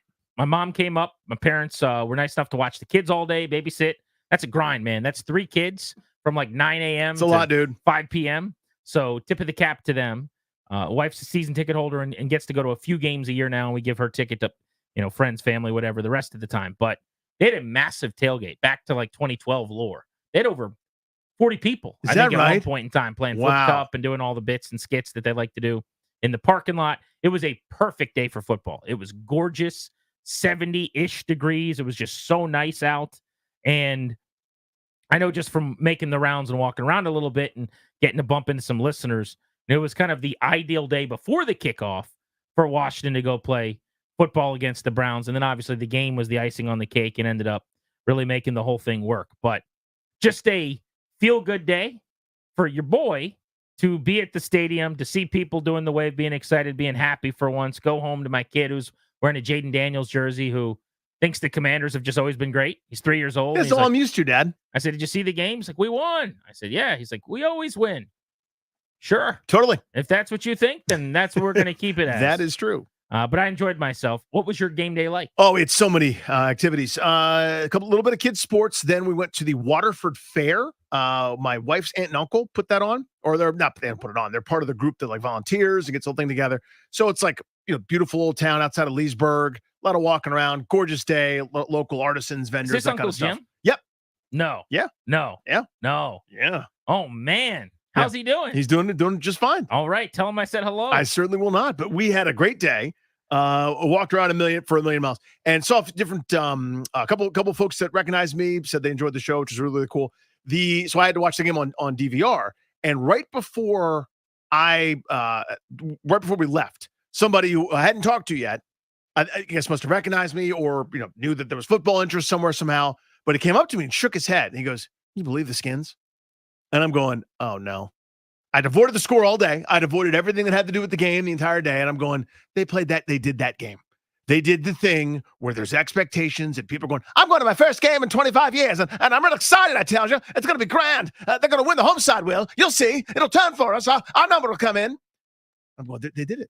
They laid the turd. They stunk. They lost at home to the stupid Browns who can't complete a forward pass. And then I got home and watched it on DVR, and it was the opposite. So you successfully got home not knowing the result? That's right. How is that possible? I never understand how people are able to do this. I just don't get it. Mm-hmm. So it's one thing to make the effort to do it, which is admirable. Congratulations to you. You don't bump into one person? You don't get a text message? Do you just mute all of your texts? The texts are coming in, but I'm not very respondy in that time. That makes sense. You still see things. I mean, even on I didn't even think about it. Like, you don't tell us not to text you. So like on our show thread or whatever, we're like, oh my God, or like Diami. So if I see, oh my God, it could mean again that Cleveland just scored or whatever. Diami did it or whatever the comment is, let's say. Mm-hmm. So I didn't happen to see those. Okay. So the ones stuff I see, like where I can't avoid it, like it's on I don't even take my phone out because the people I need to contact are right there. Do you actively avoid it? Yeah, I mean, do the best I can, but like my watch will buzz, and I see one, oh my God, which could mean Deshaun Watson just threw a touchdown pass to somebody or something like that. There's probably going to be a time in my life where there are activities that go on opposite the NFL.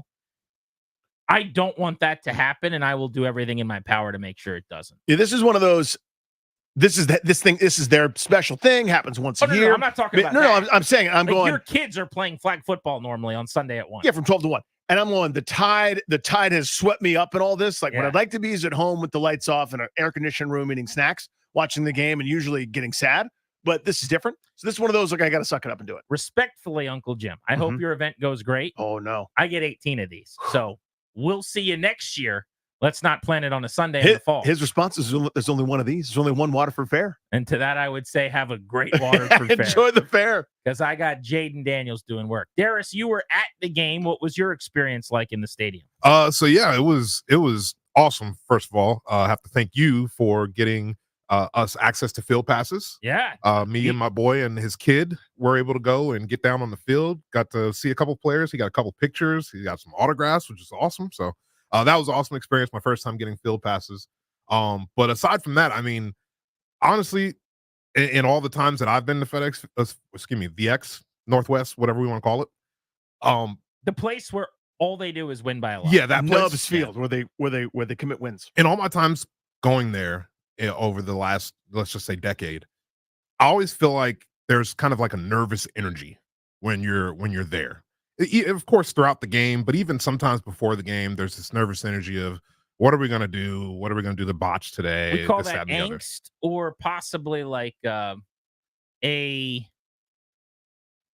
preparation for the inevitable, right? Like you have kind of decided. Yeah, you're a doomsday prepper. I'm okay with whatever's going to happen.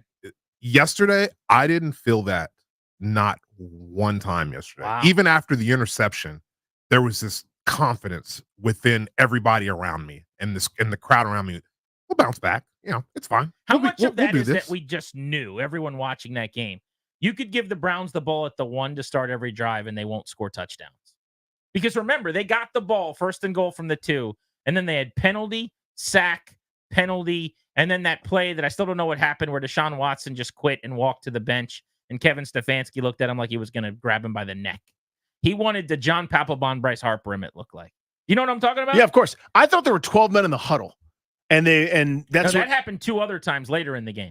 On that particular play, they couldn't get a play in or something. They were down to like 15 seconds. They'd already burned one timeout to start the second half. So you either have to burn another one or take the delay. You're down 3 touchdowns. A field goal doesn't help you. That was the moment where I said, this is the worst team I think I've seen live in my life. Like, this looks like a high school team that would lose by 27 to a middle school team. They were so bad.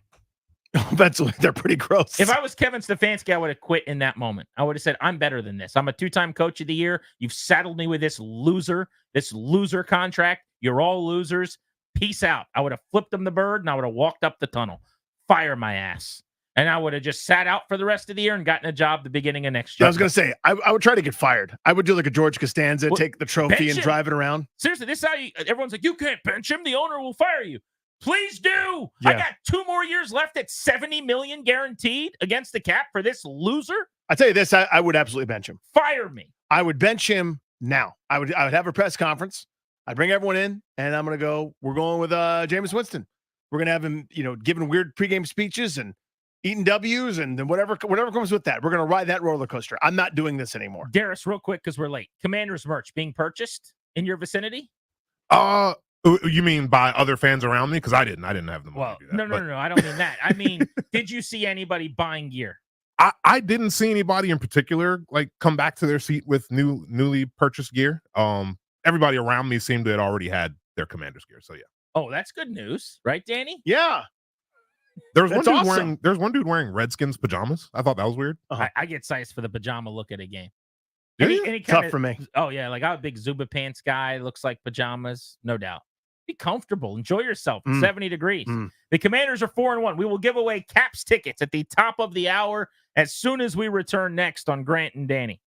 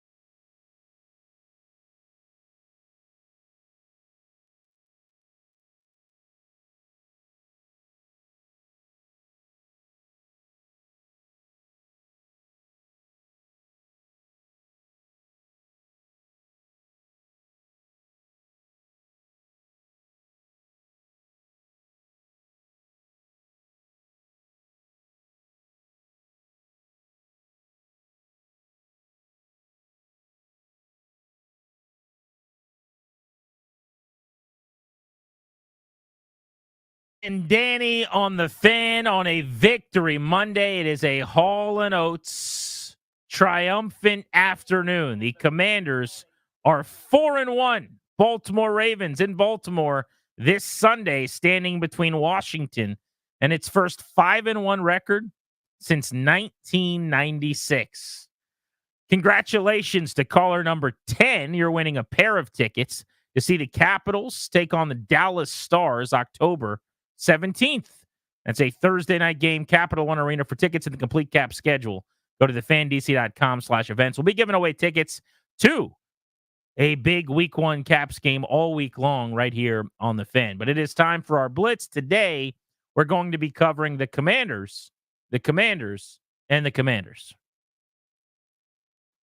We start things off discussing the Commanders with Chick Hernandez, who was sitting not far from me yesterday as he put his eyes on 34 points worth of offense and another Washington win. Of course, you can watch him on WUSA TV 9 in town. Chick, what is happening? I want to talk Panthers. Can I talk Panthers? You can do that. No Sure. Panthers. Go for it. No, thank you. No, thank you. No, thank you. I want to keep my lunch down. What is happening? Well, as you well know, it's just we're at a fever pitch now. All the different numbers, all the history making that's going on with this franchise is quite exciting to see. And I told somebody earlier today that after decades of darkness and covering this squad, I don't get giddy, but I noticed that in the press box, noises are made when number 5 makes a play from the media. We're normally a reticent kind of group, but when he makes a throw or makes a move, there's an audible ooh, ah, ooh in that press box, and that's just different, and it's fun. It's well said. Yeah, there's a soundtrack to watching him almost at this point. So my first time ever going to games and sitting in the box and being down on the field was 1999.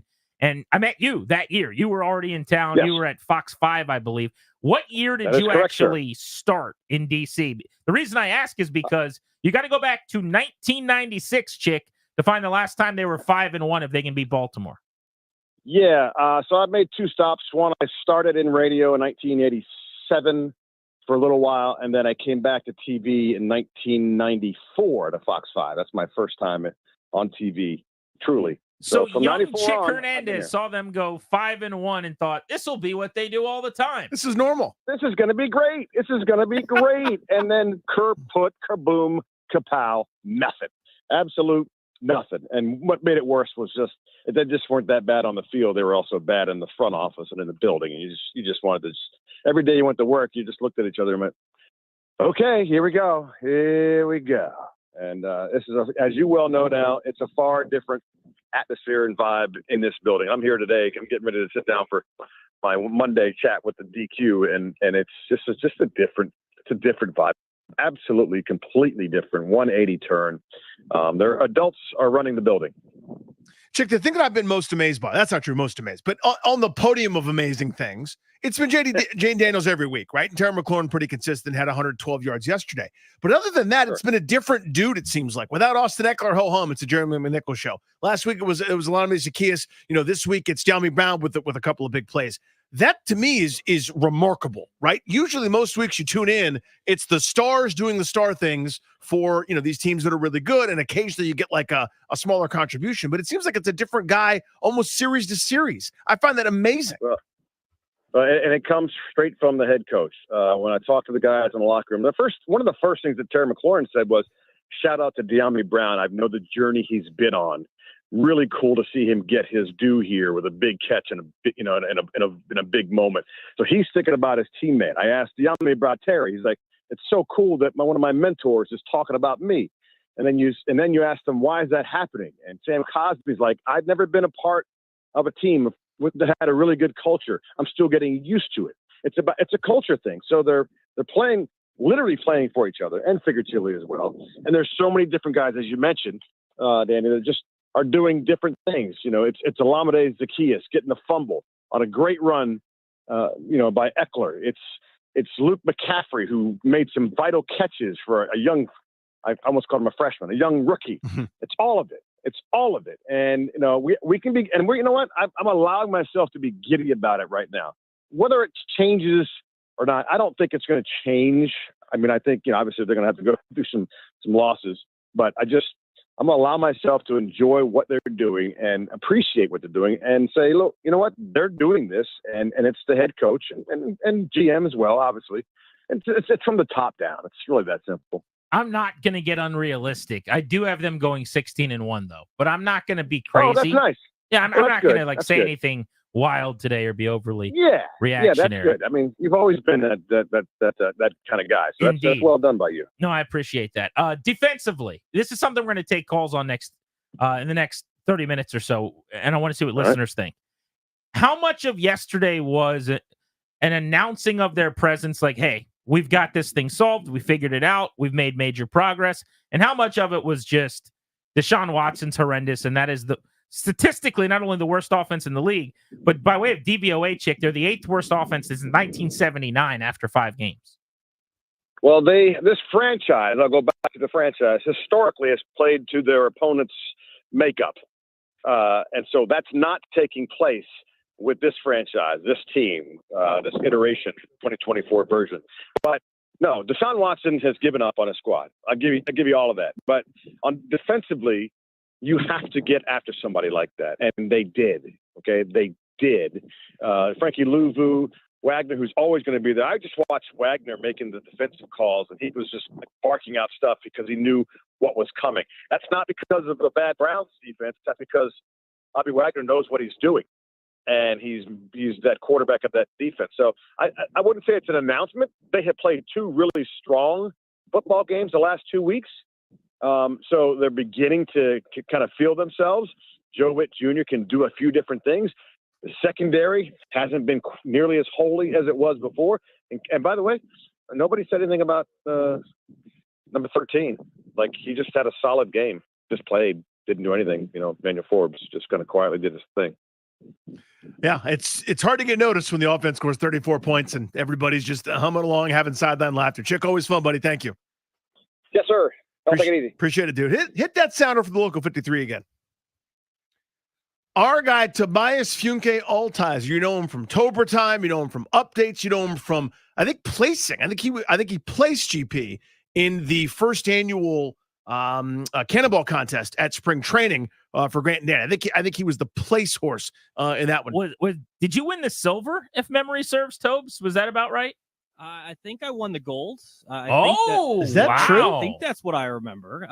Me and Darius were in the final round, and I believe I outdid him.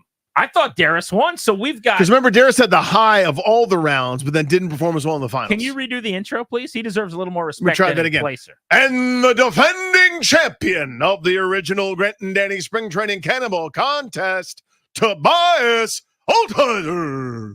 Thank you very much, guys. Thank you very much. Thank you. I feel honored. I wanted to ask Toby and get him on the air because he was in the stands yesterday, what the vibes were like in the crowd. We got the windows closed and I can only hear so much. What was it like at the stadium? Yeah, I'll say this, Grant. So I was behind the Browns sideline and I was standing next to some Browns fans, and the guy was he had a little bit to drink before the game. You could clearly tell that. So wait, alcohol? Yeah, he was enjoying himself just a little bit. Wow. So no issue with that, right?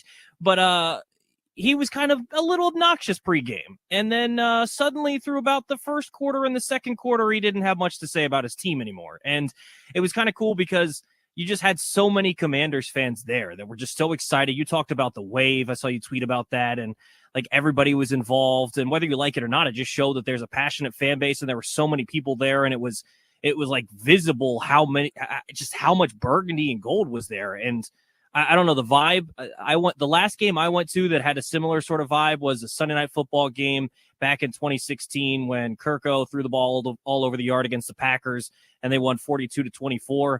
But even that it just feels different. It really does. And I think it all stems from number 5, but everybody was there. And coming out of halftime, there's a guy walking down the aisle in a Jaden Daniels jersey, reaches back to rip the tags off because he just went and bought one. Because he's all in on it. So I guess I want to know every time. I mean, I haven't been in forever and I'll never go again. But when Darius referenced this earlier, Toby, like there was this degree of nervousness. Like when they went 3 and out when their first 2 plays of the second drive were negative plays before that Terry McLaurin Hail Mary, not Hail Mary, but you know what I mean? That incredible play after a scramble, then the interception. There sometimes is always that like puckered, like, oh no, here's the other shoe. Did you feel that at all? Or did the folks around you that kind of feel like, they may not be playing great today? Yeah, I felt it a little bit when Jaden threw the interception. When you get down there into the red zone and you turn it over, you're like, oh no. You know, it feels like maybe you finally got something, and then he turns the ball over. You're like, he hasn't done that all year. They've been really good at this stuff. And then they just were able to overcome all this stuff. And the crazy part is, like, it's not like they played their best game of football and they dominated. It's not like the defense played really well. So there was a little bit of a nervous energy, but I think it was there's a confidence that continues to grow. Like, how often have we as fans of this team the last couple of years felt a confidence in the team to win, especially in a game where it's a prime letdown spot?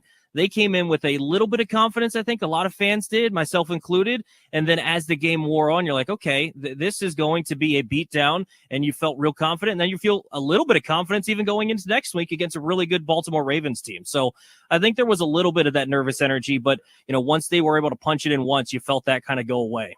Toby's on after us tonight. Go get ready, get stretched out for your broadcast this evening. Thank you for the time, buddy. Absolutely, guys. Let's keep the Commanders Blitz moving with a conversation on the Commanders. Michael Phillips, the Richmonder, joins us now. Miguel, it's getting real early, isn't it? How about that? It's just a ton of fun, and the way they're doing it sure feels sustainable. He's not taking a lot of hits. We've corrected a lot of those early mistakes. Feels good. Does it feel like everybody can believe? Do you know what I mean? Like, they play Baltimore. They could absolutely lose that game, right? Baltimore's going to beat a lot of teams this year. But they could also win it. They could also win it. Does it feel now like it used to when I was a kid, where you go, if they drop one, it doesn't matter. We'll be back next week. Or if they lose in the playoffs, doesn't matter. We'll be back next year. Are we at it doesn't matter phase right now because they're that good? Yeah, I think it's all about number 5, right? It's incredible what he's brought to this franchise, to this city. And, yeah, watching him learn, grow in game against a really good Cleveland defense, I believe I'm on board. Sign me up. I'm in. Michael Phillips of the Richmonder on Grant and Danny. It is Ravens week. This is the ultimate test. They were installed initially as 7-point dogs. I haven't seen the update today, but I'm assuming the betting public will be on Washington with that big line.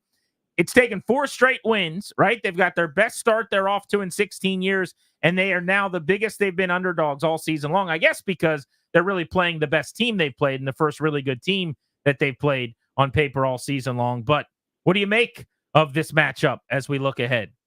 Well, I'm excited. 3 best offenses in the league right now by the advanced metrics: Washington, Baltimore, and Cincinnati. And we saw how fun that Cincinnati game was, right? Score. No punting back and forth. I'm expecting something similar, right? Baltimore is red hot right now offensively. I think they'll be able to score on these guys. I think Jaden Daniels is red hot offensively. So is this running game. B-Rob, Eckler, McNichols, all running at a really high level. I think they're going to be able to score on these guys. I think that's the kind of football game we get fired up for. You think about those games a few years ago, right, with the Chiefs and the Niners and the Rams and kind of all those games where, it's going to be a shootout and you're going to watch a lot of fun offensive football. I think that's this game. Might be the most fun game across the whole NFL this weekend. Michael, we do this a lot of time in college football, but I think it kind of applies here. Is a lot of times you look at data or look at a result a few weeks later with like a different perspective of having more data. I guess what I mean is the fact that Washington's defense was awesome, I thought, against Arizona, shoved it on them. And Arizona moved the ball at will against San Francisco. I'm now kind of going, did Washington's defense just turn a corner? Have they gone from one of the worst in football, historically bad, especially against the pass through 3 weeks, to kind of decent, good enough to beat up on a bad opponent? Question mark?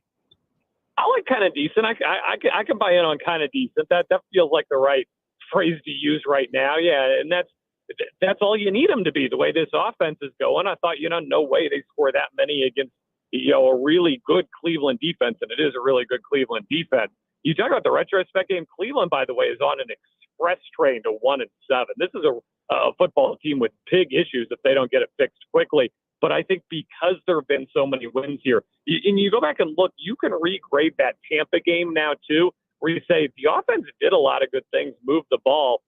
You could see the beginnings of what this became. But yeah, watching Kyler do the 2-minute drill, slice and dice the 49ers, only gave me increased confidence that this is for real. Because you mentioned it, right? Like, biggest start since Jim Zorn, best quarterback since RG3, right? Both of those things were total fool's gold. So I get the people who don't want to jump in, but also I'm ready to jump in. It does feel different. Michael Phillips, phone's breaking up a bit. We'll let you roll. Thank you, buddy. We appreciate you. Check him out in the Richmonder.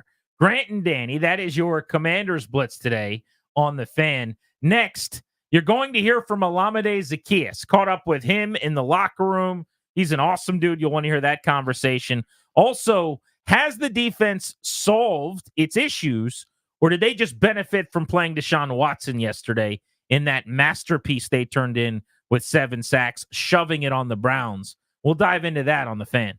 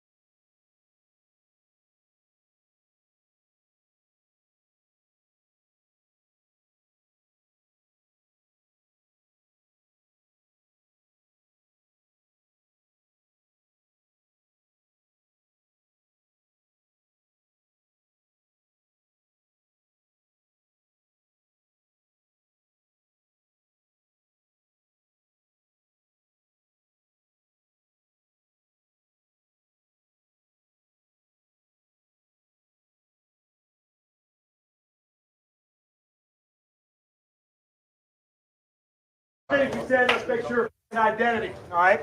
And like, leave no doubt about that, all right? We still left some meat on the bone about it, but that is our identity, all right? No question about it.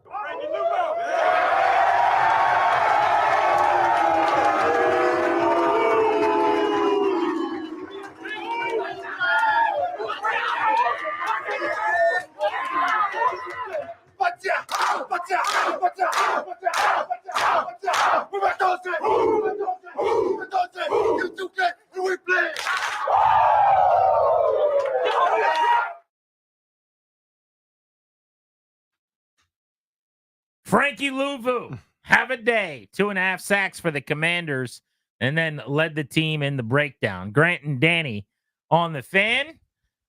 Dan Quinn might have given him a game ball, and that's fine. But he got the first game ball on the Grant and Danny game ball segment today as well. Somebody let him know, because he'll be very pleased to hear that. Quinn game ball or a G&D game ball? Which one do you want? G&D game ball. Me too. I've never got one of those. You ever got one of those? I've not. We got that in common, you and I. Mm-hmm. Before we get to whether or not the defense has officially turned a corner, if we're ready to write in pen that they're a decent enough group, I want to play my conversation from the locker room yesterday with Olamide Zaccheaus. I found him right after the game. He had just one catch for 10 yards. It was a huge catch, by the way. He made a catch, made a move, left a defender in his wake, dove forward to set up a 4th and a couple that allowed Washington to go for a 4th down that they would get. They'd go on to get points. They would go on to pull away in the game. But he also had a play, a hustle play, where he came flying from across the field. Didn't have to, just doing the right thing, being a pro, and he was able to recover a fumble on a 50-yard run from behind the play, chasing it down when Austin Eckler coughed up the football. This was Zaccheaus after the game. Another week, another 34 points. The offense kind of keeps on chugging along. This was kind of supposed to be the biggest test yet because of their defense. How do you feel like you guys did? I feel like we handled it pretty well. Obviously, we have things that we got to clean up, protecting the ball, staying on the field, on 3rd down and stuff like that. But I feel like overall we did pretty good. It's crazy because it felt like in the first half, like even though things in the end were really good, there was a lot you guys left out there with the interception at the goal line or just plays that didn't work out. And then you look up and it's 24 points and on pace for over 500 yards. Just curious, like what that says about this offense and the chunk yardage opportunity. I think at the end of the day, it really just comes down to like us being able to execute, stay on the field, and obviously we left things out there first half, a little bit in the second half too. But I think it just we prepare very very well and very intentional during the week, and we just got to keep going, keep carrying it over because that really matters. This offense feels like it's like someone else's turn each half almost. Like it was the Zaccheaus game last week. This week, Terry had the big numbers in the first half. Is that kind of the way it's designed or just the way it's played out? And how much of being a part of the receiving room right now is like a stay ready thing? With Diami, we haven't heard from for a couple of weeks really, and then it's 40-yard touchdown, big plays. I think it just, everybody's just being ready. Everybody in this room can make plays, and it may be somebody else's turn, quote unquote, 1 week, and then. But at the end of the day, it just comes down to just playing as hard as we can to get the win, and then just being ready when your number is called. And I'm happy for two, man. So happy for him that he just stayed patient, just stuck with it. But we don't have a selfish room. Like, we just want to win, we want to play hard, and just get the win.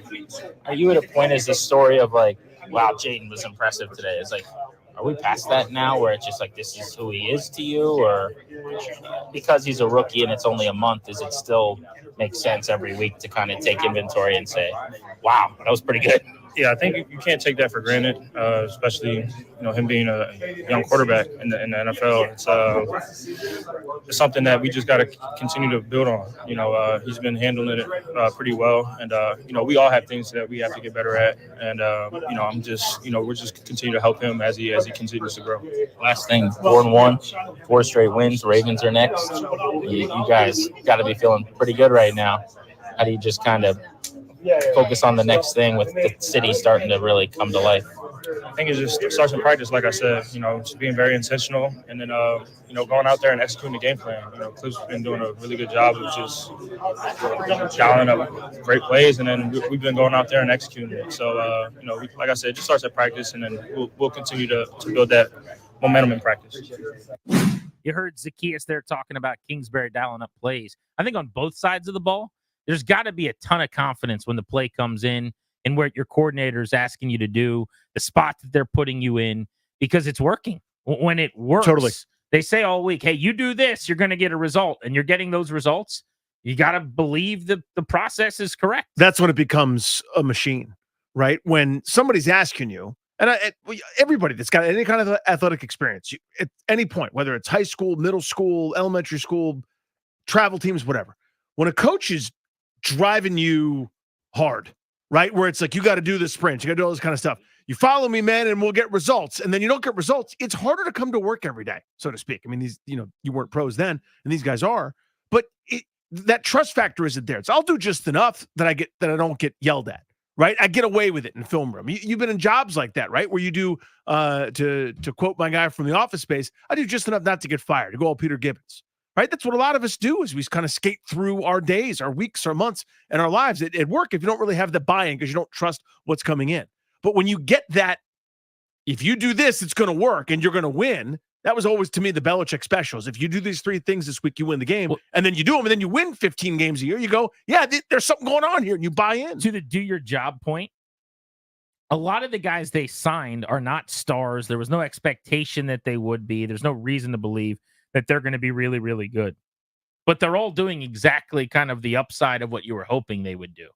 With like Zacchaeus or Cleveland Farrell before he got hurt, or Noah Brown coming in here, right? I mean, nobody's expecting Pro Bowls or massive numbers or huge production, but Jeremy McNichols steps up. Like, everyone's just kind of doing, each time they're called upon, exactly what Adam Peters was hoping that they were going to. And the result is, indirectly, a 4-1 record. To the defense we go. We had Chick Hernandez on the blitz. We asked him this question. I want to pose it to you guys at 800-636-1067. Their defense was incredible yesterday. They shoved on Cleveland's offense. This was the worst defense in the league at getting sacks. They had 7 of them. This was the worst defense in the league at getting stops on third down. They were 12 for their first 12. How much of yesterday's dominance on that side of the ball was about the Browns, as opposed to the fact that Washington is fixing some of its problems? This is what Chick had to say. Deshaun Watson has given up on his squad. I give you all of that. But on defensively, you have to get after somebody like that, and they did. Okay, they did. Frankie Louvu, Wagner, who's always going to be there. I just watched Wagner making the defensive calls, and he was just barking out stuff because he knew what was coming. That's not because of the bad Browns defense. That's because Bobby Wagner knows what he's doing, and he's that quarterback of that defense. So I wouldn't say it's an announcement. They have played 2 really strong football games the last 2 weeks. So they're beginning to kind of feel themselves. Joe Witt Jr. can do a few different things. What do you think, Danny? So I think of defense in this way. There are great defenses. They've existed. You can write them off the top of your head. The Seattle defense, Legion of Boom, that won a Super Bowl, that shoved it on Peyton Manning. The Ravens 2000, the 85 Bears, a couple others kind of come to mind. Nobody should be saying that this is what that is. So short of that, if you're above us, you have to be, in my mind, you have to be above a certain threshold, whatever you want to call that threshold. I don't have a good name for it. To do that to anybody. Yes, Cleveland's offense stinks. They stink. The Raiders didn't do that to them. The Giants didn't do that to them. The Jacksonville Jaguars didn't do that to them, right? I mean, as you look at it, you go, you've got to be good enough to be able to take advantage of a bad team. The way the 2020, were they then the WFT? I can't remember what they were in 2020. Anyway, the point is, that group played bad quarterbacks and dominated. That was the Washington football team. They were WFT then. They were good enough to beat up on bad teams. If they were bad, they wouldn't have been, right? You'd see some of those games where some backup scrub quarterback is carving them up, and you're going, what the hell's going on? When they got to play Andy Dalton coming off the bench, he would kill him, and you go, what the hell is happening? I thought this defense was good. You've got to be above a certain threshold. They went from not being above that threshold, in my opinion, through 3 games to now being above it. These last 2 weeks really showed me something. Most specifically, looking at Arizona in real time, and then now 1 week later, after Arizona's offense looked pretty good against San Francisco. I think yesterday had more to do with the Browns than the Commanders. I do too, for that dominant performance. But they are way better than they were in week 1. This is a different unit than that first game against the Bucs. It's a scheme that was going to take a few weeks with new coaches, new players. I think Witt and Quinn, as we kind of bet on in the offseason, and this coaching staff, really position group by position group, is good enough that you knew they were going to keep ironing out wrinkles. They were going to keep finding solutions.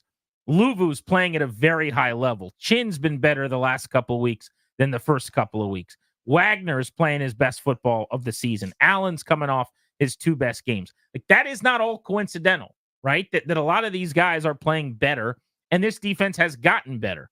But the difference is you just played the guy that's the easiest to sack in the NFL this season, in Deshaun Watson, who's seeing ghosts, who's just a broken version of himself. This coming week, you play the Ravens and a guy that gets sacked 2% of the time, the lowest rate in the NFL, in Lamar Jackson. Even when you have him hemmed in, you can't get him down, just like Jaden Daniels. Mm-hmm. So they're not going to have 7 sacks this week. If they have more than 2 or 3, I think it'd be a massive victory and would be a really, really good sign for this defense. But I think it was more about the Browns and the Commanders, which isn't a slight or meant as one. I do think there's growth. I do think they're playing well. And a lot of the problems from the beginning of the year, they're cleaning up. By only having Emmanuel Forbes on the field for 4 snaps yesterday, Danny, that's a big, big deal. Yeah. The fact that they don't have to play him because Noah Igbenogany is helping them more than was expected in training camp. They had him in the slot. The fact that you've been able to kick Mikey Sanders still out to the boundary, and he is playing a lot better right now than he was playing against the Bengals when he was getting torched by Jamar Chase. You know, those were growing pains that are expected that Dan Quinn and company knew were going to happen, but you let him wear it and you kind of see what kind of strides he makes. There are very few players on that defense that are not better right now with what they're giving them than against the Bucs and the Bengals or the Giants. Yeah, a lot of it is figuring out, to your point, the staff going, okay, maybe we don't put this guy, fill in the blank who that is, in this spot. Maybe we try to avoid that. Maybe we cover it in a different way. Maybe we give something else up or accentuate the strengths. Because week 1, Frankie Louvu is not the same as week 5, Frankie Louvu. He's not. This dude gets to line up everywhere and blitz a whole bunch more and was aggressive and awesome, and they found a way to turn him loose while not losing anything in other spots. 10 pass rushes, 5 pressures, and 3 sacks he contributed. Just absurd. Credit for 2.5. And oh, by the way, on one of those rushes, he was at the quarterback and grabbed the football that was in the air on like a fumble that was an interception / the ball came out of his hand, whatever you want to call it. It was officially a fumble recovery. It was a Micah Parsons-y-like game. Now, I'm not saying they're the same player, but that's the kind of thing. The guy lines up everywhere and it's impossible to stop. Totally was. Right? Where are you guys on the defense? What kind of confidence do you have in that group? Want to take inventory on that before we talk to Jay Gruden about Jaden Daniels in 20 minutes at the top of the hour. Phone lines open, 800-636-1067. The Browns had sub 70 yards at the half, sub 90 yards when Washington had already scored over 30 points yesterday. How much of that was Deshaun Watson just being an unserious option? Grant and Danny on the Fan.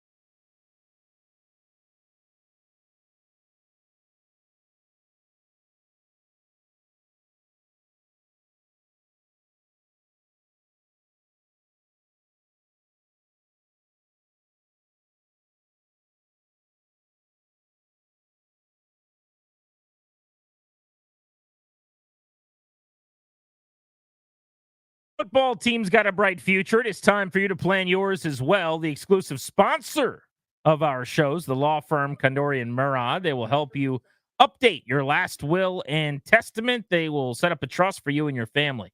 Schedule a free consultation with their estate planning attorneys today. Visit kmlawyers.com. Tell them G&D sent you. That's kmlawyers.com. And they were texting us during the show yesterday, all fired up, huge Commanders fans. They, too, do not know what to do with themselves. No one knows what to do. I think we should actually get my buddy Alex Gold on from Kansas City, who I do weekend shows with on the BetQL network. We should just ask him, like, what do we talk about when the team's good? What do you guys do with your hands and your segments? It's like, I wonder what they're doing now where they're like, they might just only be an AFC championship team this year, you guys. They don't look quite as good. Well, that's what they did last year, and they won the Super Bowl anyway. So Yeah. I think this year you just go, who cares that they can't move the ball or score? They're just going to keep winning and win the Super Bowl. So, like, what we could have done for the entirety of our show, and then every show before us could have done is, yep, it's Snyder and Bruce Allen. It's unserious. It's never going to happen. See you guys tomorrow. What they could do is, welcome to the Alex Gold. Who does the show with? Alex, let's call it the Golden Hour. It's Cody somebody. Cody Rhodes and Alex Gold. Welcome to the Golden Hour. And then they start the show. And Alex Gold's like, we got Pat Mahomes. I'll see you guys tomorrow at 2:00. I just got a tweet. You're a funny guy. Oh, well, thank you. Your Twitter handle is @FunnyDanny. Uh-huh. You put the funny in Funny Danny, right? Yeah, okay. There's a lady. Okay. Looks like a lovely lady, maybe somebody's grandma, named Stephanie, who just tweeted me. So first of all, she's on Twitter. Okay. She's sending tweets. I think you're on this tweet as well. Okay. @Grant H. Paulson and Funny Danny. She said, is Frankie Louvu related to Cindy Lou Who? And then in parentheses, she said Grinch From the joke. Grinch. It's just a funny tweet to send. I want to repeat. Is Frankie Louvu related to Cindy Lou Who? And then in parentheses, Grinch joke. I'm going to say yes. That's all it says. I'm going to say yes to that. I give Cindy Lou Who my game ball. There you go. She did such a good job convincing the Grinch to come down from the mountain to take part in the, what was it? The Who Meister celebration. What? Oh, it's been so long. Such a great film. It's almost Christmas time. And the Commanders are going to be great. You know, for the one that Jim Carrey did, the Grinch, he had the best. Yeah, well, he had to undergo like psychologic like assistance. That's not even the right word. But like CIA torture experts basically got to like help him get through the fact that he had to be in makeup for 20 hours. Is that just, right? Just to put the Grinch outfit on. Some of these actors, dude, the methods that they go through. Obviously, the ultimate story is the late Heath Ledger, whose life changed forever and maybe ended based on him going all in on the Joker, right? By the way, I'm glad I mentioned the Joker. I just saw the Joker 2 in theaters. Let me save you some time. Don't do that. Oh, such a bummer. It was not good. You know it's a musical. What? Are you familiar with this concept? What? They made it a musical. You mean they ruined it? Well, yes. Yeah. But here's where we'll disagree. You could do a musical Joker and it would work, especially because Lady Gaga is co-starring and Joaquin Phoenix, remember, Walk the Line, like has some ability and some pipes and some chops. The musical element doesn't work at all. As if that was a good thing. Anyway. Stunned to hear that. It just breaks up. Every 15 minutes of movie is just like a song and dance number. And it was a bad effort. It's a musical. I am just so bummed. That they need to new rule. If I'm in charge, Bill Maher style. Here's what you do. If it's a musical, you have to say that it's a musical. You can never ambush musical somebody. I think they did, but maybe they didn't because I went in not knowing it, I will say. Like it needs to be right there. Like Joker 2, this is a musical. Yes. Like right there, like in parentheses, like parental warning. We were 2 songs in and I thought, are they going to keep doing this? Am I about to see a musical? And they kept doing it, I will tell you. Let's go to Will in Stafford on G&D. Will, defensive effort was awesome yesterday. Dominant performance. More about the Browns or the Commanders? Hey, guys, I just wanted to say I think the defensive line, if being at the game yesterday, man, you could see everything on the field, playing the gaps a lot better in the middle. John Allen made a play in the flat on a screen pass. That -6 where he made the tackle on the second drive. Yeah. Phil Darian Mathis was a beast yesterday. The ends are containing real well. I think the D-line's got a leper. I want to say two things real quick, though. I sent you a picture of you and Danny. Ovi and his brother cut us off on the on-ramp on the 495. It was great seeing Alex Ovechkin. Oh, did you send that? I did see that. Yeah. There's this I didn't see picture. that. Ovi drives, I guess it's like a Bentley, and the license plate says like grade 8, and it was just Ovi with his top down, just driving as he's not a celebrity, just like his license He's plate. like, I have to go to Trader Joe's. It might as well be his last name. Like, I couldn't believe that. He was in the passenger seat drinking a road soda. His brother was driving. My buddies and I are yelling out the window. He throws his hand up in the air. It was great. But also, the only mistake made yesterday was the hype squad put the W flag on upside down. So when they went in the end zone after the first touchdown, it looked like the Minnesota Golden Gophers had.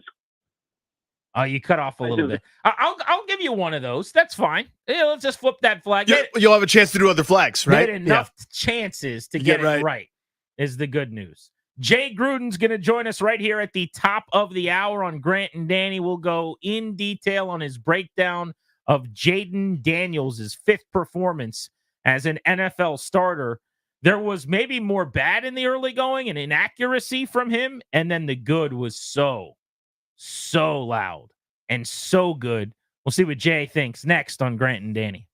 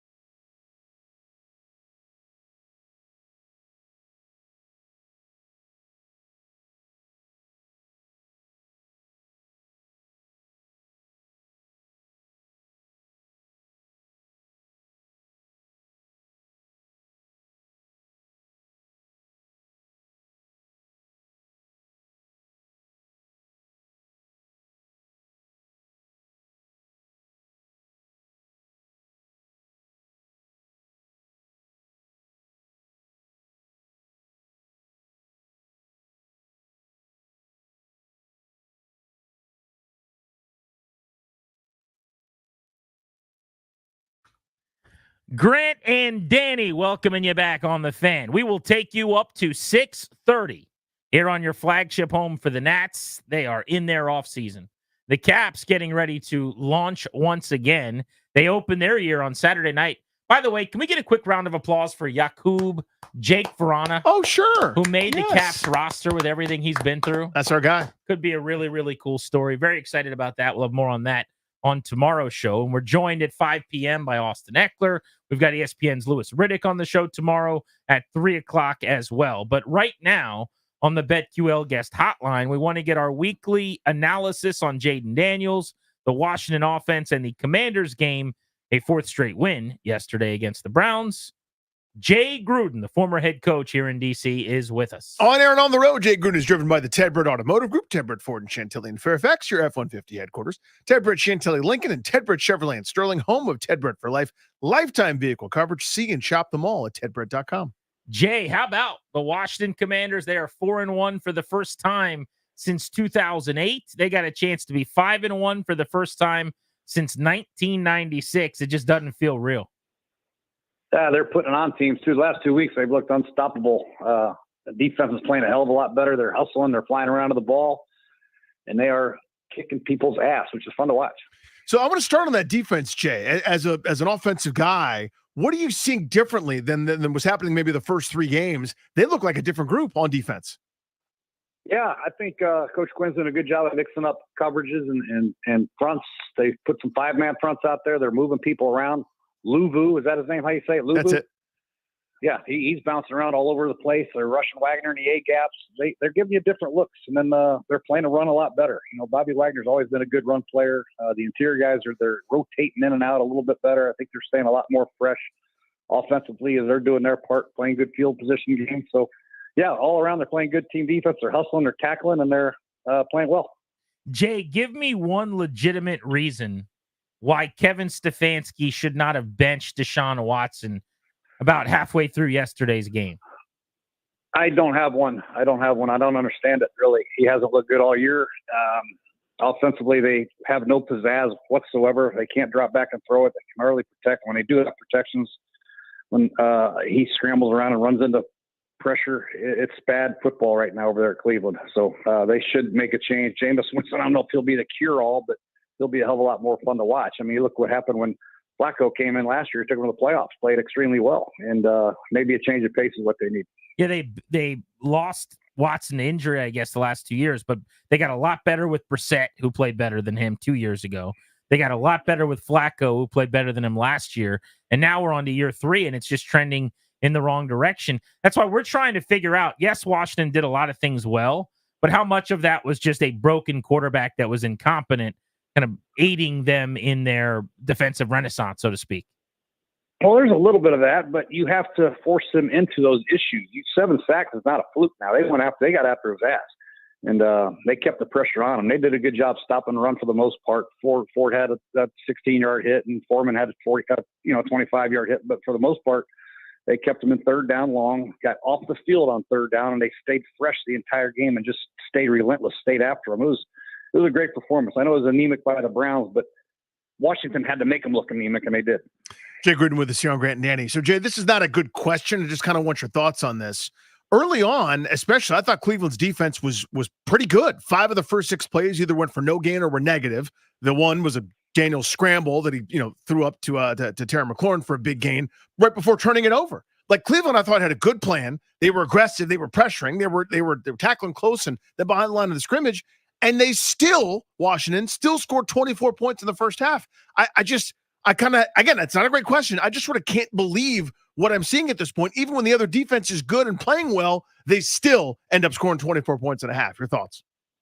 Yeah, a lot has to do with Washington's defense getting a lot of 3 and outs and getting the ball right back and giving the opportunity for the offense. When you give Jaden Daniels multiple opportunities in a quarter, 3, 4, 5 opportunities in a quarter, you're going to get a couple in there. I mean, he's unbelievable. So the key for beating Washington is keeping that guy on the sideline. You got to get your running game going and try to get these 8, 9 play drives going and keep the clock running and be physical with Washington's defense. But Cleveland couldn't do it and just kept giving the ball back to Washington, and opportunities are golden for Washington right now on offense. What did you make of their first half, Jay? Because I'm sitting there late second quarter and I'm going, man, they're leaving a lot of meat on the bone. They had a pick on the goal line. They missed an easy touchdown throw. They had a ball at their own 2-yard line. Should have been a 80-yard, 100-yard touchdown maybe to Zach Ertz down the middle of the field if he doesn't get caught, overthrown. And in addition to some of the inaccuracy stuff that we hadn't seen at any point with Jaden, just overall, it wasn't quite as clean.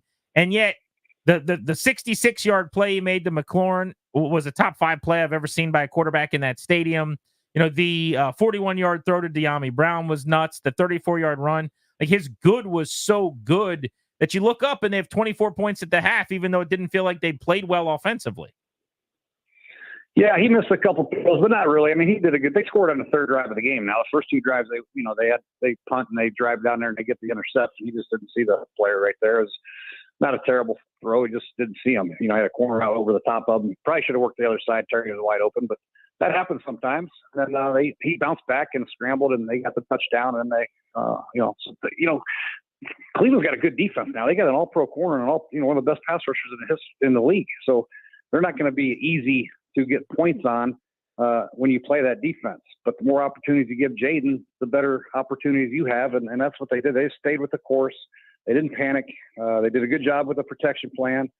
Hit a couple big plays, right, and stuck with the plan and ran the ball. Eckler had a couple big hits. So I like what the way they called the game. They didn't have to take too many chances because as the game was going on, they could see that Cleveland couldn't move the ball at all. So they were a little bit more conservative probably, and then went after them later in the game and made some big plays. I guess I mean this almost complimentary, as if to say, I thought that they weren't that sharp and they scored 24 because of the chunks. They had 7 plays of 23 or more yesterday. They had gains of 66, 50, 41, 34, 33. I mean, it's almost like it erases a lot of the less efficient plays. Oh, exactly right. Against a good defense, you have to have some chunk plays because, like I mentioned before with Cleveland, it's hard to move the ball, 12 plays, 80 yards against some of these good defenses. You're going to have some chunk plays. And the way Jaden's playing and Terry's running down the field, now you got De'Ami Brown doing it. Zach Ertz almost had another big play. So Eckler had another big play. So you can get it from multiple people. And big plays are going to be a necessity moving forward when they play teams with better defenses. Jay Gruden with us here. Offenses. Jay Gruden with us on Grant Nanny. Sorry, Jay. Just you've been around this game a long time, coaching and observing it and, living this life. For us, this is new territory. We usually don't see teams that beat up on bad teams and get to rest their starters in the 4th quarter and everyone's laughing and joking on the sidelines and having a grand old time. We're never used to this. How good is this team? Like, not just for right now, the second. I know they're playing well, but the future, 5 weeks from now, 10 weeks from now, like, where does this group go? I'm watching around the league, Danny, and these guys are as good as everybody I'm watching on TV. I mean, Baltimore had a hell of a game against Cincinnati. I mean, they won in overtime because, the holder dropped the ball for Cincinnati. Buffalo struggled. Some of the elite teams, Kansas City struggling a little bit on offense. Dallas has their issues, right? Philadelphia has their issues. So I don't know why you can't say these guys are as good as anybody in the league right now, other than maybe Minnesota, who I think is playing the best football on both sides of the ball.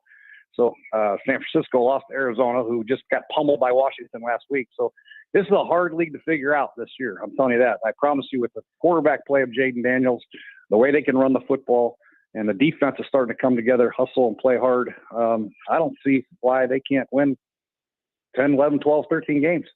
So you think they are one of the best teams in football? They're playing like it right now. I'm telling you this, Jaden Daniels, top 3 quarterback right now, playing right now after the first 5 games. You have to say that, right? I mean, he's playing unbelievable. I mean, the other day, Cleveland's got a free rusher, and he doesn't even come close to getting Jaden. He just runs around him and tiptoes out of bounds for a gain of 6 instead of a loss of 9. So this guy is playing at ultra high level, both within the pocket and outside the pocket, which is going to give them opportunities to compete with anybody on their schedule. And then defensively, they continue to play hard and play good. They'll be in every game.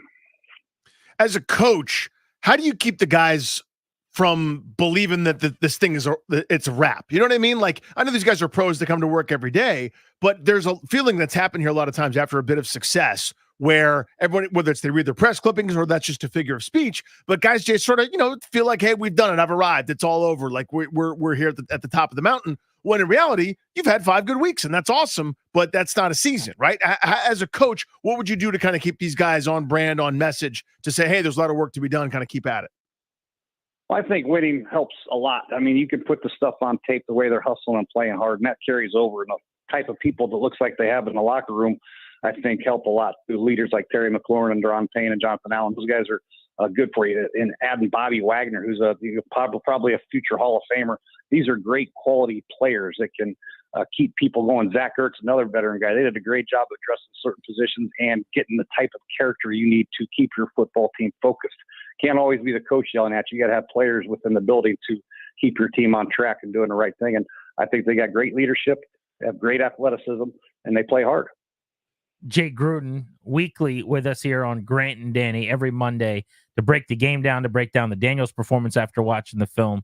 5:00 on Mondays with us on the Fan. So Jay, you mentioned maybe top 3, you would say, just kind of top of your head as to how well he's playing. Who's in that combo? What are we talking about with Daniels right now? You talking about this year? Yeah. Obviously, you would. Obviously, Lamar is playing crazy. Joe Burrow turned the corner a little bit. Just the normal good players. I think you talk about Burrow and obviously Mahomes, but he's not lighting up the world statistically. But they're undefeated. Sam Darnold is. He had a couple really good games. Kind of played okay, but they're 5-0, so he's doing some good things. But Jaden, the way he's running the football, he's got 250 yards rushing already and thrown for over 1,000 yards. Completion percentage is high. There's not any quarterback in the league that can say that other than maybe Lamar right now. So, I think he's playing as good as anybody in the league right now. So, Jay, how would you coach Daniels at this stage? And I guess what I mean is, these moments that you're talking about, right? Like that 4th and 3 where Usu Cormo has him dead to rights until he doesn't, and he's left in the dust for a 34-yard gain, the sack into a first down that you referenced earlier, or the deep pass to McLaurin, or all in those kind of improvisational, you can't coach that type plays, right? But then maybe if you go back and look at the film, hey, this guy might have been open quick and easy for the first down, et cetera. How do you balance that as an offensive mind? Because you don't want to stifle the gifts, but you also want maybe some of the easy stuff that may be available within scheme. Like, what's the balance there as a coach? Yeah, for sure. You got to keep coaching the scheme, right? That's number one. You're going to keep coaching the scheme and how you're going to attack the opposing defense. Baltimore is going to have a different way of playing defense, whether it's quarters or cover 2 or match, whatever they're going to play. So you got to have plays that attack that and continue to coach them up. And then when plays break down, you just do your thing, protect the football, protect yourself for God's sakes. But I don't think you can overcoach him when it comes to his ability to extend plays. That's just a God-given talent that he has. And you just got to ride with it and have some fun and watch him and pat him on the head when he comes off the sideline, because he'll usually make it into a good play. The one more about the offense for me, Jay, is what I think is really cool. I mean, I think back to your offenses, right? Where it's like when you had Pierre Garçon, Deshaun Jackson, Jordan Reed, it had to be pretty exceptional for one of those guys not to get the ball in a certain play. You know what I mean? Like it made a lot of sense. You go to the stars. Those guys are so productive, so good. This seems like it's a different guy almost series per series, right? I mean, I know McLaurin has put up a little bit of numbers here with over 100 this past week, but going back to last week, they didn't have Eckler. It didn't matter because it was McNichols and Alameda Zacchaeus. This week, Downey Brown has a big catch. How is that like something that becomes sustainable, even though it's not one person or not one star? How do that kind of keep mixing and matching and like playing whack-a-mole for a defense where a new guy comes up every week with a big play? It's great on offense because it keeps everybody engaged. And Jaden does a great job of spreading the ball out. He doesn't play favorites. He doesn't force feed one guy. And you can tell that the team is really unselfish, and that's important too. You got to have a team of unselfish players that don't care about fantasy numbers. They're going to go out, block when they're asked to block, run a decoy route when they're asked to run a decoy route. When their number's called and they're open, they know Jaden's going to give them a shot to catch it, and they're going to produce. So it just works all the way around. But you got to have the right type of players in your building. I think Dan Quinn and the organization done a great job getting those players in here with McCaffrey and the draft picks that they got and the new offensive linemen that they added from Dallas. I mean, they got some good players that really helped out this football team, and they're all unselfish good players. Is it too early for me to be a little bit worried that Cliff Kingsbury is going to get head coaching consideration? Yeah, I don't think. Yeah. No, he'll probably get another job for sure. I think that's why you have to groom your coaches on staff to continue what he's been doing there. And I think that sometimes the quarterback makes the coach look a lot better. And I'm not putting any shade on Cliff Kingsbury whatsoever. Don't get me wrong there. But I think when you have an outstanding quarterback like Jaden Daniels, I think the next coordinator will be just fine. Look at all the coordinators Tom Brady had. He had about 7 of them. And they were all just fine. Yeah, I mean, if Daniels is that special, right, then no doubt. But we've also seen so many times where a guy leaves and it's not the same after that. But I guess, like anything, whether it's a head coach, a a wide receiver, if you got the right quarterback, then a lot of things don't matter a whole lot, really.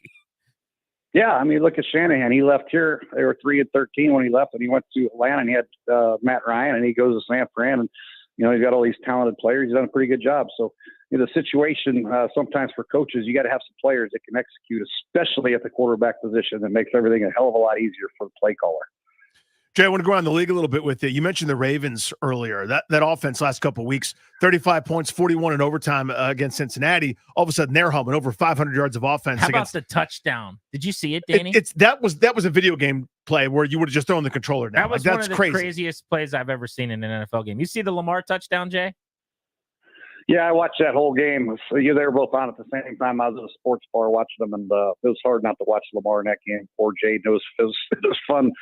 3 hours of watching football with those guys. Lamar made some plays that, not even that one. Other plays that were just unbelievable. So yeah, he's a fun to watch guy too. Well, they match up this week now. What do you make of Baltimore just in general? Defensively, maybe not quite as good as I thought, but that offense is tough to stop. Yeah, that's the issue, man. This might be a shootout. I mean, really, defensively, they've given up some chunk plays now. Their corners aren't locking down receivers right now. They're having trouble stopping any kind of short routes, deep route. They're getting by them. People are running the ball against them. So, they're not the Baltimore Ravens that you're accustomed to. Back in the day, if you scored 17 points against the Ravens, you're high-fiving. Nowadays, you're probably going to have to score 35 to beat them. So it's a totally different ball game. But offensively, they're playing a high level. Their offensive line's playing very well together, and both teams are healthy. And that's the other part that you have to understand too as the season goes on. You got to stay healthy with your key players. I see so many teams right now that are battling injuries to their key players, and they got no chance. But both teams right now are coming to this game very healthy, so you'll get a very good test to see where you are as a football team when you play the Ravens next week. Jay, I got a dude who just slid into my Instagram DMs at Grant H. Paulson. And he slid into the DMs. He wants me to ask you this. He said, ask Jay if he thinks they should be buyers before the deadline to try to make a run this year. I would, provide the caveat just as a former coach. At what point do you start advocating and going to Peters and saying, hey, look around the league at the landscape here. We can win this division. We could mess around and host a playoff game. Yeah, our plan was one thing, but that's all well and good until now we're 7-2 or whatever. I mean, is that get to a point where you might try to expedite the process a little bit to add a piece for the next couple of years if you can? I think so. I think if it's the right guy and the right type of player that you got to make sure you get the right type of character guy, in a position fit for you. Like I would say, just off the top of my head, if there's a pass rusher out there that they could really get to go alongside Armstrong, I think that would be very beneficial. Especially the way the offense is playing. If you're going to play with the lead and teams are going to have to come back and throw the ball, I would like to see them add one more very good pass rusher off the left side or right side, whatever it might be. If there's a receiver that they really like. But I really like the way this team is built, the chemistry that they have. Sometimes if you add a knee guy that could disrupt the chemistry, it could be more of a problem than good. I was going to ask about that because on offense, before the season, I'm going, they probably need one more playmaker, especially at receiver. Now I'm not so sure. They just, they scored 35 a week without anybody elite opposite Terry McLaurin. What would that have to be in order for somebody to qualify there? And if we know some of the names are out there, whether it's Devonta Adams or otherwise, but how would you find someone that could truly fit in with what this group is doing on offense, or is it even worth trying? Yeah, I'm kind of with you. I don't know if it's even worth trying. I don't know how, if Noah Brown's injury, how bad that is, how long he's going to be out. But yeah, I just think De'Ami Brown and OZ and Luke, they do different things for you. But I still think maybe one more bigger type receiver would be beneficial, not only to help you now, but maybe have some depth down the line. Because if something happens to Terry McLaurin, knock on wood, you're going to have somebody that can make some big plays for you. And I don't know if any of those guys can do that without Terry being on the field. Jay Gruden on G&D. I'll let you out on this one. Last one from me. I'm curious what you think about this take. I just want your first blush reaction.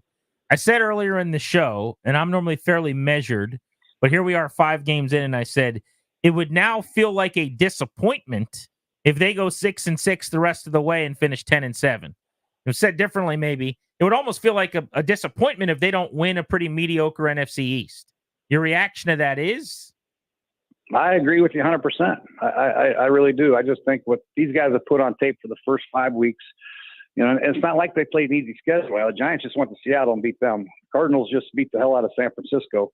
The Bengals obviously are the Bengals. They beat them on Monday Night Football, Joe Burrow. So they've had some tough teams they've had to beat. So yeah, I'm not too sold on the NFC East right now. The other teams, Dallas has their issues on defense, and Dak makes some bonehead throws every now and then. Philadelphia, they're always in the media for something negative going on over there.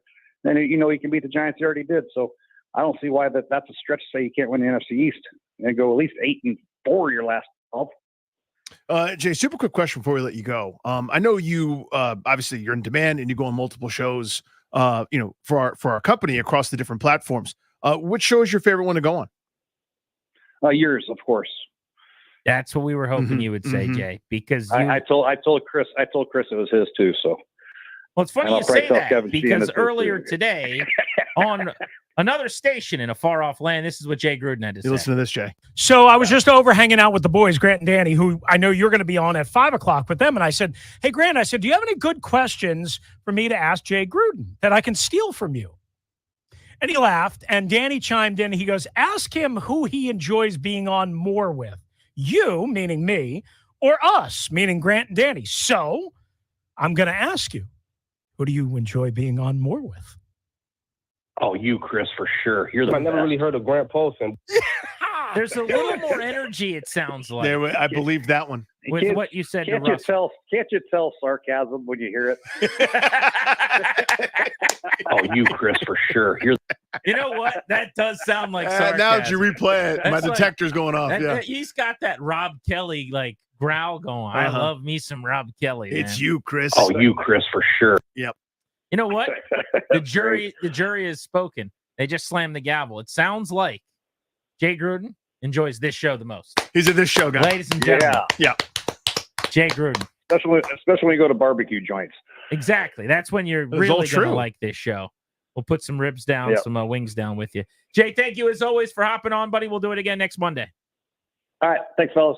You got it. There's Jay Gruden on Grant and Danny here on The Fan. On air and on the road, Jay Gruden is driven by the Ted Britt Automotive Group, Ted Britt Ford and Chantilly in Fairfax, your F-150 headquarters, Ted Britt Chantilly Lincoln, and Ted Britt Chevrolet in Sterling, home of Ted Britt for life. Lifetime vehicle coverage. See and shop them all at tedbritt.com. It sure feels like this team is on its way toward the top of the division. Is it too early for you to agree with my statement that it will be a letdown if they don't win double-digit games? And that at this point, it would be a letdown if they don't win the NFC East. Is that a crazy thing to say as we talk on October 7th? I'm normally very measured. I am not being measured with this comment. That's next on The Fan.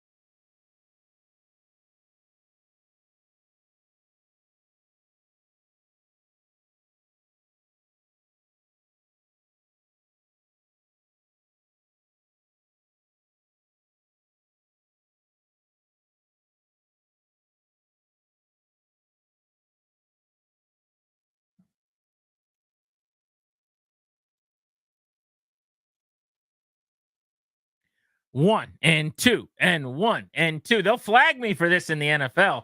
I'm taking my hand.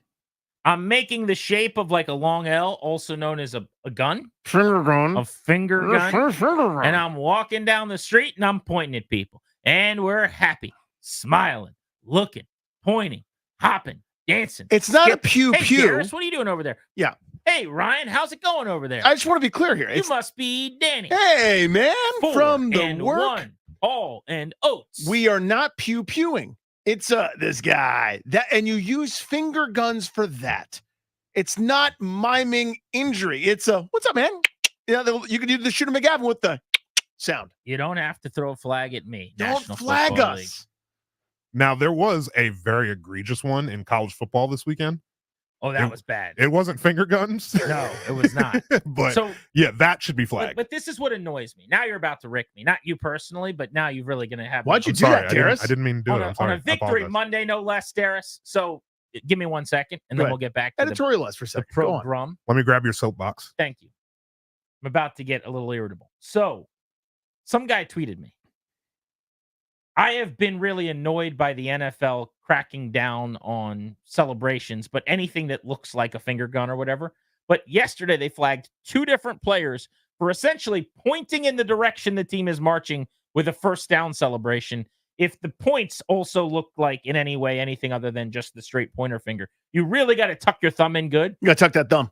You got to get your thumb underneath of the other 3 fingers and then wrap it so that it's closed tight so that it doesn't look like it might be a gun. That's protocol. You got to tuck that thumb right down. So on a college game this weekend, this defensive player, okay, I don't know who he was, but he blows a dude up. He just knocks him out, knocks him down, and then he stands over him and like takes what is this is going to get a little touchy for a moment, so forgive me. Uh-oh. But he basically mimes like cocking like an assault weapon. Uh-oh. And then stands over the top of the guy he's just tackled and like does the full body reverberation of like shot like and then reloads and he does it like 3 times, like literally standing over the guy.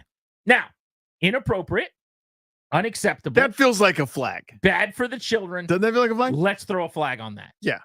Bad. Okay. Right? Alan Lazard pointing in the direction the team is going, not as bad. Did he tuck his thumb? Darius Slayton literally caught a pass and went like this. We're going that way. The end zone is over there. That's what he was doing. Flag. Dude on the college campus goes right at the player. Uh-huh. So this guy tweets me, he goes, this okay with you too, Grant? Cool with this? No, stupid. There's a difference between the two. Guy shooting someone as if like an actor taking a shot at the guy laying on the ground, bad.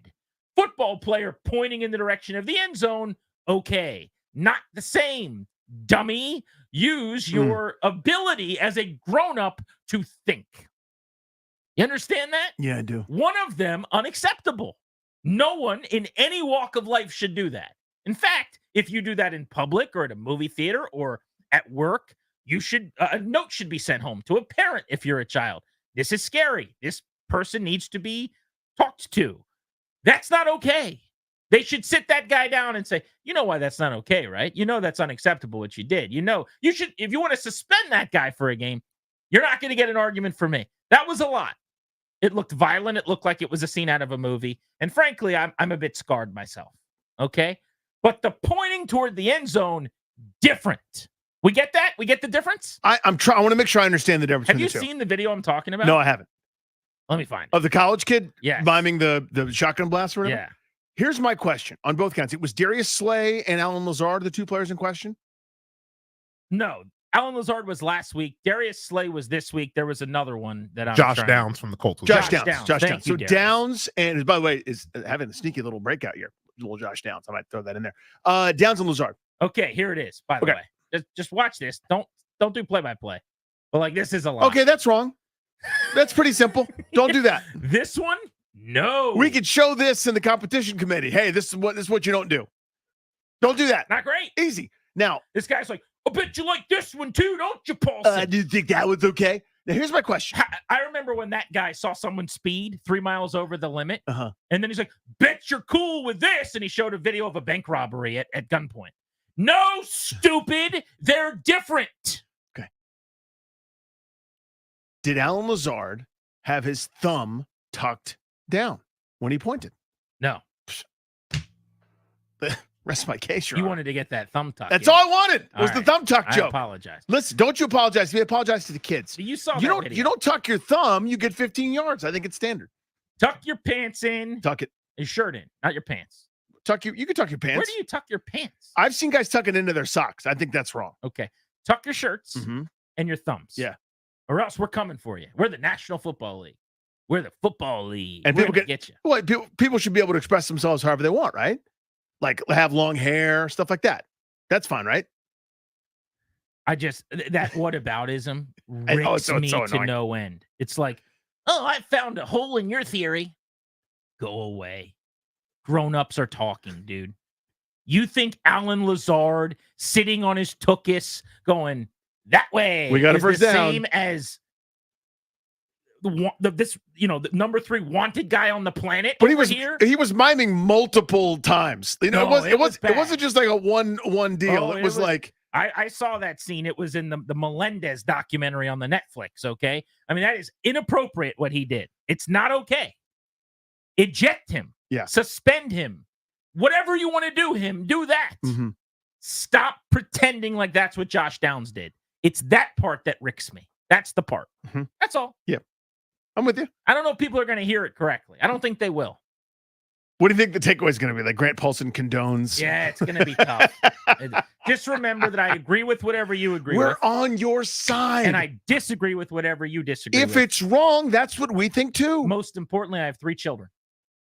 They need daddy to have a job and to put food on the table. So everyone just allow me to keep chopping that wood if you don't mind. The Washington Commanders are 4-1. Yay. We're happy about that. Just don't point towards the first down with that thumb tucked. We need to come up with something else other than that. Like my favorite one is the Justin Jefferson, like pushing your hands that way. Now he can't do that. What about Santana Moss? He used to do the 21, tuck in the ring finger, the 2 fingers on one side, the 1 finger on the other, and then he would kind of point in the direction. He didn't It's tuck like his thumb. 1, 2, 1, 2, 1, 2. That way. That way. My idea is to act like you've been there and hand the ball to the ref. You ever just think about that? Or just go back and do another play? You could do that. That is your idea. No one has to do anything. Right. Would that be so easy just to not do anything? Are you guys at the old folks' home? Is anybody visiting this week to perform, or are you guys just going to watch a movie? What movie are they playing for you in the auditorium? It's called the Hall of Good Ideas. Oh. It's called If It Ain't Broke, Don't Fix It. Right. It's called It's Just a First Down. Save the celebrations for big stuff. If I come see you, will you give me a Werther's original? If they're still in stock, they're delicious. Mock away if you want. I'm sure they're delicious. You think they're delicious? I don't think I've had one, but they look terrible. They smell awful. They smell. It's sugar. That's all it is. Isn't it? It's cooked hardened caramel. Yeah, which is cooked sugar. I don't do caramel. Yeah, you just hooked sugar. You cook it. Here's what you do: you cook the sugar. That's the end. That's what you Just give me a candy that tastes good. Lifesavers. You got any of those? You got a bowl of Lifesavers? No, see, here's the thing. I'm not letting you get away with this caramel nonsense. Again, it's cooked sugar. Grant. When I visit you, just give me a bowl of Lifesavers. You pipe down and you get what you get, and you're grateful for it. I'll turn this car right around. Whose birthday's coming up next? Mine's in May. Darius is in May. Clary, when's your birthday? You're coming up hot here, right? Mine is November 30th. November 30th. Who's next? Is Clary going to get 4 crisp $1 bills on his birthday from you? No. Coins. Oh, old really? school coins Minty? and Werthers. Silly. Oh, a mint? Oh, I could get you some mints. No fun. Hey, coming in hot. Grant and Danny on the Fan. We're taking you up to 6:30. I want to talk about the fact that Washington's going to win the division. Next.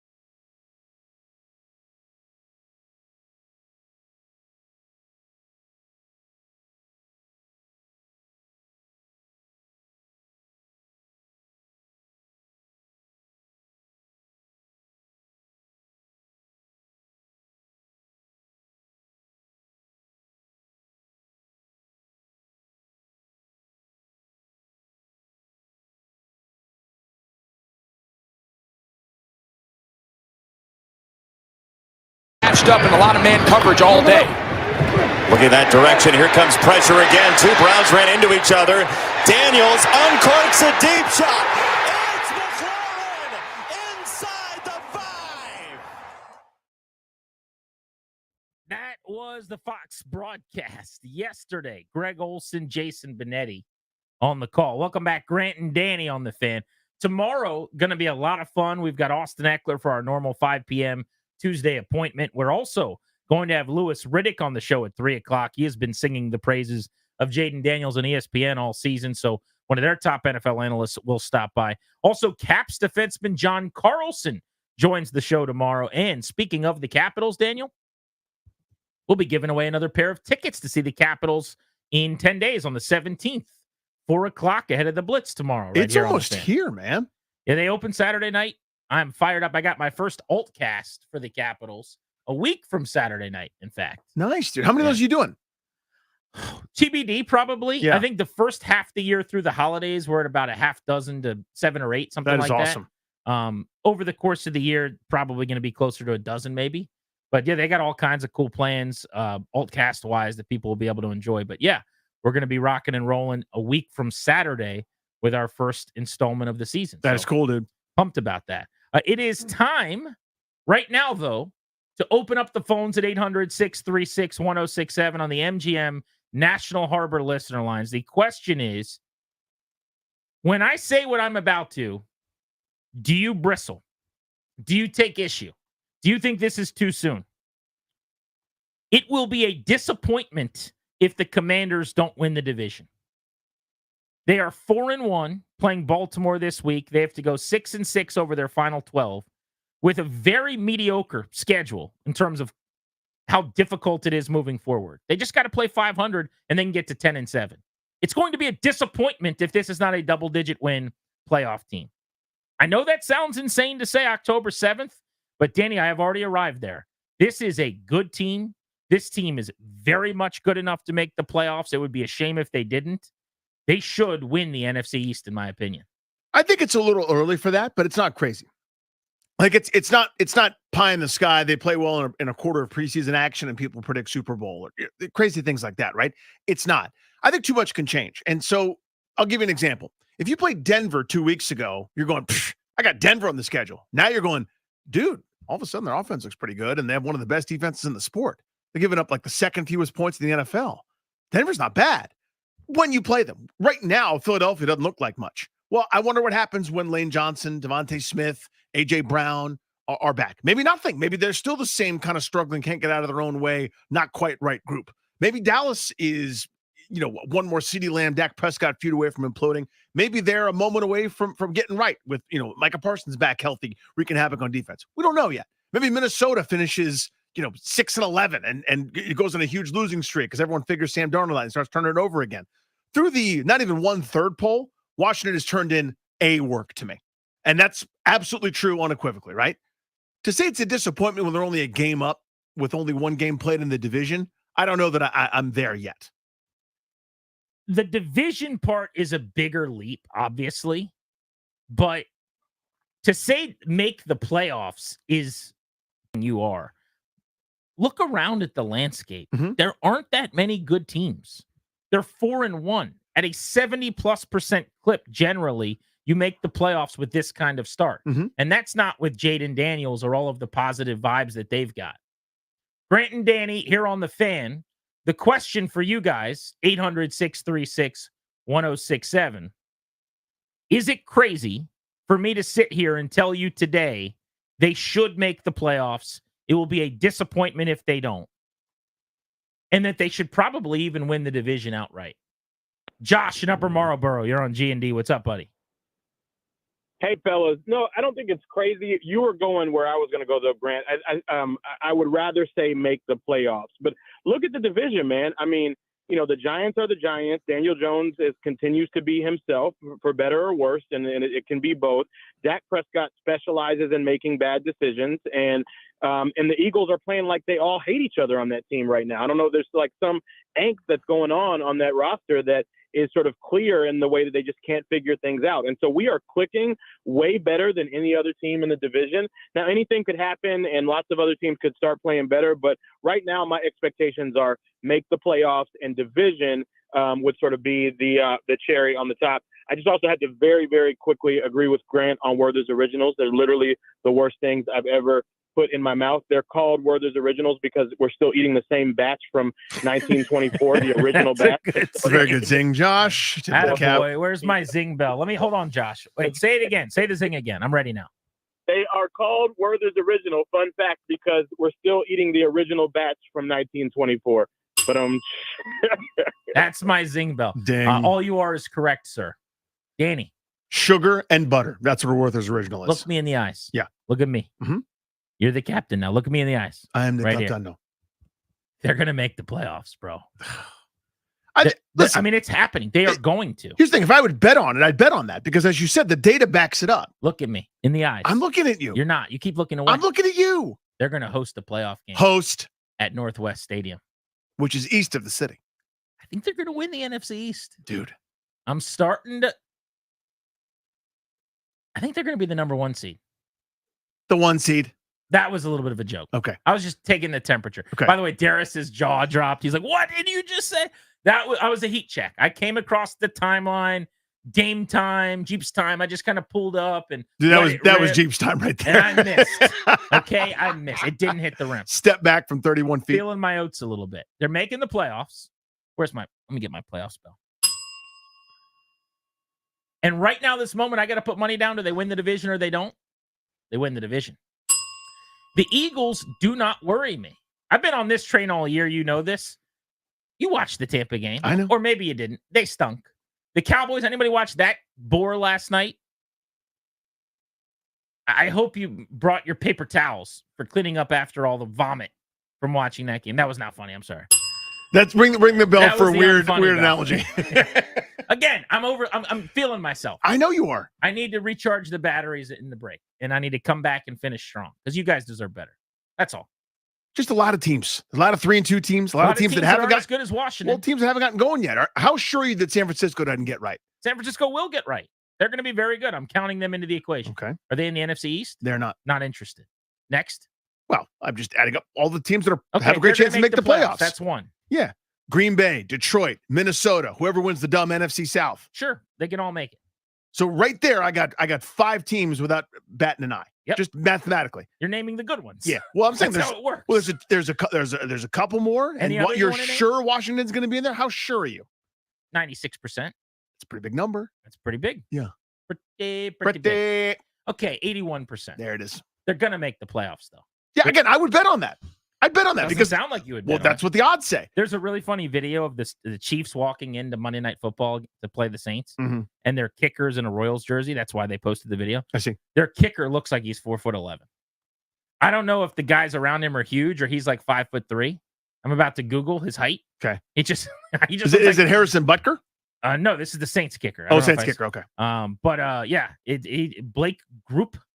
He looks very, very small. This wee little kicker. Just a little fella. Grant and Danny on the Fan. Are you prepared to lock arms with me and say today that the Commanders are making the playoffs? I feel it. G&D on the Fan.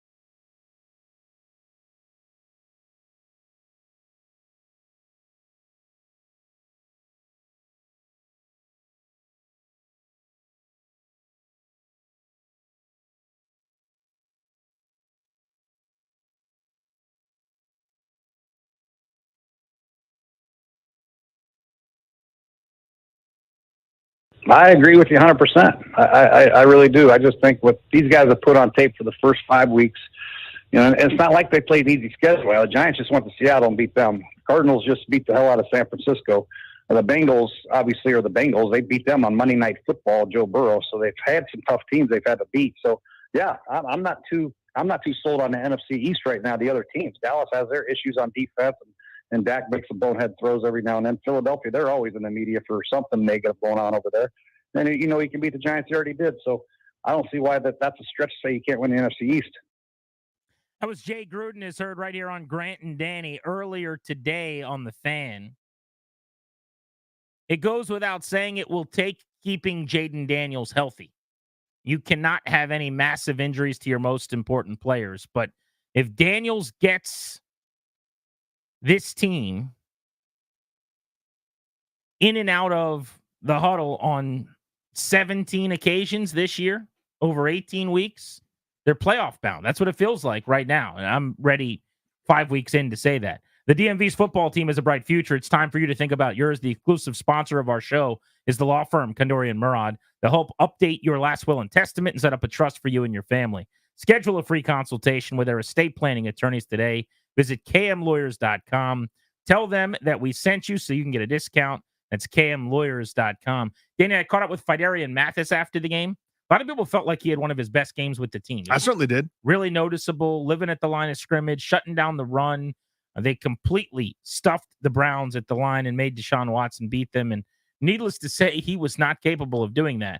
This was Mathis' locker room yesterday after the game. Seems like every week you guys are getting a little better, and this was pretty dominant today. How do you feel about 7 sacks and 0 for the game on 3rd down for the Browns? Oh, man, that's very impressive, man. Just everybody buying in, the whole D-line, the DBs, everybody buying into what Coach Witt is calling. I think that's the biggest thing. Everybody taking care of their assignment. As long as we keep doing that, the players are going to keep coming for each and every one of the guys out there. 7 sacks collectively, and it was kind of an everybody eats type day. Yeah. When that's happening out there, what is that like, just being on the field knowing it's somebody's turn? I don't know if it's me or somebody else. Someone's getting to him here. For sure. It's just, like I say, everybody building off each other. You got to be able to trust the player beside you. If we keep doing that, bro, it's going to – next week might go to 10. You never know, man. Just everybody got to keep buying into the system, keep buying into what Coach Wick is calling, and we're going to be all right for sure. Outside the building, after 1 week, after 2 weeks, there's a thought of what this defense is. Did you guys always know? Give us a little time here. We're going to get where we need to be. I mean, you just can't listen to the naysayers, man. Everybody got their own opinion, but what goes on in this facility, bro, is between us. We know what we can do. We know what we're capable of, and we believe in each other. We just keep doing that. We'll be just fine. We can't worry about the outsiders. Everybody got their own opinion at the end of the day. So, I know you want to soak up this win, but if you don't mind, real quick before I let you go, next week's the Ravens, one of the great running teams in the league. For a guy like yourself, I'd imagine kind of lick your lips a little bit because it's Derrick Henry, it's Lamar Jackson. I mean, they're coming downhill. Like, what is that? It's power versus power, man. Yeah, we just got to do our job. We don't make the game bigger than what it is. Just do our job and just fight on. Like, do what we do every week. Just continue to have a great mindset, and we're going to be all right. When is the last time Washington had this kind of a showdown? 1 o'clock on Sunday puts a little damper on it because it feels like a primetime matchup. Maybe should have been flexed, but obviously NBC wanted it. And CBS said, how about no? Yeah, they just said no. So they'll send Nance and Romo, their A team. We'll get the A broadcast crew for CBS in the early window on Sunday, although I think I'm going to go to the game up in Charm City. So I'll have to see what those guys say post-game when I rewatch it. But when's the last time you were this fired up for a non-week 1 Commanders regular season game? I'm racking my brain. It might be that Sunday night Green Bay game years ago, 2016 or whenever it was. Both teams were pretty good, I think, or Green Bay hadn't hit their stride yet and were reeling, but still had a winning record because it was Aaron Rodgers. I don't know, man. It has been a minute. And the difference here is, honestly, if they don't win this game, talking about Washington, I think it's a house money game. That precisely what I was going to say. I mean, that's it. If they do win, they're 5-1 and they just beat the Ravens in their building who needed it. Holy crap. No. If they win, instead of talking about they could make the playoffs next week, we're saying this is the best team in football, arguably. right? I mean, 5-1. They're in the convo. The Vikings will have a bye. They'll still be 5-0. The Chiefs will have played 2 times, counting next week. The way they're playing, I have a hard time believing they'd be 6-0.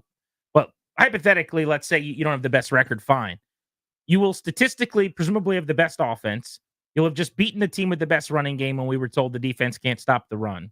You will have won 5 straight. You'd be 5-1, first time since 1996. I think the conversation next week is going to be about whether or not they are the best team in the league. Again, I'm not talking like that means they're going to win the Super Bowl or they're the last team standing. We're just reacting to what is. I know people don't want to do that because of the anxieties and the nerves of the past, but what is through 5 games is this is a top 5 team in the league right now. This is a top 3 offense in the league. This is a top 2 running game with Baltimore.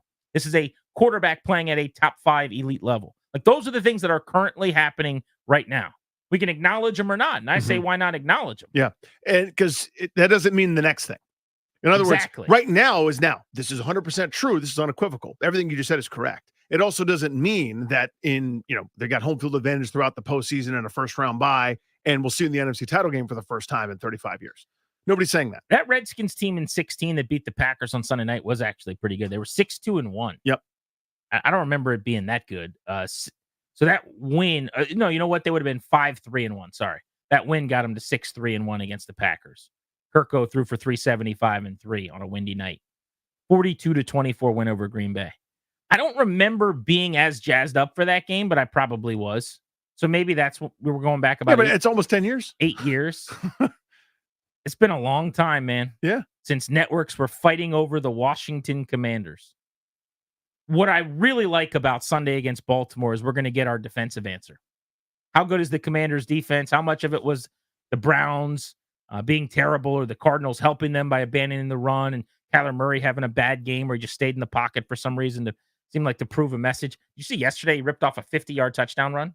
That was a different guy than we saw 2 weeks ago. I mean, he gets through a hole and is even with a couple of guys and puts his finger in the air going, touchdown. That was hilarious. He did that at like the 45-yard line. Yeah, with a long way to go. And guys like on his heels. Uh-huh. And he knew. Nobody's catching him. But for this week, talking about the Ravens, like, if you let Derrick Henry get his feet going, like, in other words, if he's got momentum, he's like Juggernaut from X-Men. Like, once he has momentum, it's like trying to tackle a what is the expression somebody used? Was it Fred Smoot or someone? Like a bowling ball of knives. Like, that dude is not fun to bring down. So it's on defensive linemen to do the disrupting thing. If you make him move and change direction early, you got a chance. But you could see it in overtime against Cincinnati. As soon as he get that one little cut and he's going upfield, it's now this Mack truck that's escaped into the secondary. He is ridiculous when he gets going. So you can't let him get going. Easier said. This matchup is the number 1 and number 2 rushing offenses in the NFL. Lamar Jackson, Jaden Daniels. I saw someone had like a meme of Michael Jordan and Allen Iverson kind of going head to head, and they were like this weekend's game. Mm-hmm. Daniels, early on the first couple of weeks, I thought was kind of playing a Lamar game. He has been more of a pocket passing presence, though. Not that Jackson, who threw for 3 bills, can't do some of those things too, but I think when you watch Lamar, he is more of a runner than Daniels probably wants to be, which is what I'm really intrigued and enjoying about Jaden Daniels' game here of late. We'll get to Don't Forget About in just a couple of moments. Let's hit the phones, 800-636-1067. Dan's in Warrenton on the Fan. What's up, Dan? Hey, boys. How's it going? Come on. Just wanted to chime in on your postseason prediction, and I want to say, Grant, I don't think you're crazy. In fact, I think you're usually a little more sane and lucid than maybe your partner there, Mr. Hood-Hay. But I think in this case, I kind of agree with Danny. The angst and anxiety and having been kicked in the gut over and over again for so many years, I can see it, but I just don't know if I can feel it yet. I totally get that. And I think that's kind of what I am suggesting is I think the fact that a lot of people are hesitant to kind of acknowledge what's happening and what lies ahead is the past being prologue and not really about the moment. Because it is certainly about Washington and what they're doing. But for me, it's also about, I don't believe in the Eagles or the Cowboys being that good. I think those are 10-win teams at best. Washington's got to go 6-6 to finish there with a fairly weak schedule. I think they lose to the Ravens this week. Somebody just showed me that they bought a ticket for the division championship. I think they got like maybe plus 290 or something. $100 gets you a couple hundred more. And I said, well, I love it. I don't know when you got this, but I'd wait to buy a division title ticket till after the Ravens game because they probably lose. The odds probably get a little longer and you get a little bit more value. But even at that point at 4-2, I'm going to feel really good about where they are. And at worst, they'll be tied for the division lead. I just think you look at the schedule ahead and what we know. Now, this is why playing the offseason win-losses game is such a dumb exercise. They play like the Panthers in a couple of weeks, the Bears after that, the Giants, the Steelers who can't move the ball or score, the Eagles and the Cowboys in succession. Neither team is overly daunting. Like, stop me when you find a game where you go, they're probably not going to win. The Ravens coming up, 7-point dogs. And then we haven't had another one of those going through the schedule. They play the Titans, the Saints, the Eagles, the Falcons, the Cowboys. If Jaden Daniels is on your team charter, you got a chance to win every week the way he's playing. So, yes, you've got to keep him healthy. That's the caveat, that you need to not suffer major injuries to your key players. But any team can say that. My point is just the trajectory currently is that very obviously of a playoff team.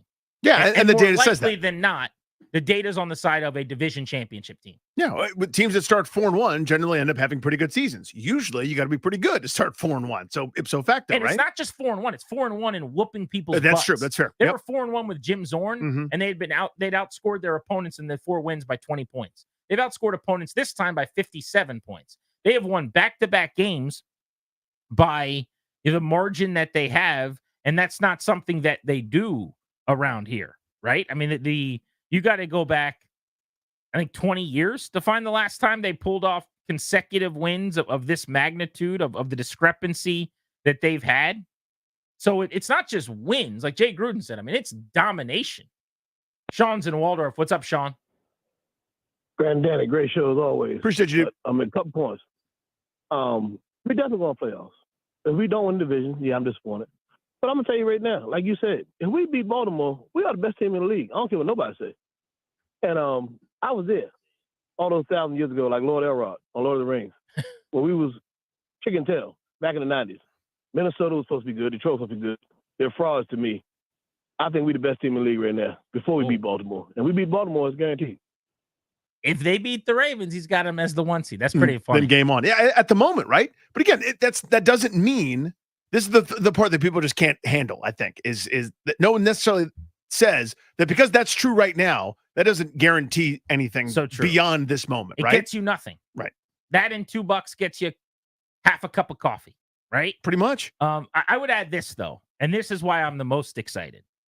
In the same way that I said this Ravens game is house money, this season is mostly house money.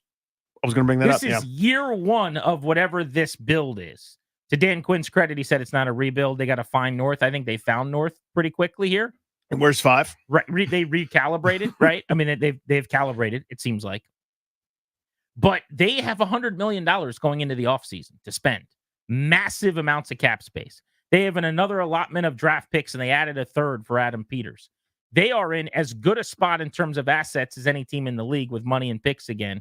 And you have what is the holy grail in this sport, which is the quarterback on a rookie contract who seems like he is your franchise QB and your answer. So I was talking to a dad this morning on the walk to school. The walk to school chat. The sports Never fans, fails they ya. want to come up and chat about the foosball team. And I said, they're in the same phase as the Wizards. Now, the Wizards it's going to take them longer because there was no Wembanyama in their draft where they got the second overall pick. And, there's no instant cure. You need one superstar player, then maybe more will come. But they're in that deconstruction phase. Usually when a team is 4-13 and fires everybody under the sun got fired, right? You need to dig out. And then usually what happens is 5 or 6 wins the next year, but you're bringing your own guys, then you kind of start your build. Sorry, they're already a little bit ahead of pace at the moment where they're beating up everybody by 21 points a week. It is time on Grant and Danny, as we do before we get out of here on all of these Monday shows, win or loss, for Don't Forget About Something We Don't Think Is Getting Enough Attention.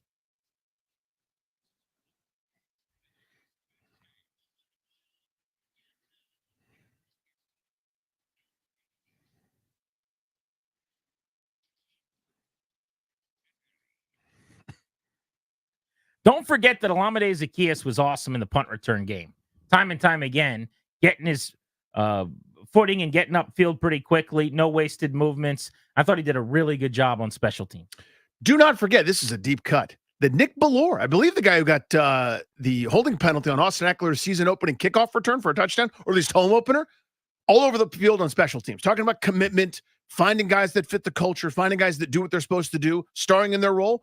4 special teams tackles yesterday for Nick Bellore. Don't forget Jeremy McNichols was huge in the second half. Brian Robinson didn't play a single snap after halftime. He was actually pretty annoyed by that, it seemed like. He was not in a good mood in the locker room. I went up to him, tried to talk to him. He was not having it.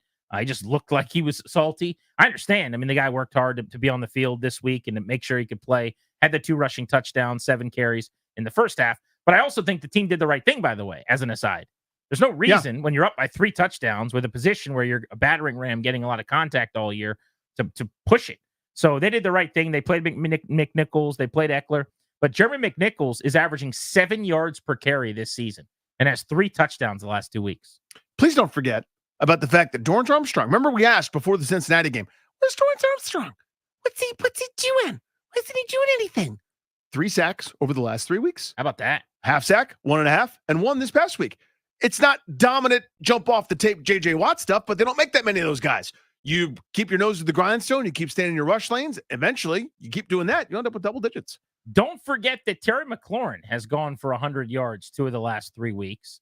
Now, he did have a lost fumble and a dropped touchdown yesterday, uncharacteristically painful at times, his performance. However, he'll make up for that as the year goes along. You already know that. But he went for 100 against the Bengals. He went for 112 yesterday, had the 52-yard game against the Cardinals. He is back on a 78-catch, 1,000-yard pace after his rough start. Don't forget about the fact that a rotation at left tackle, like their Florida quarterbacks a dozen plus years ago, it's Tebow and Leak going back and forth. Lucas and Coleman allowed 0. That's 0 of what, Danny? 0 of anything for Myles Garrett. Myles Garrett did not appear on the stat sheet yesterday. That's a defensive player of the year candidate that's as good as anybody in football. He may be the best defensive player we got. 0. No impact. Ed's in Springdale on G&D. What's up, Ed? How are you? Hey, how you guys doing? Good, man. Great, buddy. So, yeah, I just want to say, we're talking about let's not forget Adam Peters. I mean, the team that he's put together with all of these players that were like not drafted, captains of their team, people with high integrity that come out and play every day. These are not the type of guys that we've seen in the years past that were in the club after a loss. These are focused guys. And I really think based on the players that we got and the coaching staff that we have, and, we obviously our dynamic quarterback, we can go deep into the playoffs this year. Appreciate you, buddy. Thank you. Squeeze in Vic and Akakik, who's been waiting on G&D. What's up, Vic? What's up, G&D? Hey, buddy. Grant, we agree, brother. Let's do it. Playoff or bust. Double digit win team or bust. I know what I'm looking at. I'm looking at good football. I'm looking at good football on a well-rounded football team. I'm looking at a team that is very well coached, very well prepared. They do things right.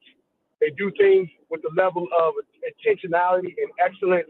If I was just coming out of a coma and I saw this, I would not think anything else but what I'm seeing now. My son said to me the other day, Dad, are the Commanders good? They don't suck anymore? I said, as far as you know, since you just started watching football, let's just call it that. Yeah, they're the Chiefs. I'm yes, indeed. I'm not expecting anything but what I'm seeing because of the way the organization is moving. And I'll leave with this. Grant, you said something very dope. You said we have a stockpile of draft picks because we do. We have $100 million in cap space. This is how the 49ers in the mid to late 80s, early 90s got top super talented. This is how the Dallas Cowboys became what they were in the mid 90s. This is not hyperbole to me. This is not Victor going too far. Grant, I know what you're saying. You are saying what you are seeing. And hopefully we can capitalize on the gold that we are mining and make the most of it. Appreciate you, buddy. It's, to me, just the opportunity is there in front of them. And look, if they disappoint, if they don't finish 10-7 or better. If they go sub 500 the rest of the way, if the bottom falls out, the Kingsbury offensive regression from Arizona happens, Daniels looks more pedestrian, then we'll go back to the drawing board and we can dissect everything. There's still going to be a 500-ish team. It's still going to be viewed as a massive win from, the offseason. It'll be a disappointment from here on out. But it looks like you've got your quarterback. Given answer. the preseason expectations to that end point of winning 9 games, that's and then you go into the offseason, you get rid of the things that didn't work from here on out that led to your sub 500 finish.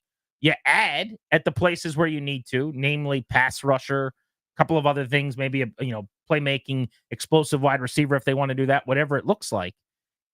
And it's another offseason for Adam Peters, who seems to have had a tremendous first offseason.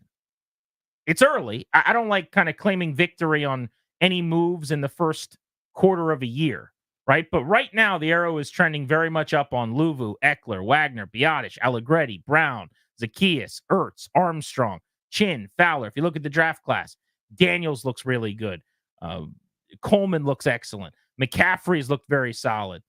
We could go round and around the horn. And none of those guys, by the way, are top of the market, $30 million players. Do you know what I mean? Like that's what's always the most devastating, is finding a guy that for not that much and getting more than you bargained for out of him is always awesome. But going out for the superstar, the big game hunter, right? That you pay someone top of the market at their given position, and that guy's a bust. See every move that Rivera made, see most moves that Bruce Allen and company made over the years, the Josh Norman signings, things like that. It's disastrous. And as you already pointed out, full allotment of draft picks and more coming, and $100 million without lifting a finger going into the next offseason in terms of cap room. The future's bright for the local football team and for you. And it is time for you to plan your future. The exclusive sponsor of our show will help. Condorian Murads, the law firm that makes this show possible. They'll get you squared away with your last will and testament. They'll set up a trust for you and your family. Schedule a consultation with their estate planning attorneys at kmlawyers.com. Tell them we sent you. That's kmlawyers.com. Danny, you know who must have been pretty happy last night? Who's that? What do you think Josh Harris was saying, the new owner of the football operation last evening? Obviously, it's, a great start to something. We don't want to be satisfied after, only 5 weeks, but our goals are to be sustainably good and have a chance to try to win championships. And it's incumbent upon us to deliver a product that this fan base and all of us can be, proud of. Josh, you know who's on the show coming up tomorrow? You guys always have a great lineup, and I would say I should come on more. Well, you could come on tomorrow if you want. We'd love to have you. I have to talk to someone about that, but more people should try to come on your show. Lewis Riddick at 3. He's outstanding. Austin Eckler at 5. Great player. John Carlson of the Capitals, if you're familiar with his work. I know you love the Devils. Well, he torments me as the Devils owner oftentimes. Certainly does. It's going to be a good Tuesday operation around these parts on Grant and Danny. Toby's next. Enjoy Monday Night Football. Thank you for coming.